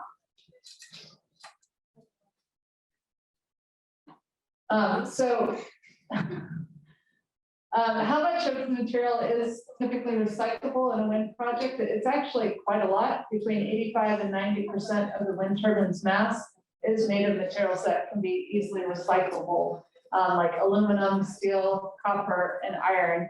So this figure over on the right here shows actually the different components of the wind turbine and what the types of material are in those different components. So you can see like the nacelle cover is a fiberglass composite, which will most likely have to be just put in a landfill. But inside the nacelle, you have the gearbox, generator, and main bearings. So there's a lot of aluminum, iron, copper, things like that, where you can actually recycle those materials. The hub is iron, you can recycle that. But it's usually those composite materials that are in these covers and parts of the blade that are the parts that are either impossible to recycle or hard to recycle. So yeah, between 6 to 14% of the wind turbine's mass is made up of those composites, again, like the blades and covers, which yeah, are difficult to recycle. But if we do include the infrastructure associated with the wind project, there's actually about 75% of the mass of land-based wind power is attributed to actually just the foundation itself. whereas 2% is attributed to the cables and only 23% of the mass is actually the wind turbine itself. So when you do think about actually the foundation as well, then it's even more can be recycled, because that foundation is usually made of concrete, which can be repurposed or reused. So the different approaches to recycling include both mechanical and thermal approaches. So we have mechanical recycling, which is that cutting up of the material into smaller shredded material to be repurposed and reused, or to use it as a fuel to make a product. Thermal decomposition, on the other hand, is a recycling process that uses heat to recover glass fibers that can be upcycled into new composite-based products. So we have research that's going on currently to understand how to recycle more of the blade components, and also how to make materials that are more recyclable within the wind turbine blade itself. So one of those studies is thermoplastic blades. So again, the problem is that large composite structures like wind turbine blades have traditionally been made of materials that are costly and challenging to recycle. And you can see here on this plot on the lower right that as we go in time, we're going to just see more and more blade composite waste accumulating. So this is really going to be a critical thing to address in the future. So the wind turbine blade makeup, you can kind of see here, it has this shear web and then these outer skins, and these components are bonded together using adhesives. So that's traditionally bonded together using epoxy, but there's these thermoplastic materials that are more recyclable than epoxy type processes. So thermoplastic composites are gaining interest in the wind energy because it's going to reduce cycle time and energy consumption. The composites can be thermally joined, so it eliminates adhesive bonds, increasing strength and reliability. It can also be reformed for repair and maintenance. It can be recycled at the end of its life, and on-site manufacturing becomes a more viable option. So the thermoplastic composites, we did some testing at the Comet there with coupon scale work. And what you see is the thermoplastic materials compared to epoxy are within about the 5% strength and modulus of each other. So very similar strength properties. And then I think as we saw in the Comet video, we actually built a 13-meter blade with this material and did some testing both for strength and fatigue. And this shows the strength testing. So the overall displacement was within 15% of the epoxy blade material. And then for the fatigue, here you can see a fatigue video of the fatigue testing that was done. We saw that the natural frequencies of the system were within 3% of each other between the two different, the more traditional design and the new thermoplastic design. But we also did see that the structural damping was much higher for the thermoplastic design, in fact, 5 to 7 times higher, which will mean that you'd have reduced loading in the field. But this is a technology that's still being investigated at this point. Also, we did do a techno-economic analysis, and we saw that our assessment for a 61-meter blade, that the thermoplastic blade design would be about 5% less in cost. So the conclusion is that these thermoplastics can be a drop-in for non-recyclable epoxy resins, but there's still a lot of research to be done to understand the full proposition of these type blades. And then another area we're focused on is new polymer chemistries that are recyclable by design. Sorry, this is not my area of expertise, but I'm trying to do a little bit justice here. So these are trying to actually keep with the epoxy approach, but develop a recyclable epoxy. So these are resins that can undergo, resins that can undergo exchange reactions Thus, composite materials can be recycled and thermomechanical properties modulated. So Enerals developed a novel bioderivable epoxy and hydride resin with reversible crosslinks. So that they call this the RBD resin, which is recyclable directly. And they actually have a patent submitted for this new design. And similarly, we've done some testing of this new RBD resin, and we found that the cure cycle is actually similar to more traditional epoxy materials. You got a similar viscosity, and you got a good balance between strength and flexibility, which you can see down here with just some offsets. But it does look like some of the imaging is showing possible sizing incompatibilities, which may be an issue. And this is a thing that just came up recently, October 17th, that came up on our wind energy website. And that is that the Carbon Rivers is actually developing new technology that's actually taking existing materials in wind turbine blades and trying to find a way to make those existing materials more recyclable. So they've developed some new processes to recycle more of those traditional blade components. Okay, with that, I'd like to end my presentation. Thank you.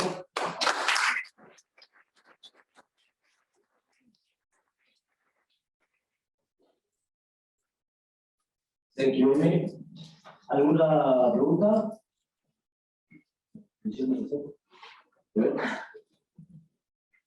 Gracias, aunque has aclarado que no sabes mucho, la mía es sencillita.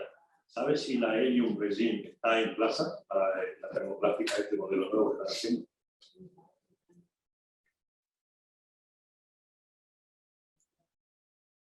Si están en el mercado. Yeah, sorry, that's a question I can't answer, of course, but I can get you in touch with the right people. So Robin Murray did put together a lot of this work. She's the nice woman you see in a lot of these videos. So she's the expert that we can get you in touch with on this topic. Sorry, I'm not an expert on everything.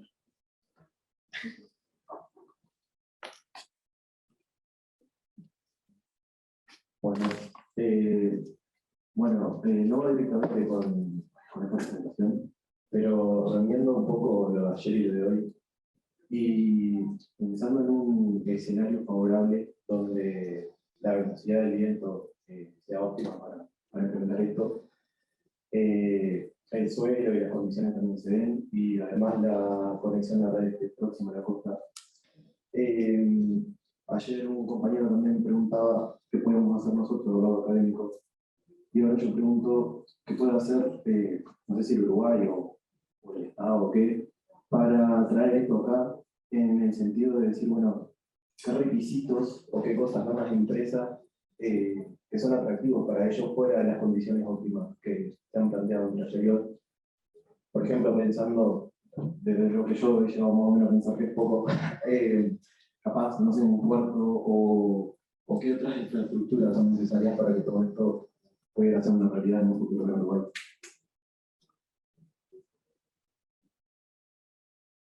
Okay, so I think what I heard was that in terms of offshore wind in general, kind of the infrastructure and needs that you have in Uruguay to develop this technology here locally, is that correct?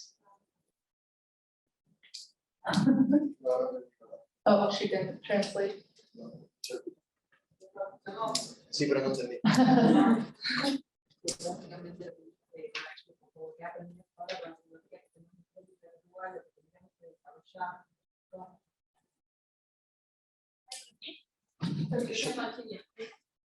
Okay, maybe I'll answer what I think you were asking. So in terms of the offshore wind technology and adoption in Uruguay, I think there's two aspects we're really talking about here. One is the infrastructure needed to develop offshore wind, and what's the research that you can do, or what's the work that you can do in playing a role into the offshore wind adoption.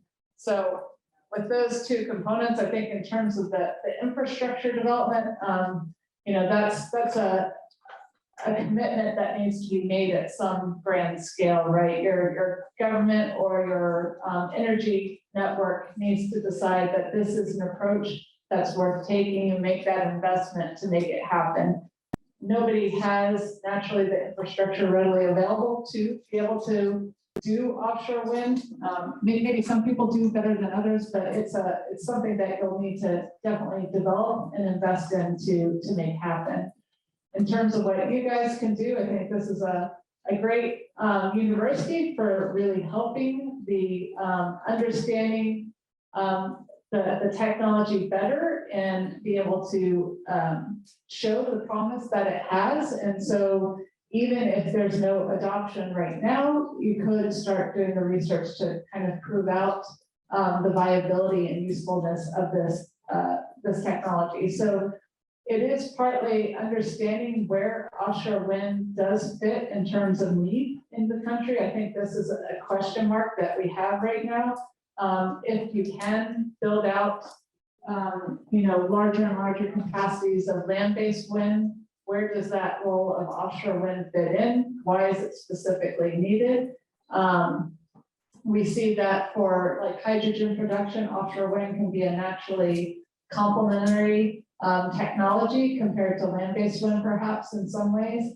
But yeah, you have to decide. I mean, in the US, we definitely see that really to grow the amounts of wind energy we want to create, we're not going to have enough land available to do that with land-based wind. So we have to grow this offshore wind.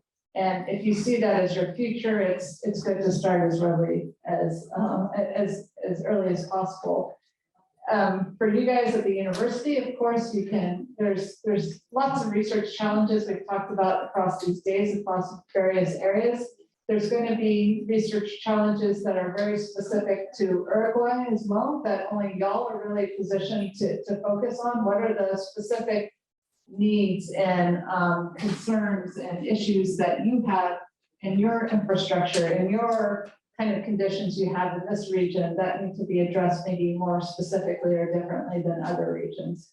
But largely, I mean, offshore wind is still a technology that is evolving and will still require a lot of research focused on how do we design these systems to capture the wind better, to do it more economically. How do we set up these wind farms to work the best to capture as much resource in a limited amount of space? How can we use these control systems to operate the turbines to capture enough wind, but also to extend the lifetime of the system? How do we operate these wind farms in a way that's going to enable the longest life, the most power, and the best timing for maintenance? All these types of topics are ones that still have immense amount of opportunities for research and areas to improve. And then I'll just say, when you go to floating wind, if you ever get there, I know maybe you won't get there, the challenges are immense and we're not really at a commercialized scale right now. And the whole idea of how we mass manufacture and deploy those systems, there's a whole array of new challenges associated with those. Gracias. Apenas aproveitando aí a oportunidade, estamos começando aí uma linha de investigação que é sobre o levantamento do potencial eólico marinho acá do Uruguai, junto com a ANCAP. Nesse projeto estou eu e Everton, eu sou sempre Everton, e estamos aí em busca de estudantes que estão interessados em trabalhar com nós, assim que podem enviar correio e ter interesse. Esse é o primeiro passo aí de muitos que vamos dar.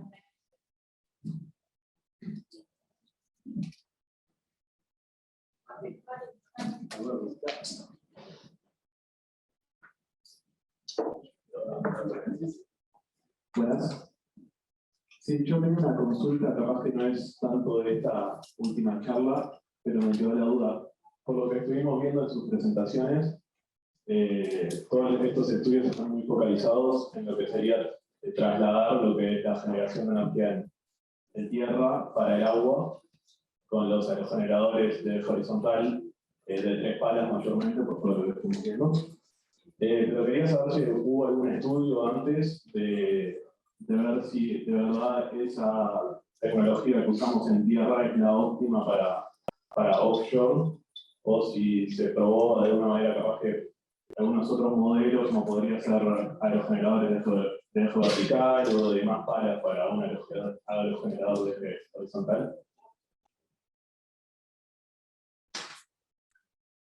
Yeah, that's a great question as well. Yes, the answer is yes. The technology offshore could be very different than onshore. I think this is going to be especially true again for floating, because the conditions are so different. For fixed bottom offshore wind systems, your support structure is going to be different, but it doesn't really require that much difference, I guess, in the technology, because it's pretty static, like land-based wind. The exception, I guess, is the fact, maybe that's not true, sorry. Again, when we go offshore, we have that opportunity to build things much bigger than onshore. That's going to necessarily change maybe what is the best approach, because of that larger size, than maybe what's the best approach at a smaller size.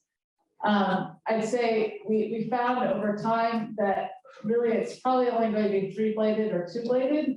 More blades, you're going to add more mass, and that mass increase just does not ever result in enough energy to make it worth the cost.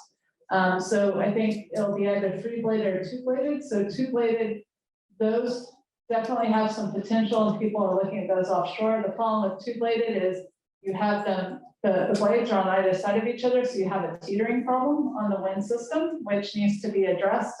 So that's one of those limitations. 2-bladed downwind, those are complementary in many ways, and a lot of people for offshore wind systems are looking at that.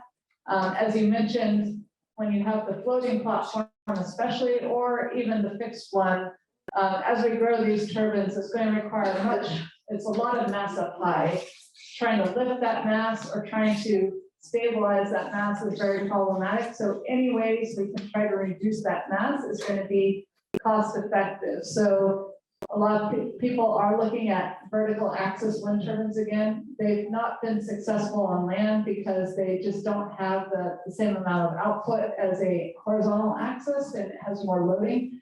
But offshore again, those vertical axis, you can put the generator at the base. It doesn't have to be high. So you have that, again, that lower center of gravity, which can be very beneficial offshore for any lifting work, for maintenance work, and for the floating wind systems for stabilization. So yeah, there's lots of examples like this, but I guess the simple answer is yes, people are still pursuing this. I'd say on the fixed bottom offshore wind side, it's really focused on novel blade technology as you grow the turbine size.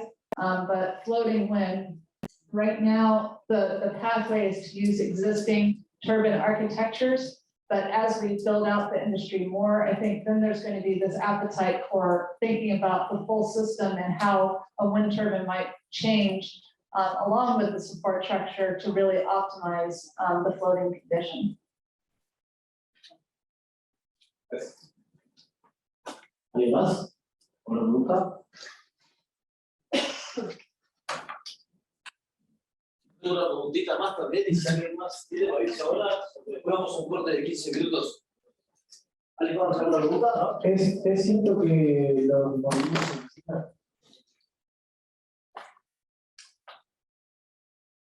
100%. Well, again, no, right now, because of the composite material in the blades, they're not fully recycled. So a lot of the material is presently going to landfills.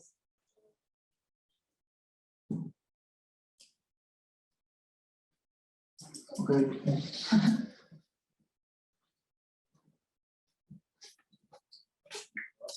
Yo tengo una preguntita con respecto a los ensayos de fatiga que mostraron acá. ¿Son ensayos destructivos? O sea, ¿analizan también fractura de las palas?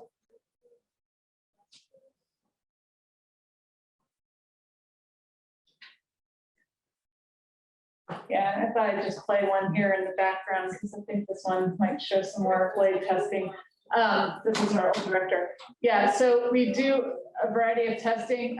Usually the fatigue testing won't result in failure, but we do strength testing where we bend it until we see it break and identify what that, so not fatigue, but ultimate strength testing does break to failure. Y hacer otro tipo de, por ejemplo, ensayos de impacto también.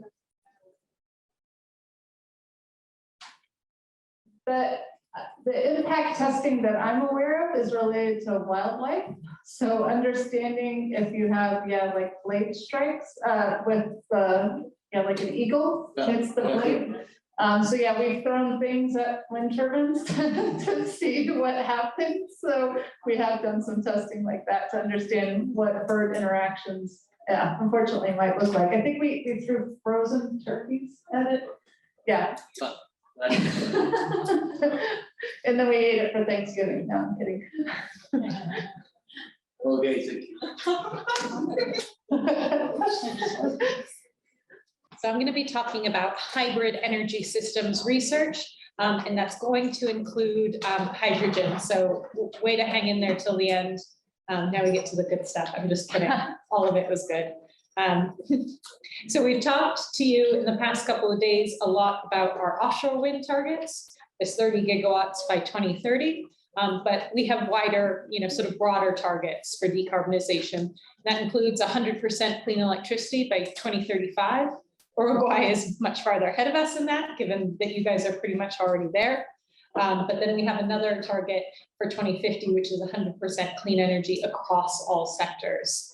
So what that means is we're going to need a lot more renewable energy generation.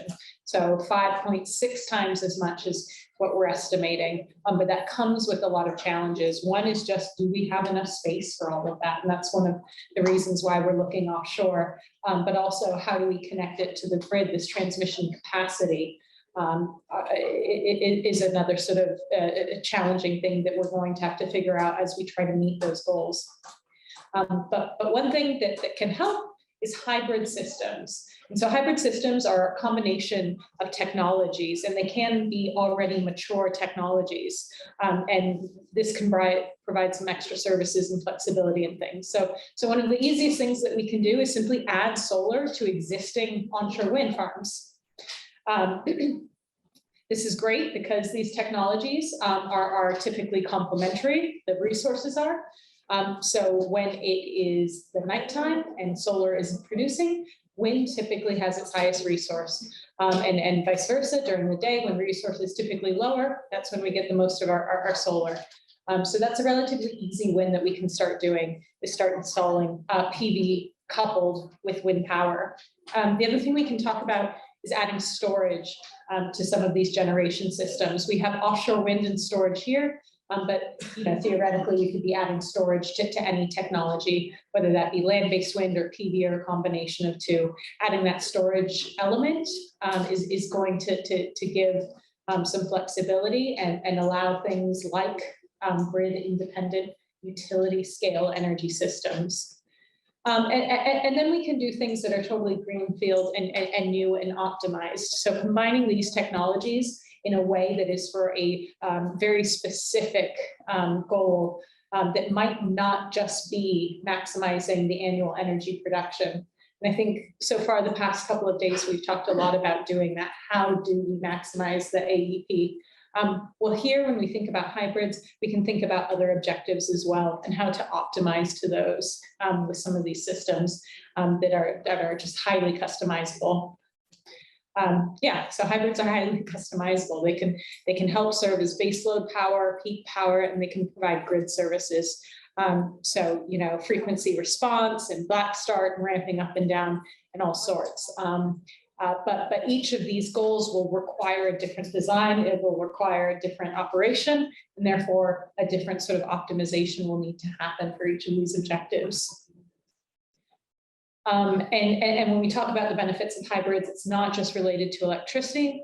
So we can also think about hydrogen and everything else that we can use hydrogen to make. So I'm gonna be using hydrogen as a shorthand for everything else. So that's gonna include ammonia, that's gonna include synthetic fuels and things like that. Even things that are, you know, this extra step. I think it's just easier to be talking about hydrogen production as the first step. But there are other value streams as well that we can be thinking about, like carbon capture, like desalination. I always want to add an extra syllable and say desalinization, but that's wrong. I'm going to say desal, it's easier. But in any case, there's a lot of opportunities when we can create a lot of cheap electricity so that we don't have stranded assets, and hybrids are going to be really helpful in doing some of these things. So we need to facilitate large-scale deployment of hybrids, and that includes doing techno-economic analysis, so investigating where the resources really are complementary. So for instance, in this map, the orange dots are solar, the wind is sort of in blue, and the green is where hybrid solar and wind makes a lot of sense in the US. And then we can do system and plant level design and control, again, to achieve these objectives that may or may not be just maximizing AEP. And then again, supporting the grid and the grid strength with things like inertia black start capabilities. And to do that, we have another tool, another open source tool that you can use and work with. It's called our HOP tool. So this is Hybrid Optimization and Performance Platform. And it's meant to be used to optimize co-located, this is utility scale hybrid plants. And this is down to the component level. And it is module. So for instance, you see here in generation, we have a module for wind, solar PV, solar CSP, geothermal, hydro, and there's the ability for you to add your own here. We're currently in the process of adding offshore wind to this. It's not there yet, but we're working on it right now. And again, different storage types, so lithium-ion batteries, but also things like pumped hydro, pumped thermal. Hydrogen can count as storage if we want to in this optimization. We have smart dispatch as part of the controls. We can look at different markets, including both the energy market and capacity market, and we can look at end uses. So again, electricity is one, hydrogen is another, and for all of these modules, you can, or for all of these areas, you can add your own. And we're currently working on adding more as we speak. So again, on the generation side, in addition to offshore wind, we're also looking at adding MHK, so wave and tidal to that as well. But we don't use HOP in isolation. We bring it together with other tools to do sort of end-to-end analysis. So we'll bring it together with REOP to help us, do some of the system sizing. We have, and I think I might have mentioned it previously, I can't remember, but this H2A tool, which is our hydrogen production analysis tool. And so we'll combine these together to be able to do this full-scale analysis. And so looking at some of the HOP capabilities, and again, this is actually based on land-based wind, but we'll get into offshore a little bit, but we'll start with this. So the first thing that it can do is look at some analysis in terms of where the resources are complementary. And it can include storage and looking at overbuilding and things. So this is the same map, I think, that I showed you before in terms of where it makes sense to combine them two. It can also optimize the hybrid plants, and it can do that down to the component level. So that's what you're seeing happen here between the wind and the solar and the ideal placement for this. For this, for instance, though, we are looking at our best solution being AEP. But again, that's not always the case. And then it also has these control and dispatch algorithms. And I think I have a slide on that to improve performance of the hybrid power plants.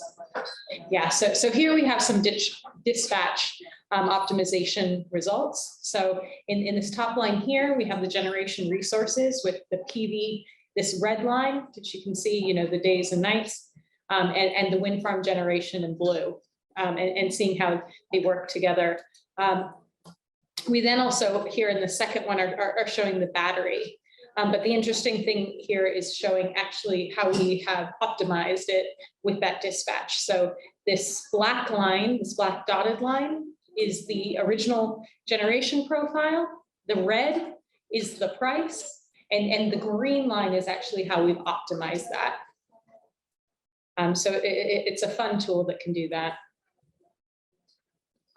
But it doesn't just mean electricity. So coming back to the hydrogen, I think I said I would, because we think that the role of hydrogen is going to be extremely important for future energy systems. It's flexible, it's potentially zero carbon emission, and it's an energy carrier that could enable integration of different systems. So here is part of the US Department of Energy's hydrogen plan.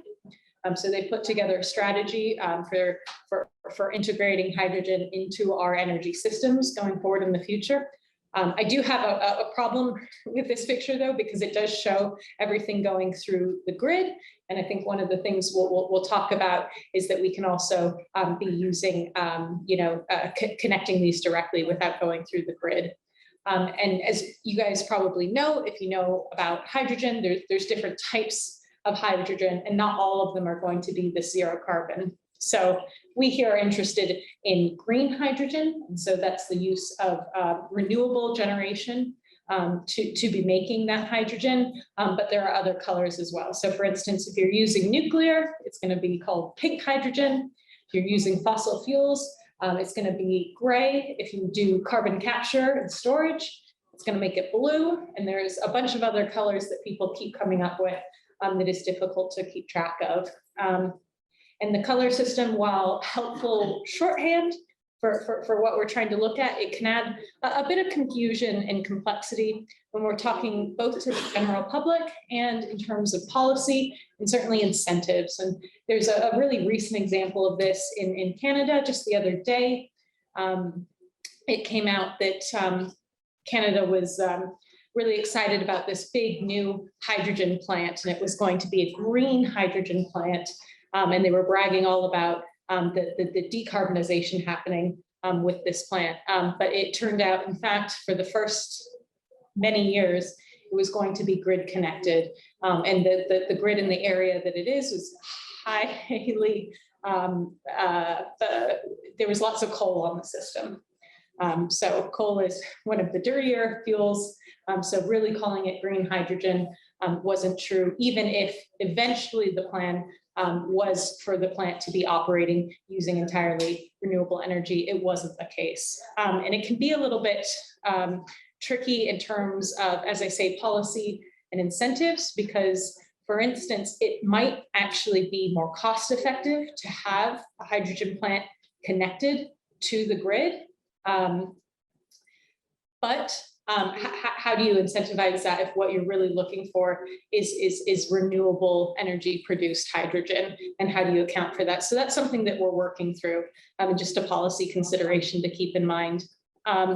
And then, yeah, on the right side here is all of the sort of end uses, or not all of the end uses, some of the end uses that we could have for hydrogen. And so to think a little bit about what those end uses are and what impact they could have on the system. So starting off, we're estimating that 10 gigawatts of wind energy can produce about 500 million kilograms per year of hydrogen. So that's 5% of the total US market. But what does that mean in practice? So if we think about the transportation industry, a gigawatt can produce fuel for 30,000 long-haul Class 8 vehicles. So those are heavy-duty trucks. So 40% of the trucks that go through major US corridors. Another area is industrial uses. So for instance, steel production uses hydrogen. And these industrial uses do produce a lot of emissions. So we have 24% here in the US. But a gigawatt of wind hydrogen can fully decarbonize a steel plant.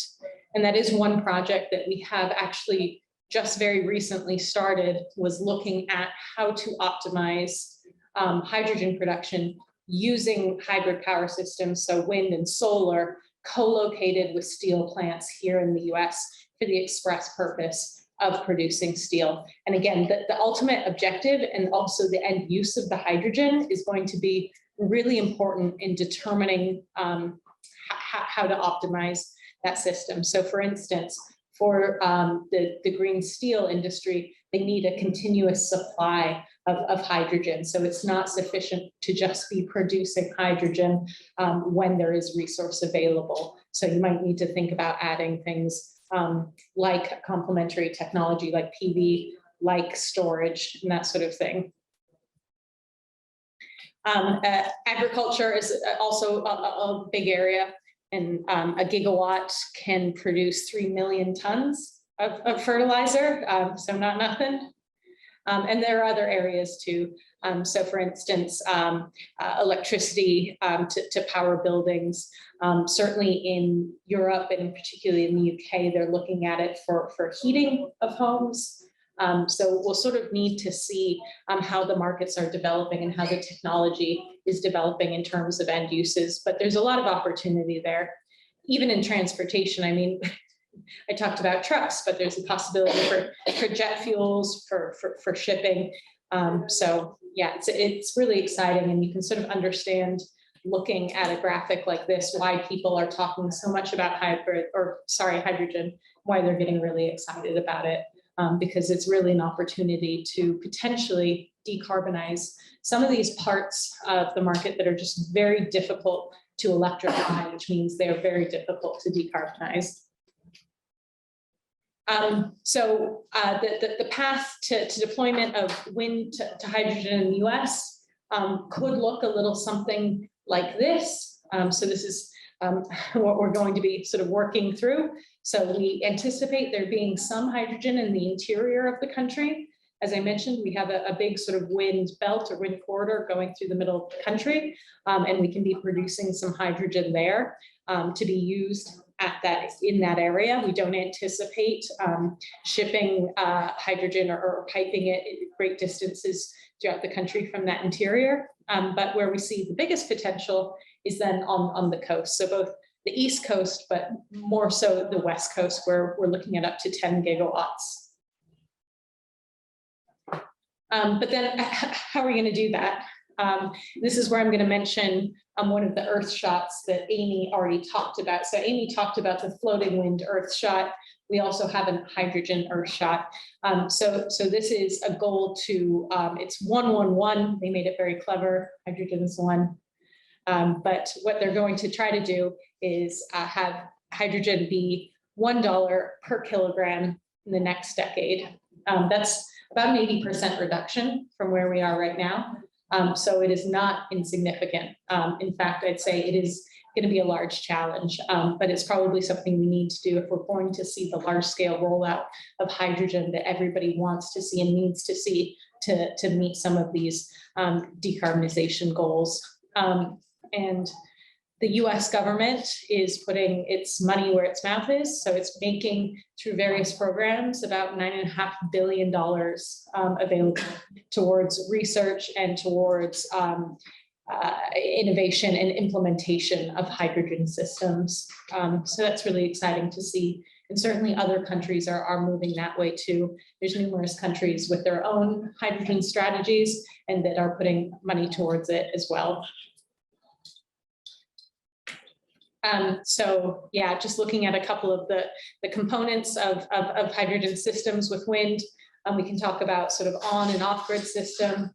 And, you know, it can be cost effective to build being off grid, but there's a trade-off. Yeah, electrolyzer we sort of talked about in achieving that $1 per kilogram and optimally designing it. But maybe I'll show, yeah, some of the work that we've been doing with the HOT tool combined with our H2A tool. So now we're calling it H2OP. Yeah, it gets less clever, sorry. H2O. So what it's looking at here is the levelized cost of hydrogen, with the blue color being the least expensive and getting more expensive towards the red. And that's what we're seeing, trying to indicate where our ideal place is. Again, this is a land-based study, but where it's going to be ideal to be producing that hydrogen. And also then the trade-off between putting it on grid and off grid. And it's going to be different in different places with different considerations. So for instance, if you look at the state of Georgia, it is much more expensive for an off-grid system than an on-grid system. In Texas, it makes a much less of a difference there. So the tool, this top tool for H2Op can help us make some of those decisions around where to put it and how to optimize it. It can also help us with sizing. So how big an electrolyzer does it make sense to couple with how big a wind plant or a hybrid plant? I'm going to show you a really sort of basic scenario here, just for the purposes of seeing what we're looking at here. So we have an example with 150 megawatt of generation, and we're going to look at an electrolyzer sizing of 50 megawatts. And what we're seeing with this example, with this scenario, is that there is a lot of wind being curtailed. There is battery as part of the system, but not enough. So some of it's being stored in a battery, but the rest is being curtailed. And what that results in is quite a high LCOH. The electrolyzer is too small. So if we increase then the electrolyzer sizing to 100 megawatts, we can see the LCOH come down and the curtailment come down. So that's all great. So let's keep going. Let's match the electrolyzer with the wind. And what we're seeing is a much lower cost here and only a very small amount of wind being curtailed. If we keep going, if we make the electrolyzer a lot bigger, we've got no curtailment whatsoever, but the price is starting to edge up again. And to be clear, as I say, this is simplified, so I don't mean to imply that the optimal sizing is going to be the electrolyzer matching the generation exactly. But this was just an easy example to show how the price is going to move. Yeah, so that's one of the things that the tool can do. But let's take the hydrogen offshore and think about it in that context. So for one thing, and I think this is a question that maybe Uruguay's been thinking a lot about, and certainly we have as well, why does offshore wind and hydrogen actually make sense? So at least in the US, and I know many other countries, one of the challenges we really face with putting a lot of offshore wind onto the system is that our transmission infrastructure, it just can't handle the sort of scale that we're talking about. So it's going to be a barrier without a lot of expansion of those transmission systems. So that's one of the challenges. And looking at hydrogen, to make cost competitive hydrogen production, it really requires cheap electricity and a lot of it. So what we're seeing in this graph, and some of these numbers are a little outdated, but I think it's still a good representation. So this green bar in these cases is the feedstock cost. So that means the electricity, and that's making up a bulk of the cost of the hydrogen in most of these cases. So you can bring down the cost of your electrolyzer as much as you like, but if electricity is expensive, then hydrogen production is going to be expensive. And here on the right, we're just showing as a comparison the steam methane reforming.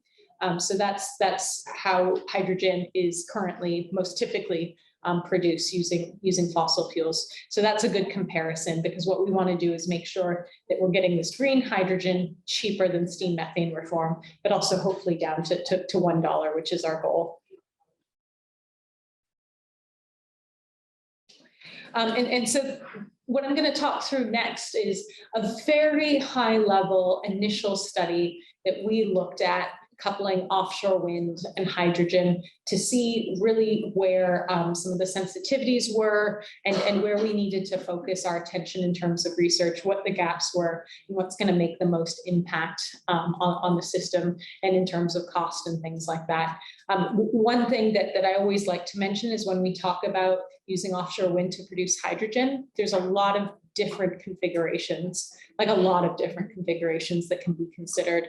We picked a couple here. So this configuration 1 is maybe arguably the simplest, the easiest, something that we can do quite easily now, which is to say it is offshore wind, power transmission to shore, connected to the grid, and hydrogen production onshore, also connected to the grid. So that's one option. You can also have hydrogen production onshore that is not grid connected. So it is dedicated using the offshore wind farm or farms, as it might be the case. So configuration 2, we wanted to look at what it would mean to produce the hydrogen offshore. And instead of having a power cable to land, in this case, we're actually showing a hydrogen pipeline to shore. But again, when we think about producing hydrogen offshore, there's a bunch of different configurations. So this one is on a centralized platform, but you can also consider producing hydrogen at the turbine.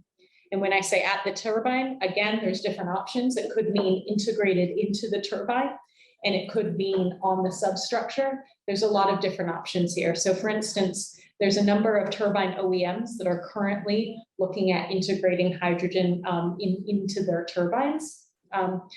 We did some interviews with them where they were very forthright and honest with them. And we said, hey, you seem to think that there's an advantage to producing the hydrogen integrated into the turbine, maybe shared systems and components and things like that. What are the advantages? They said, we don't really know if there are any. We need to find out, but we make turbines, so we're going to integrate it into the turbine. So I thought that was very honest of them, and I appreciated that. But I think the thing to say there is that it's not currently clear what's going to be the best, and it might even be, again, that it is going to be different for different places, different scenarios, different objectives. So for instance, if you are producing the hydrogen to export, you might have a different configuration than if you're using hydrogen for a different purpose. And then our third configuration was, what if we produce the hydrogen offshore, but instead of using a pipeline to shore, we liquefied it and did batch transmission with the ship. So that's probably going to be looking more like, I think, what Uruguay has in mind in terms of exporting the hydrogen. And so we looked at the cost for these. So this is the first configuration. This was the simplest one, as I mentioned, the hydrogen production happening on shore with the grid connection. So on the left-hand side, we're just showing the CapEx. And to the right, we're showing the levelized cost of hydrogen. We are showing different scenarios here as a sort of sensitivity.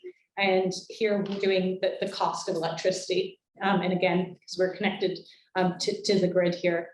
So at the highest, we're using an electricity price that's a maximum of $47.90 per megawatt hour.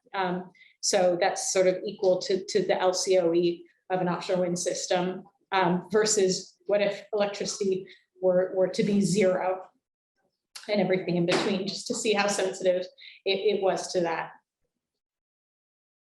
So next configuration, again, this is producing the hydrogen offshore. So we have the CapEx and we have the LCOH, but what you'll see here is that we're not using the electricity price anymore. We are using the cost of the wind system as well now. And here, the sort of sensitivity or the scenarios we did was the sizing of the electrolyzer. So it was a gigawatt wind farm, either a 500 megawatt electrolyzer capacity or a gigawatt. And what difference does that make? Because you can look, the bigger electrolyzer has a higher CapEx cost, which is to be expected, but actually is coming out at a quite significantly lower LCOH. And then looking at the third configuration, this is the one that probably is the most uncertain. There were a lot of assumptions that we had to make for modeling this.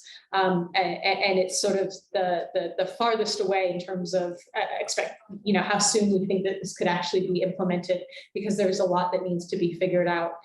Here, the sensitivity that we really wanted to look at was the liquefaction facility footprint.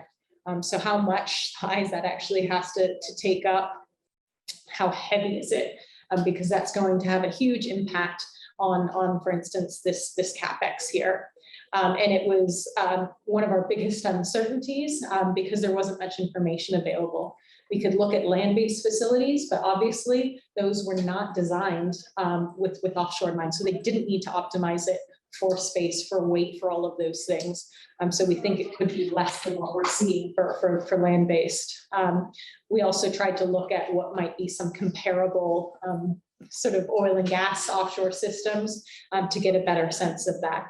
So we did one at 100,000 tons and one at 300, just to, again, show the sensitivity and show the big difference that it has. But you'll see in this scenario, the LCOH is quite a bit higher than in the other ones. And so the conclusions from this assessment, all of the configurations that we looked at currently are at a higher cost than steam methane reforming. Having said that, we do think that the cost of offshore wind will come down, the cost of hydrogen will come down, and that actually by combining them, there's also some costs that we can bring down and some optimizing that we can do.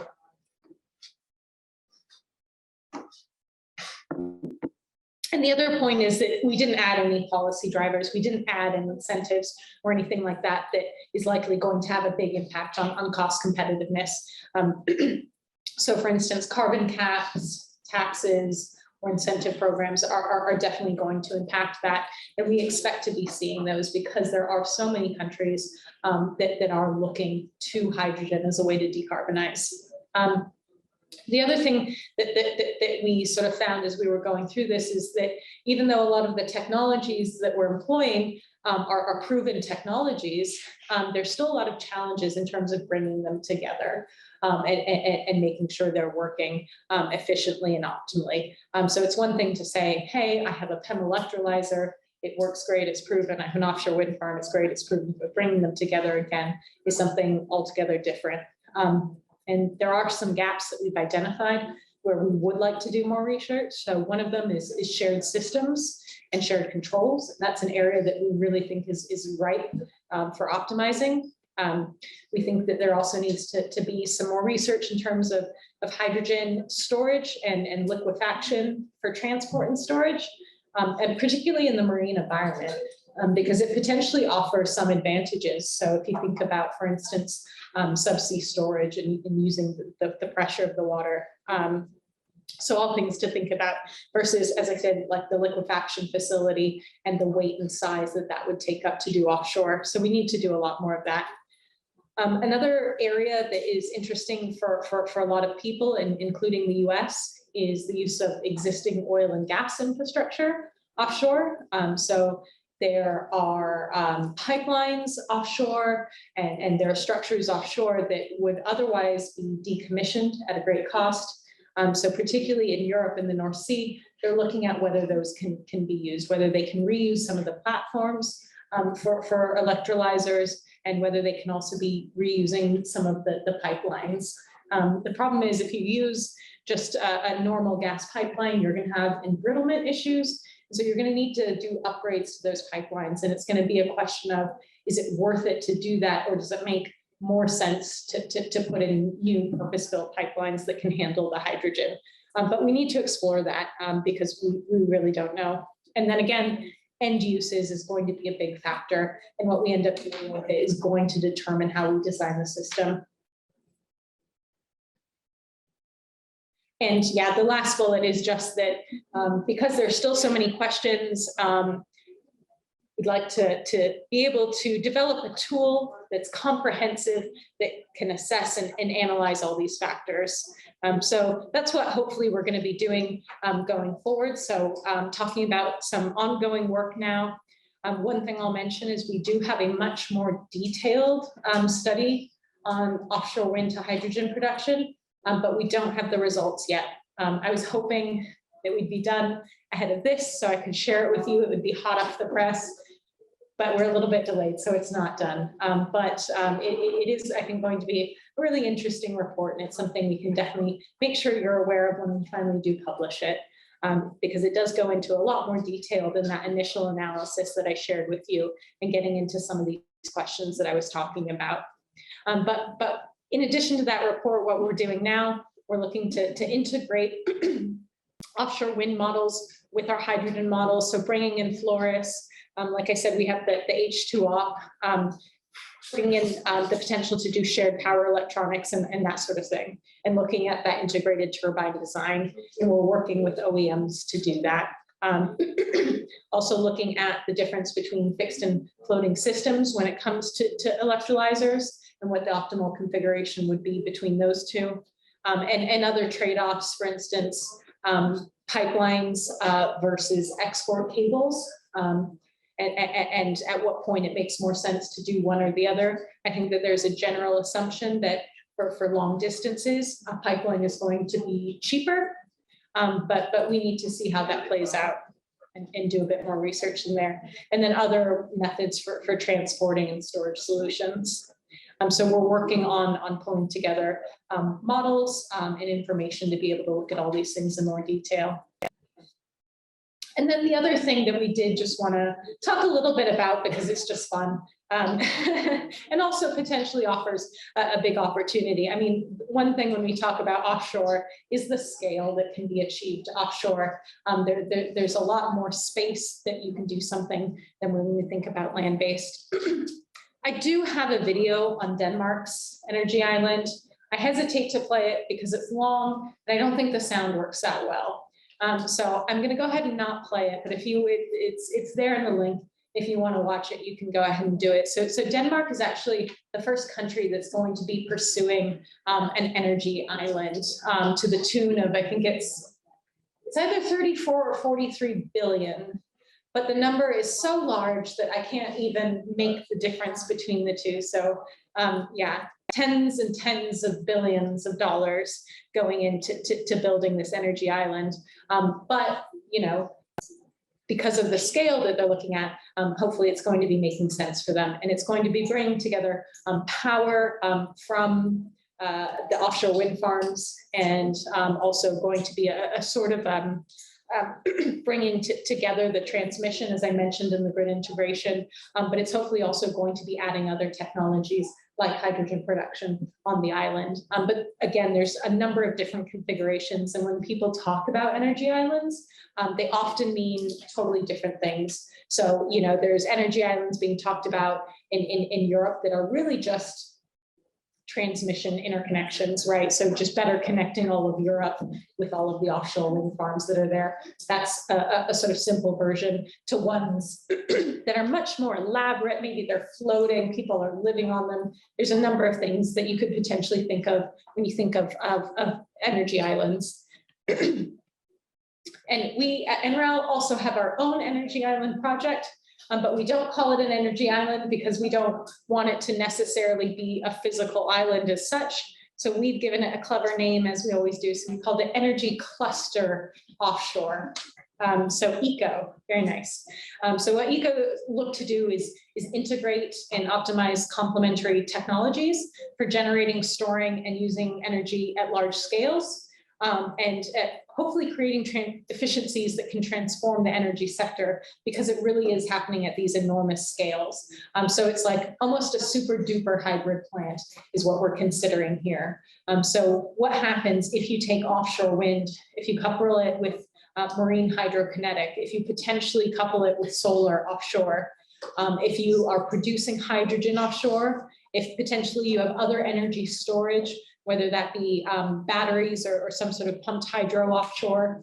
If you're using that electricity to do desal, maybe hydroponics, doing carbon capture both from the air and the sea, maybe a subsea data center and powering that.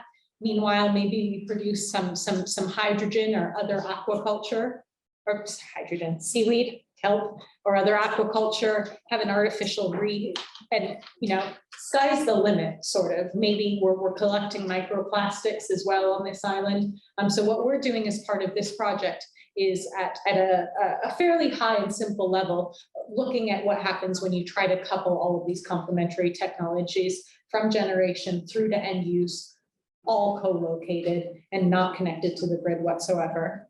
So that's a project that we have ongoing, but again, there's no results, but it's got a couple more years to go.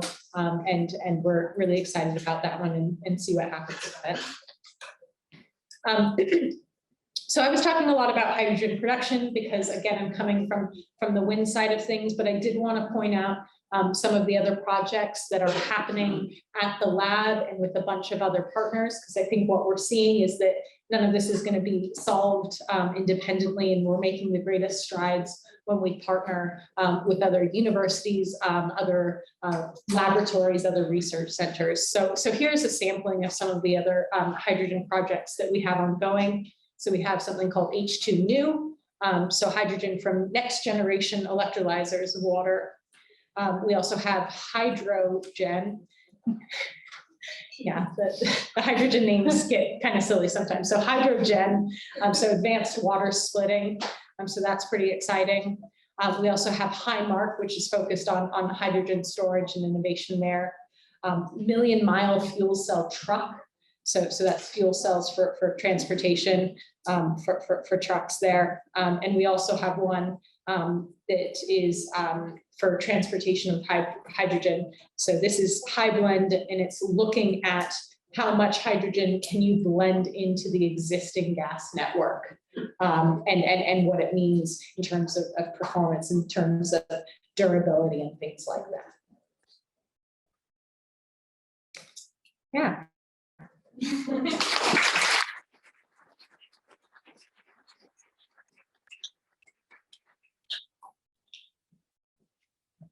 Sí, ¿no hay alguna consulta? ¿Preguntas? Vale, Andrea.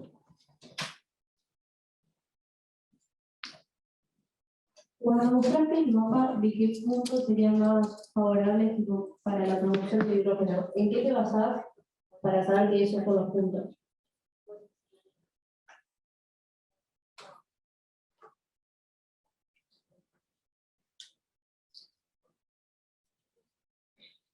So that's based primarily on the resource. So for instance, where we're seeing it be very cheap is where we're seeing really high and good wind resource, which means that we can produce a lot of wind energy to use for that hydrogen production. There's a little bit more to it than that, but it is pretty simple at this stage. We are looking to add a bit more detail and complexity into some of these assessments. For instance, water usage, we think is going to be key, particularly for producing hydrogen on land, because some of the places we're showing on this map are already in extreme drought conditions. So thinking about using hydrogen or using water to produce hydrogen becomes maybe a little unfeasible there. So particularly for land-based, that's something that we're considering, but even for offshore, you can use the seawater, you can, purify it, you can desalinate it, but then you have to think about the effluent that's going back into the ocean and things like that. So this is quite a high-level analysis, and it's focused mainly on resource, but we're looking to add more variables to that.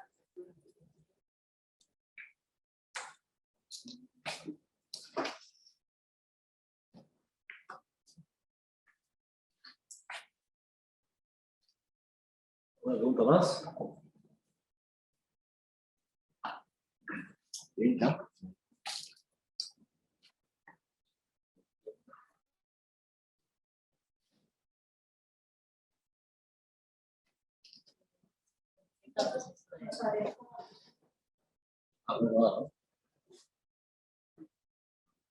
Ahí. Con respecto al proceso del hidrógeno, cuando hacen la desalinización del agua, por lo que tengo entendido, veo como un ciclo y vuelve. Bueno, me parecía hacer eso, lo que hacen, porque por lo que tengo entendido era como bastante complejo y podía afectar a la vida marina.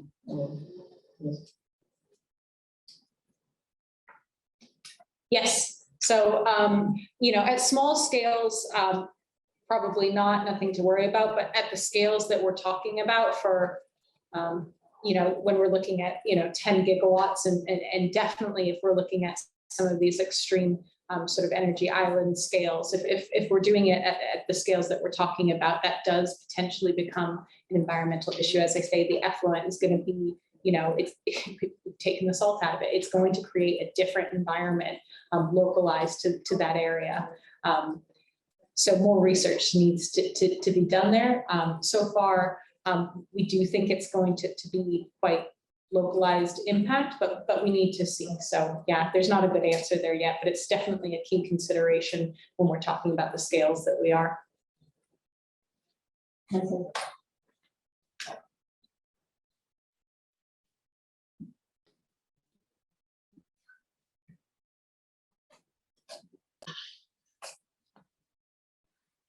¿Tiene alguien más con una consulta?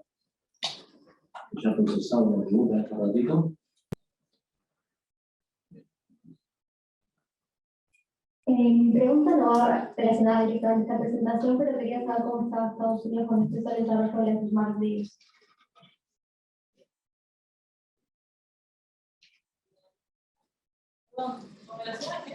A las redes inteligentes de las Smart Grids.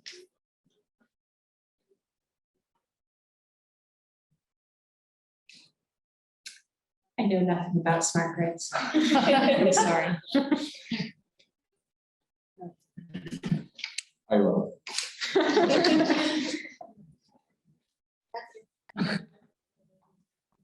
Probably not very far, given that none of us know anything about it.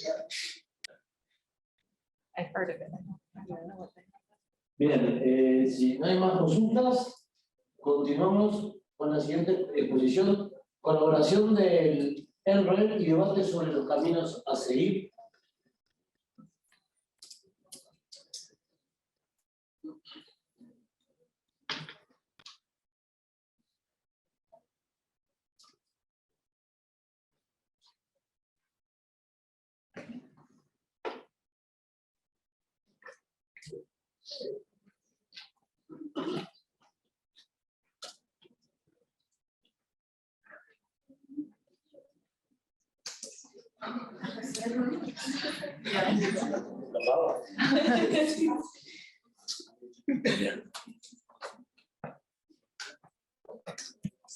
Okay, so for this section, we have a couple of slides where we talk about, why partnering is important and sort of the role that we think we play and the sorts of ways we like to collaborate.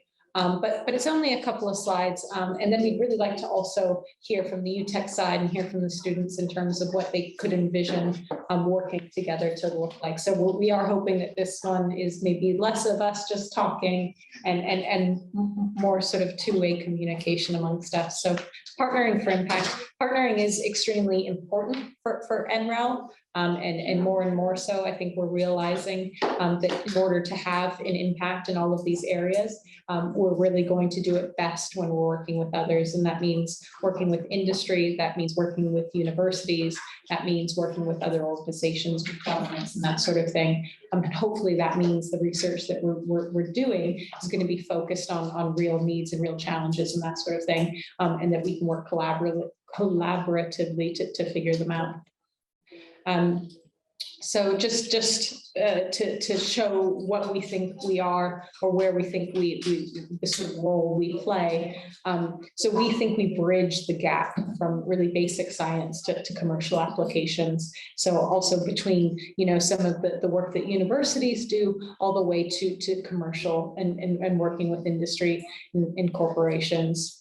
So yeah, we think we can help some of these innovations be really disruptive and impactful. And we also seek to really accelerate time to market for new innovations. And you're not industry, but I'll talk about this slide anyway. Why isn't it that industry can do what we're doing or what you're doing? Well, one thing is they can really only they're set up only to invest in short-term R&D. So things that they're going to use commercially in this sort of near term and where they're confident about the return that they're going to get on their investment. They care about the money. They're shareholders, so that's going to be key for them. for us and is typical at other sort of research organizations and in universities, we can take a much longer view, we can take a much broader view, and we can take on some of that earlier stage, higher risk R&D, which is pretty exciting.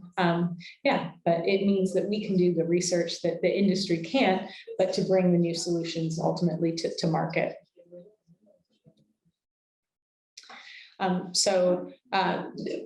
We have over 1,000 active partnerships, and as I say, that's across government and academia and industry and everything in between, other organizations.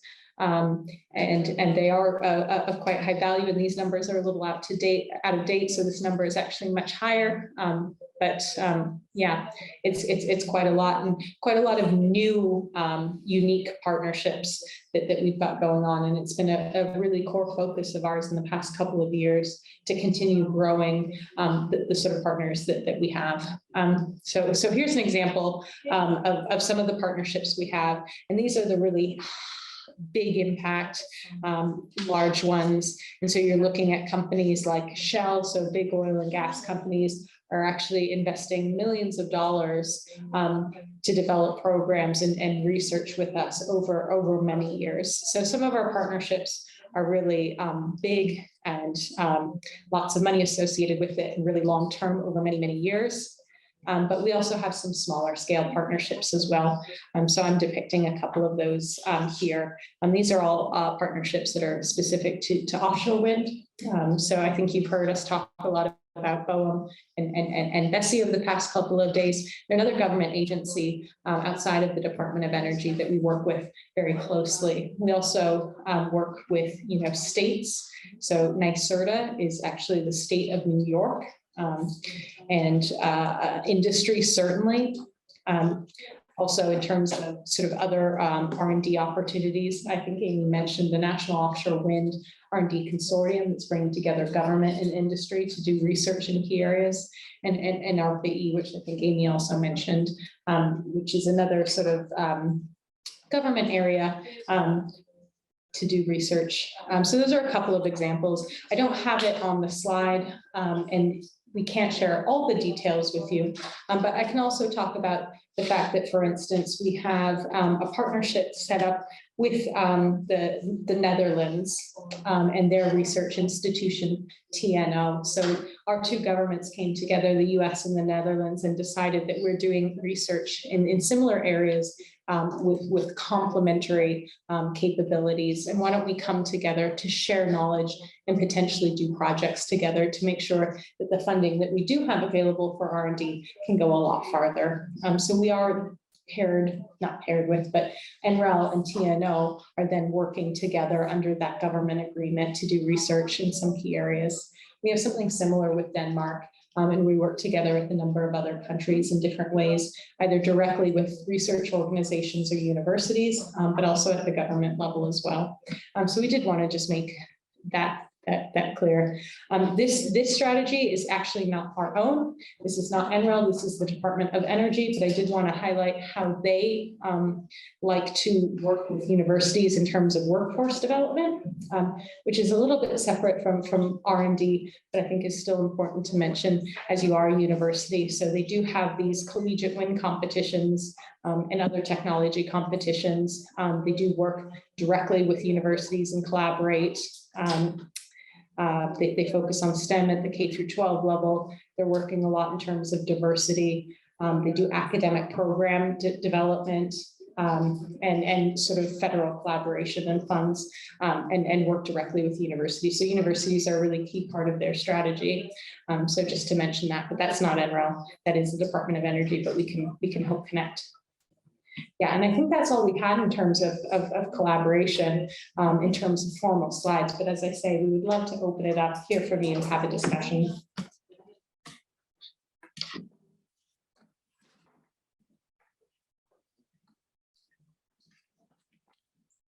Não sei se algum estudante quer comentar algo, o que pensa aí, que pode ser uma parceria em futuro para o Intel.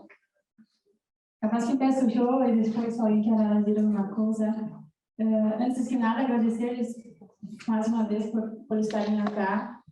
Y ayer hicimos una reunión ahí con los docentes que tienen investigación. Así será un primer paso ahí. Enchemos ustedes ahí con varias informaciones, preguntas y cosas que vamos a enviar por correo. Creo que 20 páginas de solicitaciones. Pero para los estudiantes creo que vieron ahí que hay una cantidad gigantesca de herramientas que están disponibles ahí para que hagan la descarga, que empiecen a trabajar solos. Algunas de ellas vamos a dar en las clases, seguramente, para seguirnos trabajando. Y temos aí ganas de fazer muitas coisas em parceria, buscar, capaz, em algum momento, uma possibilidade de uma passantia aí em Israel, junto com os estudantes. E assim que estamos animados, não sei, estou falando por mim, não sei se os estudantes compartem com essa minha opinião. Quero agradecer-lhes e seguimos em contato. Não sei se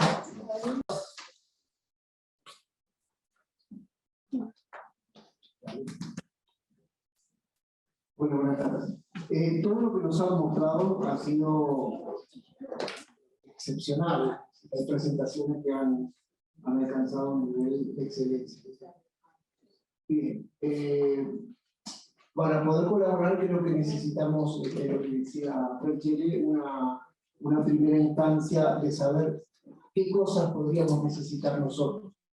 Lo que sí podemos preguntarles, en el marco de lo que es UTEC, que es una universidad muy nueva, y en el marco de lo que el país ahora está enfocado, que digamos es el hidrógeno y las energías renovables, en ese contexto, ¿cuál sería la principal colaboración que ustedes verían hacia nosotros? Y viceversa.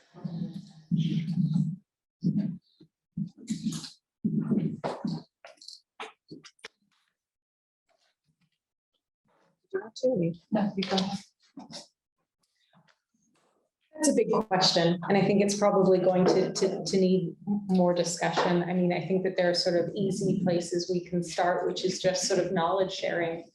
So talking to you, talking to ANCAP about how you've been considering hydrogen, maybe some more detail on some of the assessments that you've already been doing in terms of, you know, exporting the hydrogen and things like that, and doing a bit of a knowledge exchange. It's a really easy area to start. And then from there, identifying some of the really key gaps. I mean, I think I mentioned that, for instance, we had done that initial assessment that looked at liquefying hydrogen for batch transport offshore, but that there was a lot of uncertainty there. But if Uruguay is going to pursue a strategy where they're exporting primarily the hydrogen, that's something that is going to be needing to figure out whether it's that approach or potentially another one. That's an area that we would like to do more research but haven't started in yet. So potentially is an area we could be working together and sharing knowledge and resources. Okay. Yeah, and I'll just add, you know, I think we gave a lot of different topics here today. It's a lot to ingest. And I think, as Chloe says, there's a lot of topics here. So it's a question of, yeah, where your interests, where your needs lie. And I think, like Francile mentioned, I think the exchange of personnel, like an internship, things like that, really provide an opportunity to kind of get a broader feeling of the work and maybe a better understanding of what things, yeah, would be valuable to tackle from your perspective.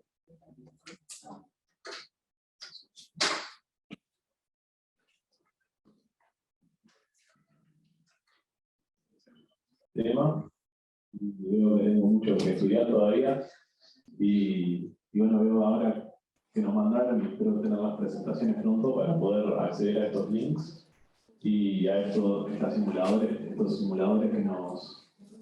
que tenemos la opción de entrar, digamos, para ver cómo funciona. Y bueno, y en realidad me quedo con una consulta que creo que está más enfocada para Daniel, que lo vi medio callado hoy. Pero ya viendo las presentaciones de hoy, ya que me informó un poco, quería consultarte si se evaluó alguna manera, digamos, viendo que es muy importante el tema del área que ocupan los parques en offshore, digamos, por ser muy caros y todo, y viendo hoy también el tema de la formación de esteras, ya que si están muy pegados, digamos, en ocasiones extremas, puede ocasionar un gran descenso, digamos, de generación de energía. Si se planteó de alguna manera en las bases flotantes, tener la posibilidad de hacer un pequeño movimiento para que estas, bueno, se pueda evitar el efecto estela de aerogenerador en aerogenerador. Creo que es algo muy complicado, pero que bueno, que si de verdad se quiere priorizar el espacio y la generación, creo que podría llegar a servir de alguna manera. Perdón, no sé si te he entendido. ¿Te refieres como a que las subestructuras flotantes se puedan mover, se puedan cambiar de sitio? ¿Te refieres? No sé. Algo así, sí. Si se lleva a ver alguna posibilidad. Yo personalmente no he visto nada parecido, pero si sabéis vosotros. I can answer that in terms of, I think we talked a bit about, different ways of steering the lake, but for a floating wind system, we're just in the beginning stages of understanding wind farm kind of effects, but with a floating wind farm, just like the control actions, if you yaw the turbine, it's actually going to move the turbine. So an option with floating systems is, to actually move the turbines to an offset position to help kind of guide that wake as well. So that's an idea that hasn't been investigated yet. That's still kind of a new idea. I'll also mention that there's a turbine company out there that also thought about the idea. So with the floating wind systems, you're using these mooring lines, and the idea of having mooring lines that can actively be tensioned or loosened so that can also be used to move the position. There was a planned project focused on that in France that got canceled, but I'm not sure why it got canceled, but so those are things that are very much, I'd say, in the infancy of being investigated, but are interesting things to consider. Muchísimas gracias.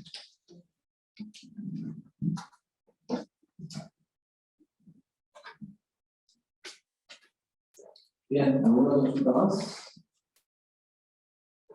Bueno, estamos aproximándonos al cierre. Le voy a pasar la palabra a Franciet. De mi parte, también agradecer a los tres, Lenny, Claudio y Daniel, por haber venido, por las exposiciones. Destacar algo de lo que decía Marcelo, que nos hayan mostrado las simulaciones en videos e imágenes. Creo que sirve, si bien uno lo puede encontrar en la web, pero de cierta forma genera un incentivo para los estudiantes para que exploren todas esas herramientas que están disponibles, ¿no? Algunas sí, otras no, pero que empiecen a utilizarlas. Así que bueno, muchas gracias a los compañeros docentes que organizaron y a todos los que participaron de las jornadas.